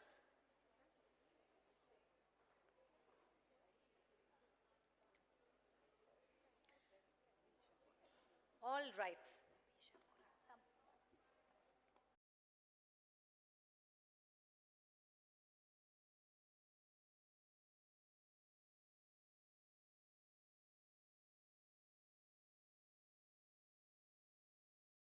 Of course, there's a very special announcement coming from the womb. All right. Women in non-executive director position in an unlisted company. And the award goes to Ira Agrawal, Apna Infotech, Malwa Ventures.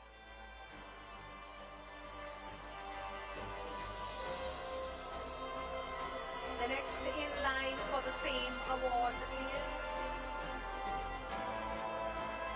Shweta Sancheti from Different Squares Ventures Private Limited.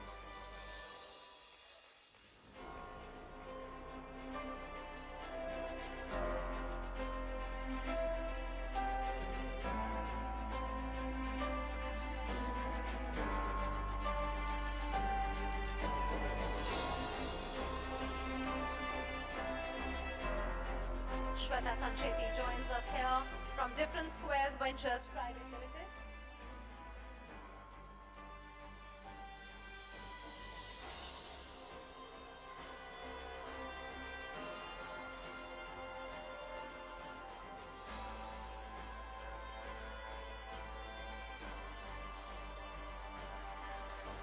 A bit of a technical glitch there.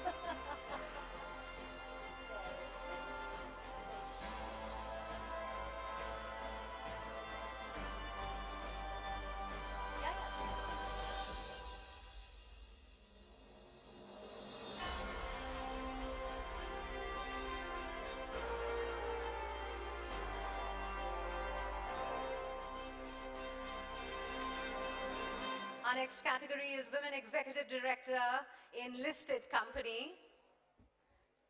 I beg your pardon, Women Executive Director in Unlisted Company. May I have a representative come pick the award for Miss Anu Jain from 361 WAM Limited.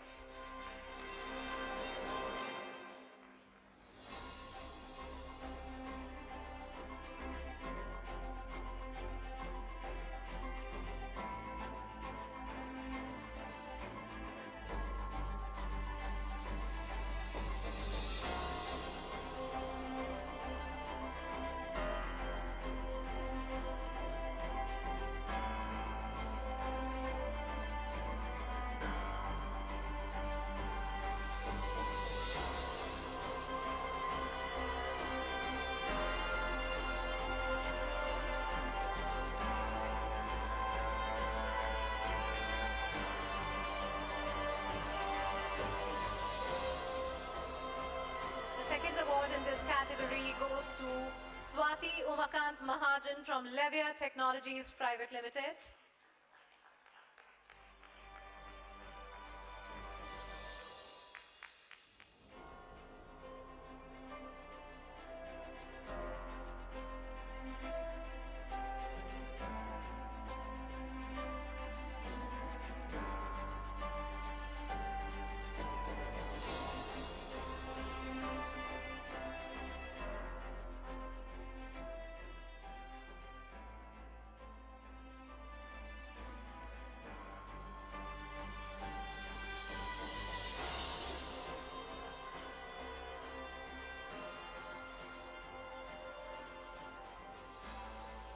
Collecting her award in the MSME Medium category is Padma Mishra, who wasn't able to join us when we were announcing it before the break, but please do come in and...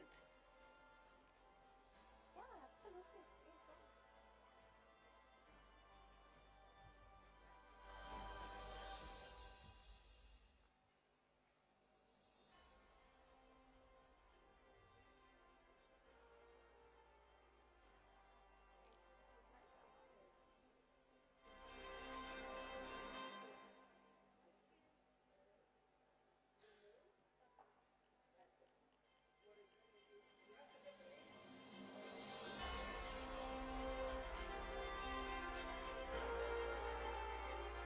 Moving to our next category, which is Women Non-Executive Directors in Listed Company. All right, absolutely. Ma'am, you wanted to say something about this. Hi, taking a minute from all of you, because the first awardee tells me that she runs a interior designing company where 80% of her employees are also women, and it is across 17 cities in India, and I thought it was really worth sharing with all of you that she is doing wonderfully so well.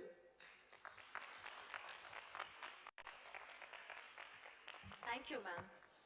All right, Women Non-Executive Director in Listed Company, and the award goes to Shubha Singh, AMD Industries Limited.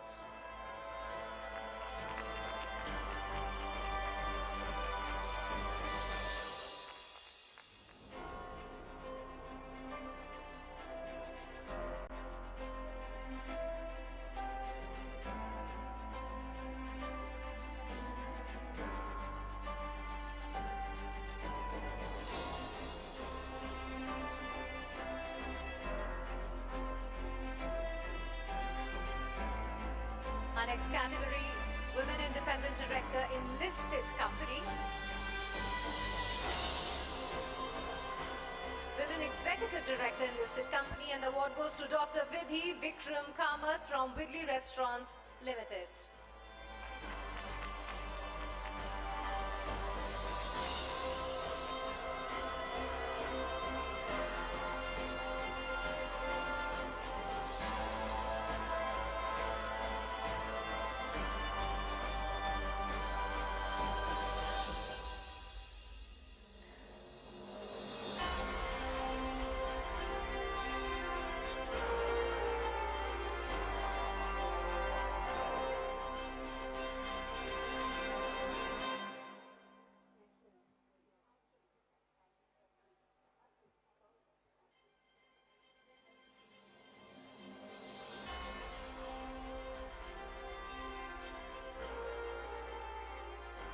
The next award winner in the same category is Shalini Warrior from the Federal Bank Limited, Women Executive Director in Listed Company. Can we please put our hands together for Ms. Shalini Warrior?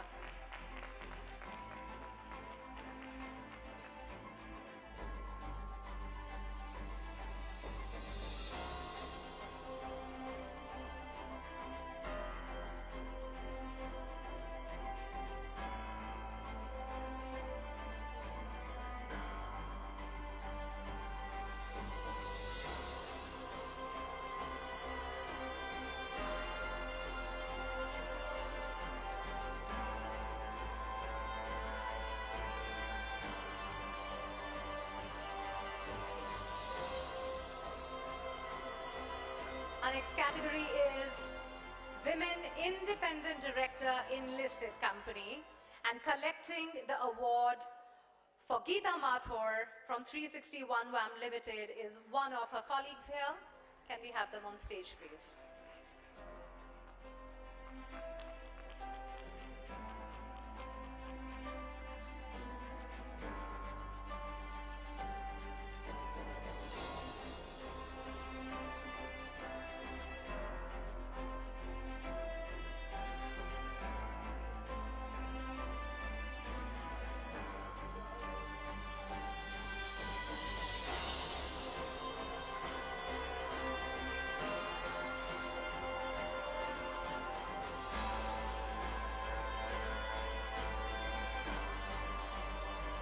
The second winner in the same category, which is Women Independent Director in Listed Company, is Lily Vadera from HDFC Bank Limited.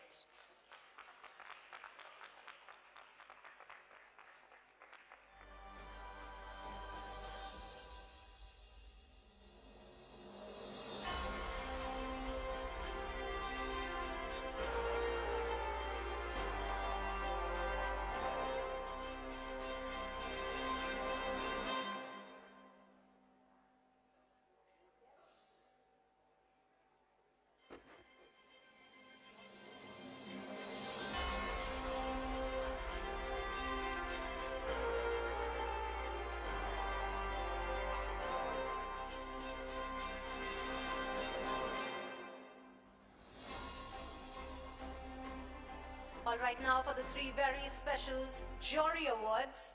Put your hands together for Simantini Khote, Independent Director, Suzlon Energy.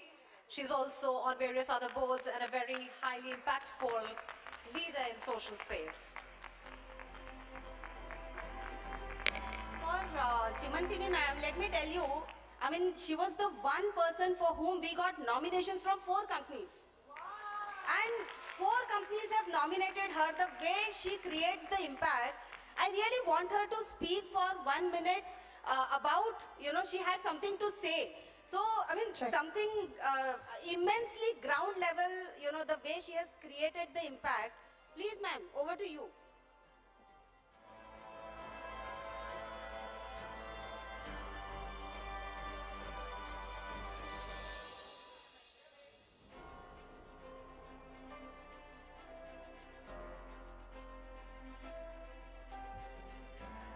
I just wanted to say on this occasion, salute to our grandmothers, mothers, mothers-in-laws who made it possible for us to come this far. And on your behalf, make a commitment to give a better start to our daughters, granddaughters, and generation. On that, I want a symbolic click from you all. Just a moment. My granddaughter has arrived from Switzerland just to be here, so I'm going to bring her on the stage. And also, they have directly landed from airport. So that's an amazing, I mean, that really needs a standing ovation to the commitment what a grandmother and a granddaughter has.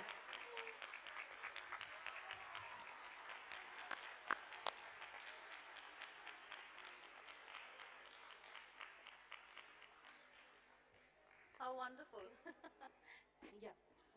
All right. Our next jury special award goes to Nishita Baliar Singh, Fellis Leo Widgets Private Limited.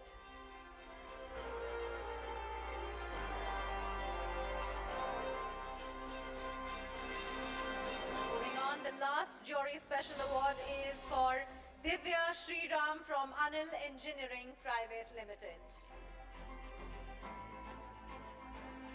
So Divya is the lady who has been creating an impact in the engineering space, which is a very male-dominated segment. So we wanted to end it with a bang.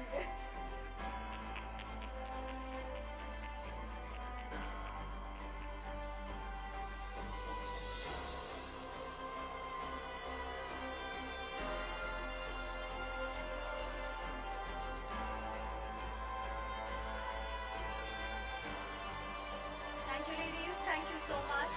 Thank you, all of you. Thank you. And congratulations to all the winners.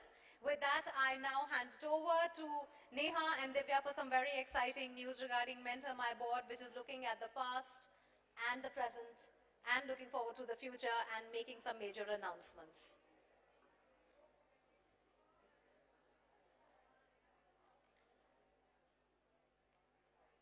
I also request you to put your hands together for Jayanti. She's also joining us to talk about the same.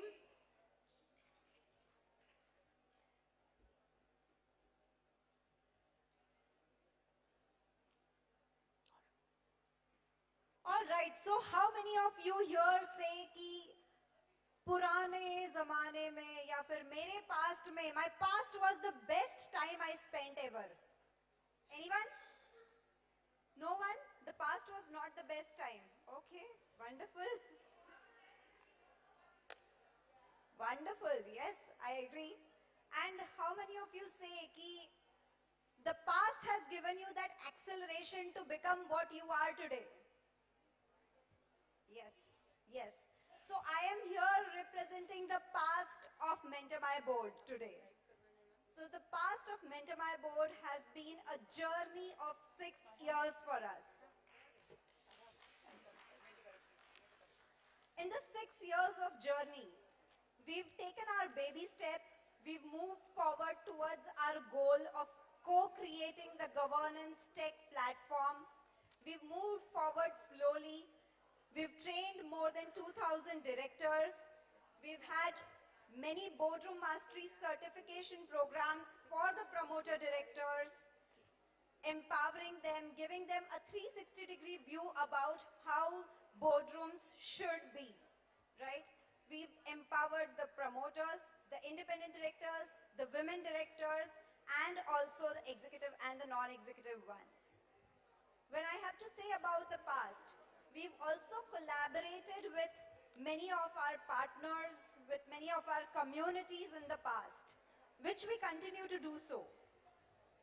In the past, we've also had a blessing in form of, having our finance minister, Nirmala Sitharamanji, with us in the second Women Directors Conclave that we did last year on the 16th.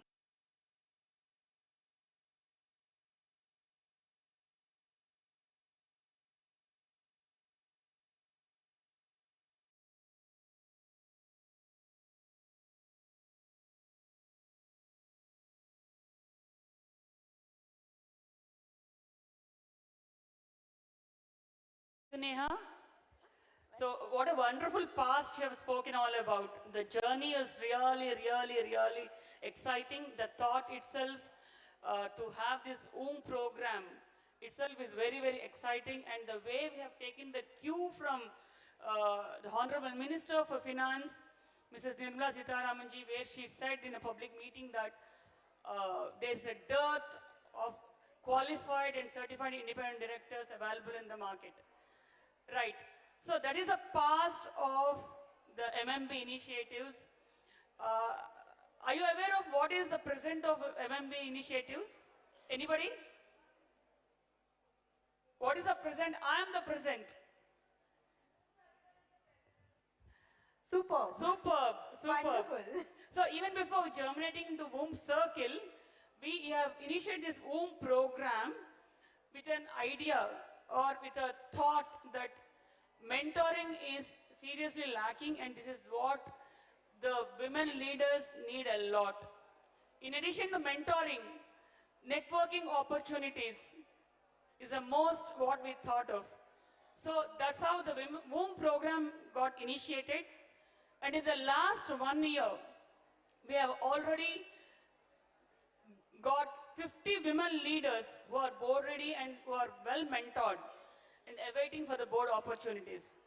And we are all proud of our mentees who are here, most of them are here, and we request all of them to be part of this movement, what I fondly always call. See, when we talk about movement, we should only remember two things. One is Quit India movement, second thing is womb movement. So what we are envisaging here is not just a program for a few months. What we are envisaging is a movement where we are going to create a community at large. And without the support and handhold of the mentees, this thought of us to make our mere program into a movement will not come true. So this is a call out for all our mentees. Are you all with me in creating a movement, in creating a community?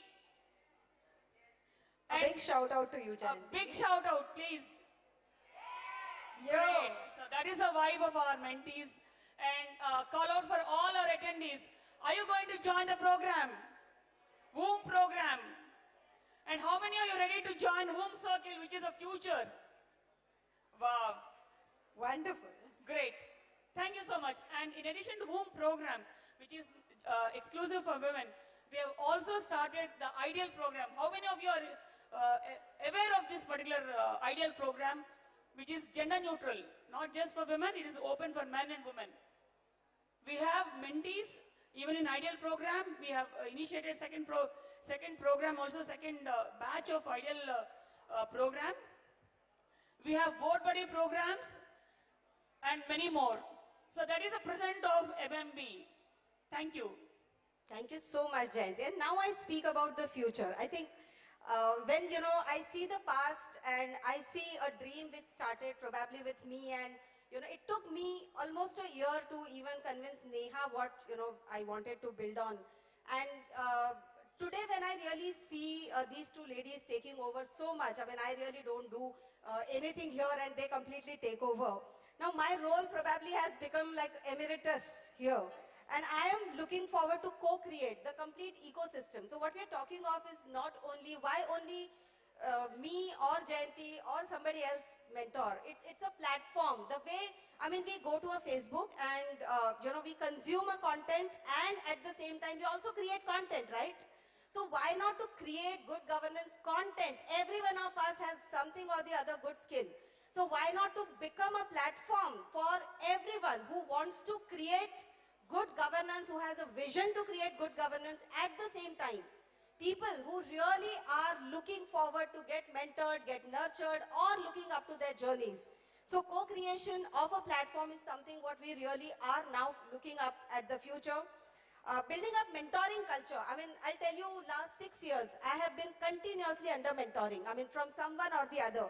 So I really find immense value in mentoring, and why not to create that culture of mentoring? I mean, to creating an open space where you are simply going and asking for help. And I'll tell you, a lot of times I've seen women don't reach out for help, whether it is boardrooms, whether it is the executive roles, or even whether they are professionals. Lot of people really don't seek out for help. So let's create that culture of mentoring. Advocating the policy level changes. I think this is something what I really look at the future very, very strongly. I mean, as I today on the platform, I spoke to the regulators and I told them that this is the problem. I think Mentor My Board, I really look forward that it becomes a platform for advocating and making sure that the policy changes. I mean, even Smriti ji mentioned the role of regulators is to create policy level, impact. So that is something what I really feel we at Mentor My Board are really looking at. Deep research, I mean, as I mentioned earlier also, we don't have, too many research on governance, too many research on, especially the women. I mean, you may find, okay, in so many companies, women directors are there, so many companies, women directors are not there. These kind of research will be available. But how many research or how much research is available? What impact that women has created in the organizations? I think there is lots and lots to be done. Not only women, why only women? Also men. So what impact they are creating when they are, becoming directors, they are becoming independent directors, what contribution they have made. So, I mean, these kind of awards, and I'll tell you the way, we evaluated all those 68 nominations, amazing results came out, and we have so much of talent, which is there, which can be brought out for a lot of men and women to get inspired from. Last but not the least, publications and research is something, which is very, very important. And with this, can we have that call to action slide here? I mean, there are 3 call to actions which Jayanti wanted to give. I'll give it on her behalf. And if she can, can we have the call to action slide, please? So I think there are 2 ways or 3 ways you can be part of this community. Number 1 is, if you are looking for, are aspiring to be board member, please join in WOOM as a program, which is a 3 months curated learning, where one person goes through almost 10 to 12 types of, 12 different mentors during that 3 months journey. If you are already a seasoned, you have cleared your IICA and you are waiting for your board positions, join the community. MMD subscription is a tech platform. We today have more than 2,200 logins on the platform. And the vision is really to build a stronger community of 100,000 directors in next 3 years now. I think I had set it up target of 2027, so I still stick to that. And then most important is WOOM Circle. WOOM Circle is something which is, I felt the need over a period of last 1 year where a lot of experienced women who have so much of depth and, some boardrooms have seen women have already been on boards, but they're not sure how to be more effective and participative. So this is a circle for existing women directors. I think these are the 3 initiatives, and I really feel, that is something from, as our contribution, Mentor My Board, with our advisory board. Blessed to have amazing advisory board with us. And why only, we are talking of independent directors. Let's talk even of the startups, and even Smriti ji mentioned about the startups, that, how important it is a startup for our economy today, and that's where advisory boards creation, and why, only you look at independent directors role. Let's look for advisory board roles, nurture, handhold, and mentor those startups. I think that is something, from our end, and please take these call to actions. We would really be happy to expand this community pan-India. Jayanti is helping us, heading us from South. And let me tell you, I'm really amazed the journey of this lady. She just called me one day that, Divya, I've heard of, you're doing something like Mentor My Board. What is that? I explained her, and I think it took me 1 hour to explain her what I'm doing, and she had so many questions to ask me. And after one hour, she said that I'm joining the, your community. And she took the membership. And after that, from there, she started learning, she started interacting, she started mentoring. She escalated herself to become a mentor on the platform. And after that, not only that, spreading the word for us. I think we have maximum WOOM participants from Hyderabad. How many of you, can you raise hands? Hyderabad team. See, look at them. Is right back there. Look at them. How many people from Hyderabad? So she's really been helping us to spread the word, and there are so much, such a wonderful people. From, we have here WOOM participants also. We will have the felicitation of them also very soon. So that's something, and today she has become a director with us, Mentor My Board. Shoulder to shoulder, she's working with us. Thank you so much. And thank you everyone. And lastly, we have a WOM badge. Felicitations. So please, I request all the WOM badge participants to be here with us. And then ecosystem partners and our sponsors. So please be here with us for only 15 more minutes and then we'll wrap up the session, please. Thank you so much. And with the high tea, yes, thank you. Yeah, over to you, Mugdha.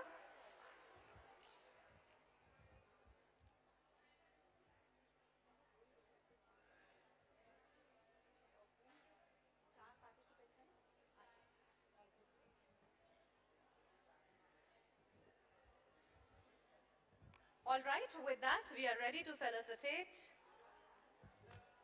members of the 5th batch of WOM.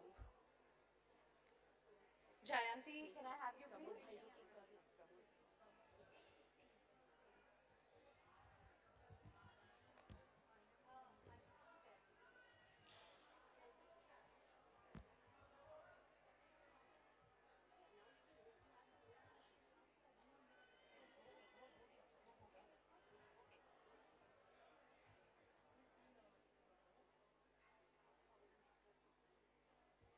Can I please have Shruti Dhawan? 1 second. May I call upon all the mentors of WOM program, please, to come onto the dais. Mentors of WOM program.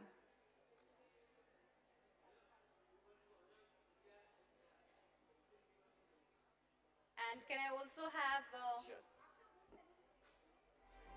Can I have Shruti Dhawan here, please?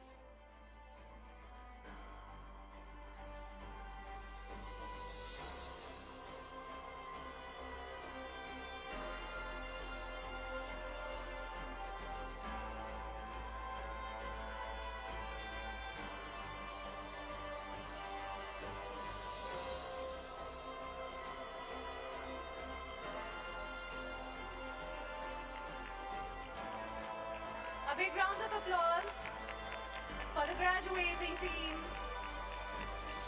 The first member of which is Shruti Dhawan. May I now invite Chetna Lal to please come on stage.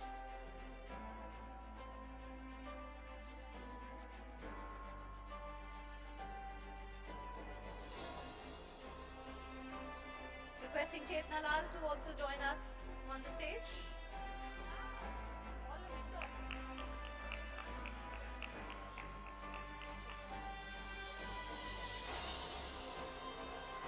Vijita Joyce.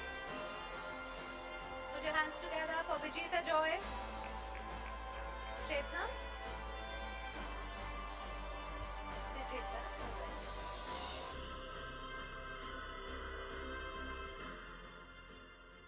Please come.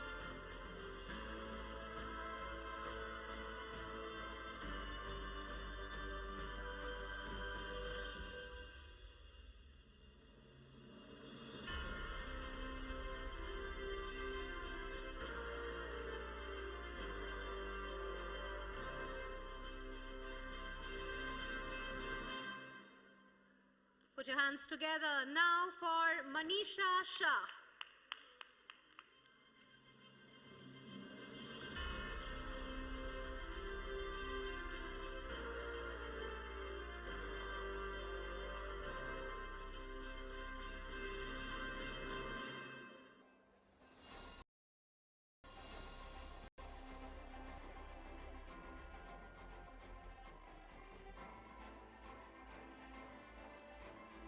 In the meanwhile, may I also invite the batch members of WOM 4 to please come on stage and create some noise.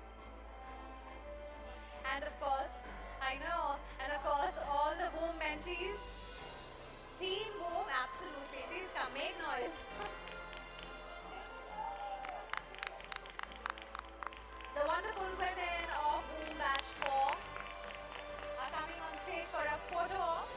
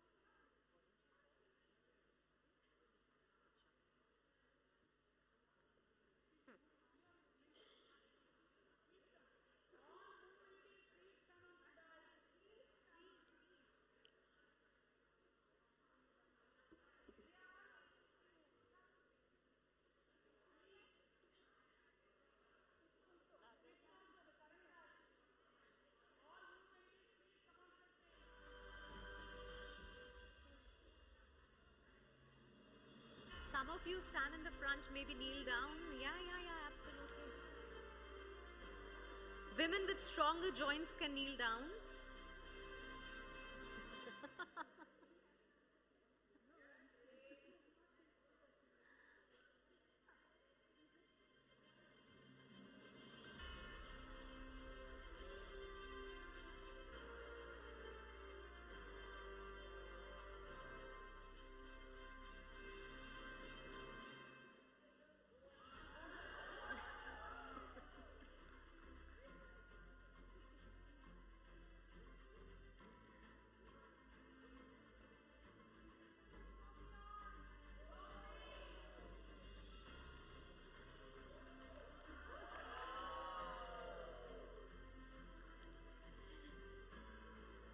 Thank you ladies, thank you so much. Thank you to the mentors, the mentee, everyone who was here. And now for the final felicitations for the evening as you are sipping your tea. But we must not forget our sponsors. All right, Divya and Neha, please continue to stay on the stage. All right, can the representatives from the following please come on stage? Mistra Tech, our gold sponsor.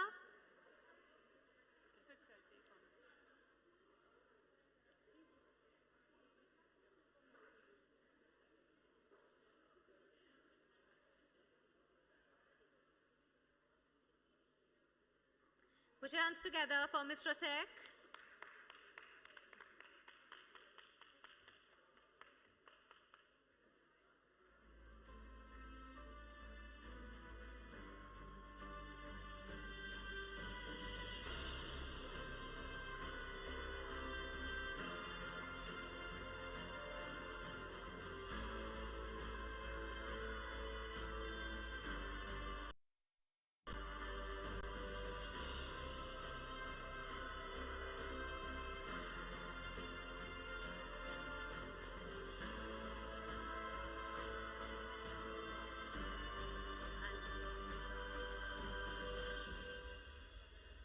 All right, the ones who are leaving, the members of ICSI, please, you're required to sign the register. So please kindly do that. All right, with that out of my instruction list. Put your hands together for Reflex Limited.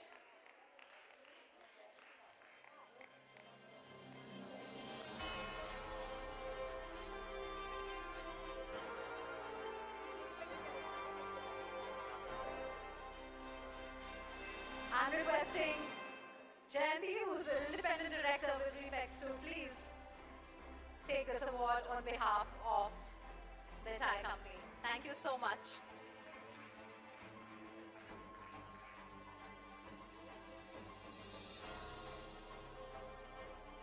Felicitations in place for ICSI, our institutional sponsor.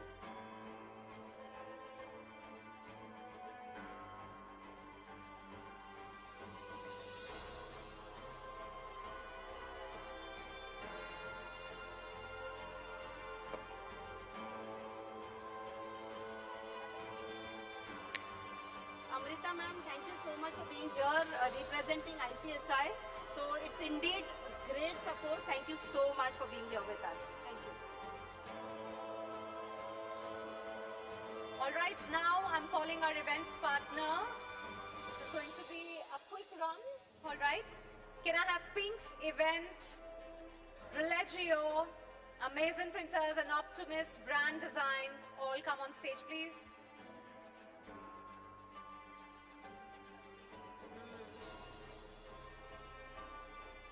Pink's event, Religio, Amazing Printers and Optimist Brand.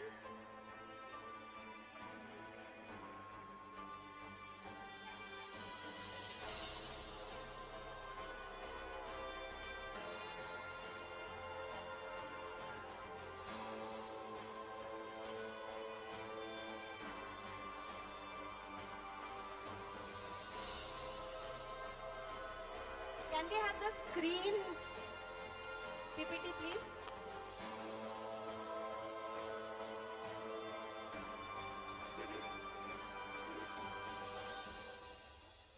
So how How many of you observed here the new logo? I don't know any, ma'am. So we have here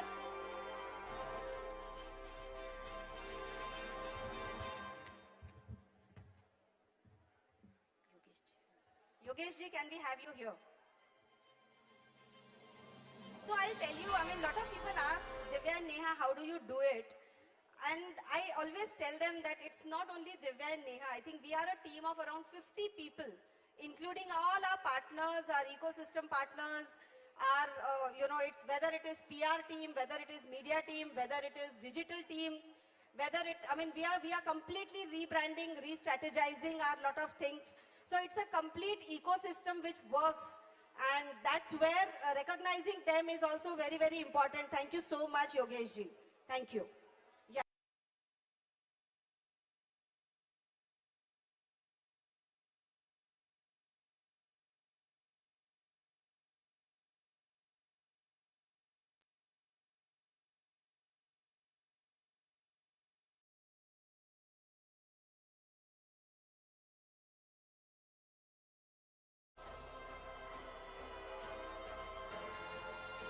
Can I also request Optimist Brand Design LLP, Meraki Diaries and Amp Wave Media to please come on stage?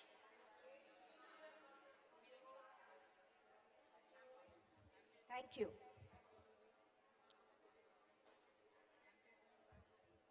May I now request Sonal AIC? is there? Sonal? Sorry. Okay. May I request AIC BIMTech, our gifting and ecosystem partner, to please come here. Sanyam Dhingra, if you're here. Sanyam, you're there? Yes, he's here.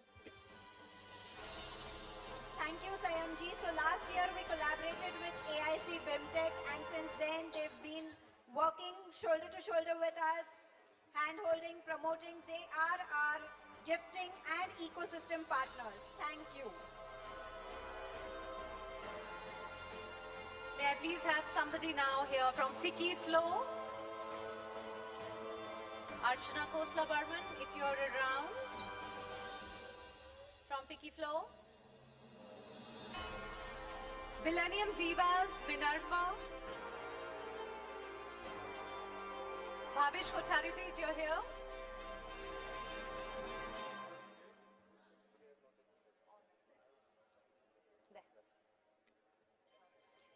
Put your hands together for her key. Lavani Shetty, if you're here.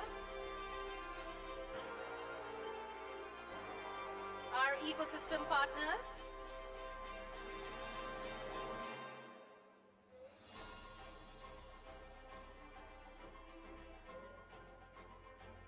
Divija Dave, if you're here from Poshala. So Bhavesh Bhai is not only the ecosystem partner, but also the knowledge partner for awards. The awards that you witnessed today were his brainchild, and he has helped us go through it seamlessly. So thank you, Bhavesh Bhai, for this. May I request the lovely Divisha to please come from Poshala. We all heard about the Posh Shala question today. Thank you, Divija. Thank you for being here. Our valued ecosystem partner, Jaspreet Kaur, if you're here, from Minerva.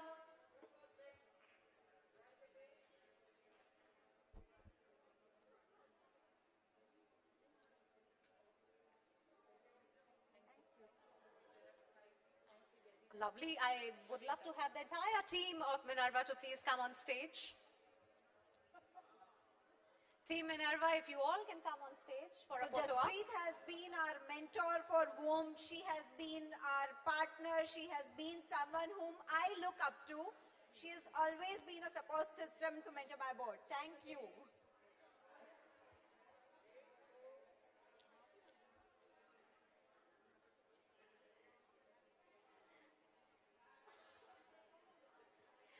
Is anyone here from her key?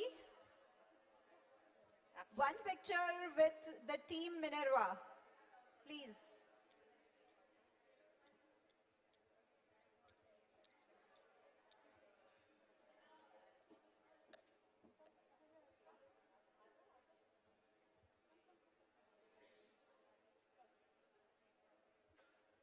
Please hurry up, ladies.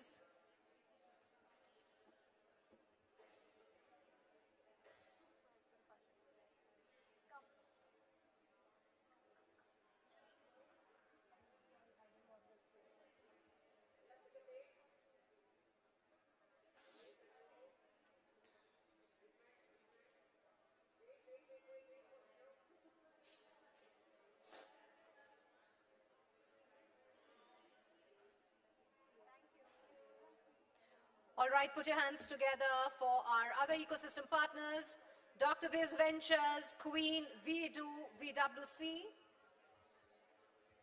We have Divya from VDO and VWC, representing both. Kadambari, do we have her here? All right.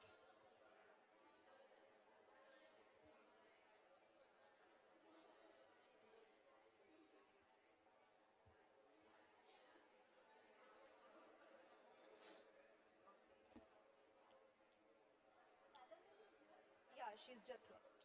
So Divya will receive it on behalf of both the communities.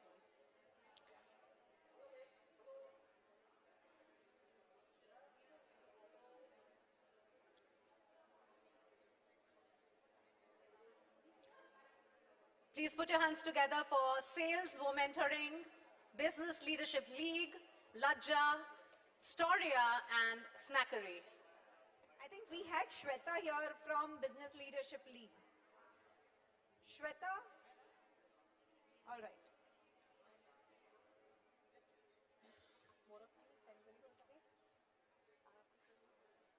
Thank you very much, everybody, for taking out time, and I hope you had a great learning session.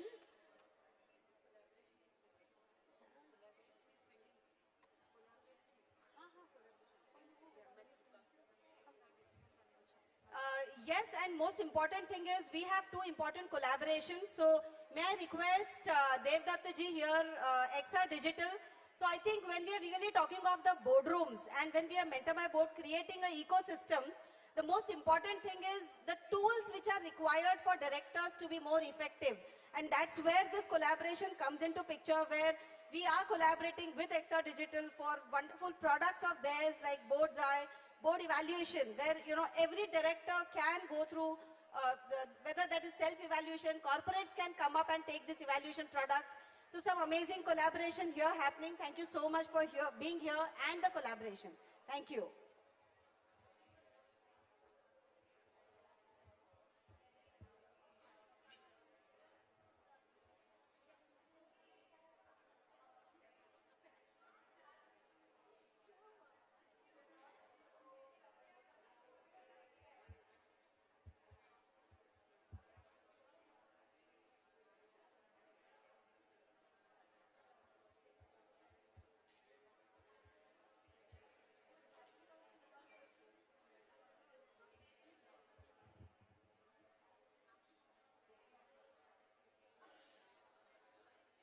May I invite on stage a representative from Muktangan and Sridhar sir as well.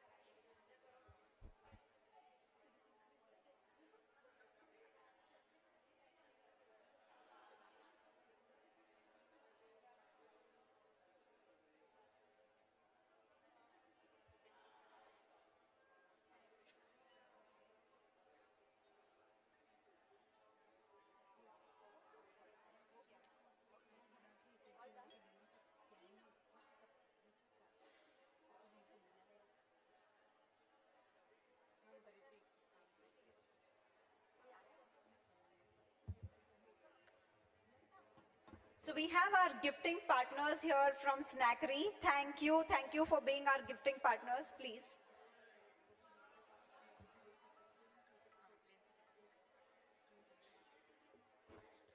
Please join us on stage, sir and ma'am, please. Thank you so much for being our gifting partners for the third Women Directors Conclave. Please.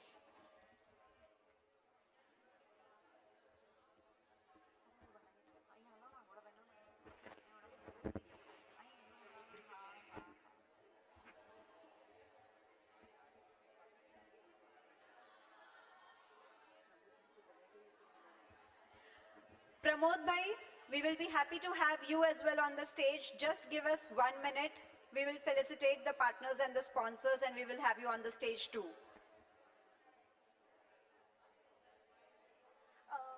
Request you to come ahead of the table.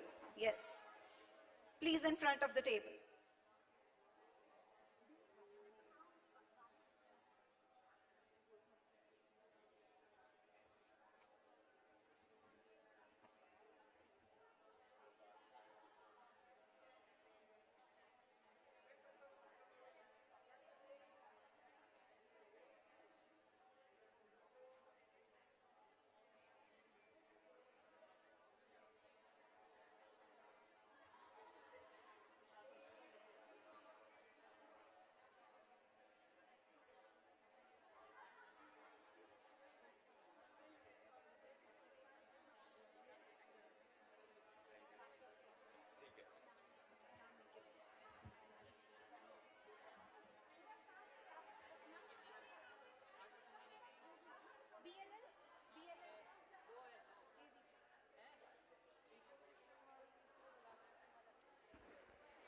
Our ecosystem partner, BLL.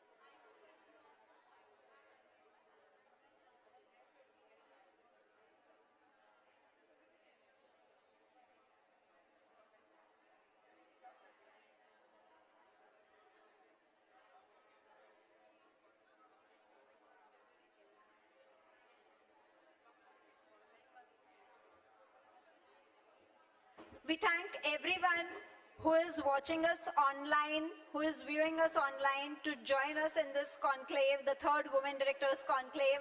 I know there were a few technical hitches in the beginning, but I'm sure, after an hour or so, we could resolve everything and you had a seamless streaming of the entire conclave. We thank everyone who is present online and offline here at the Bombay Stock Exchange to be here with us. Thank you.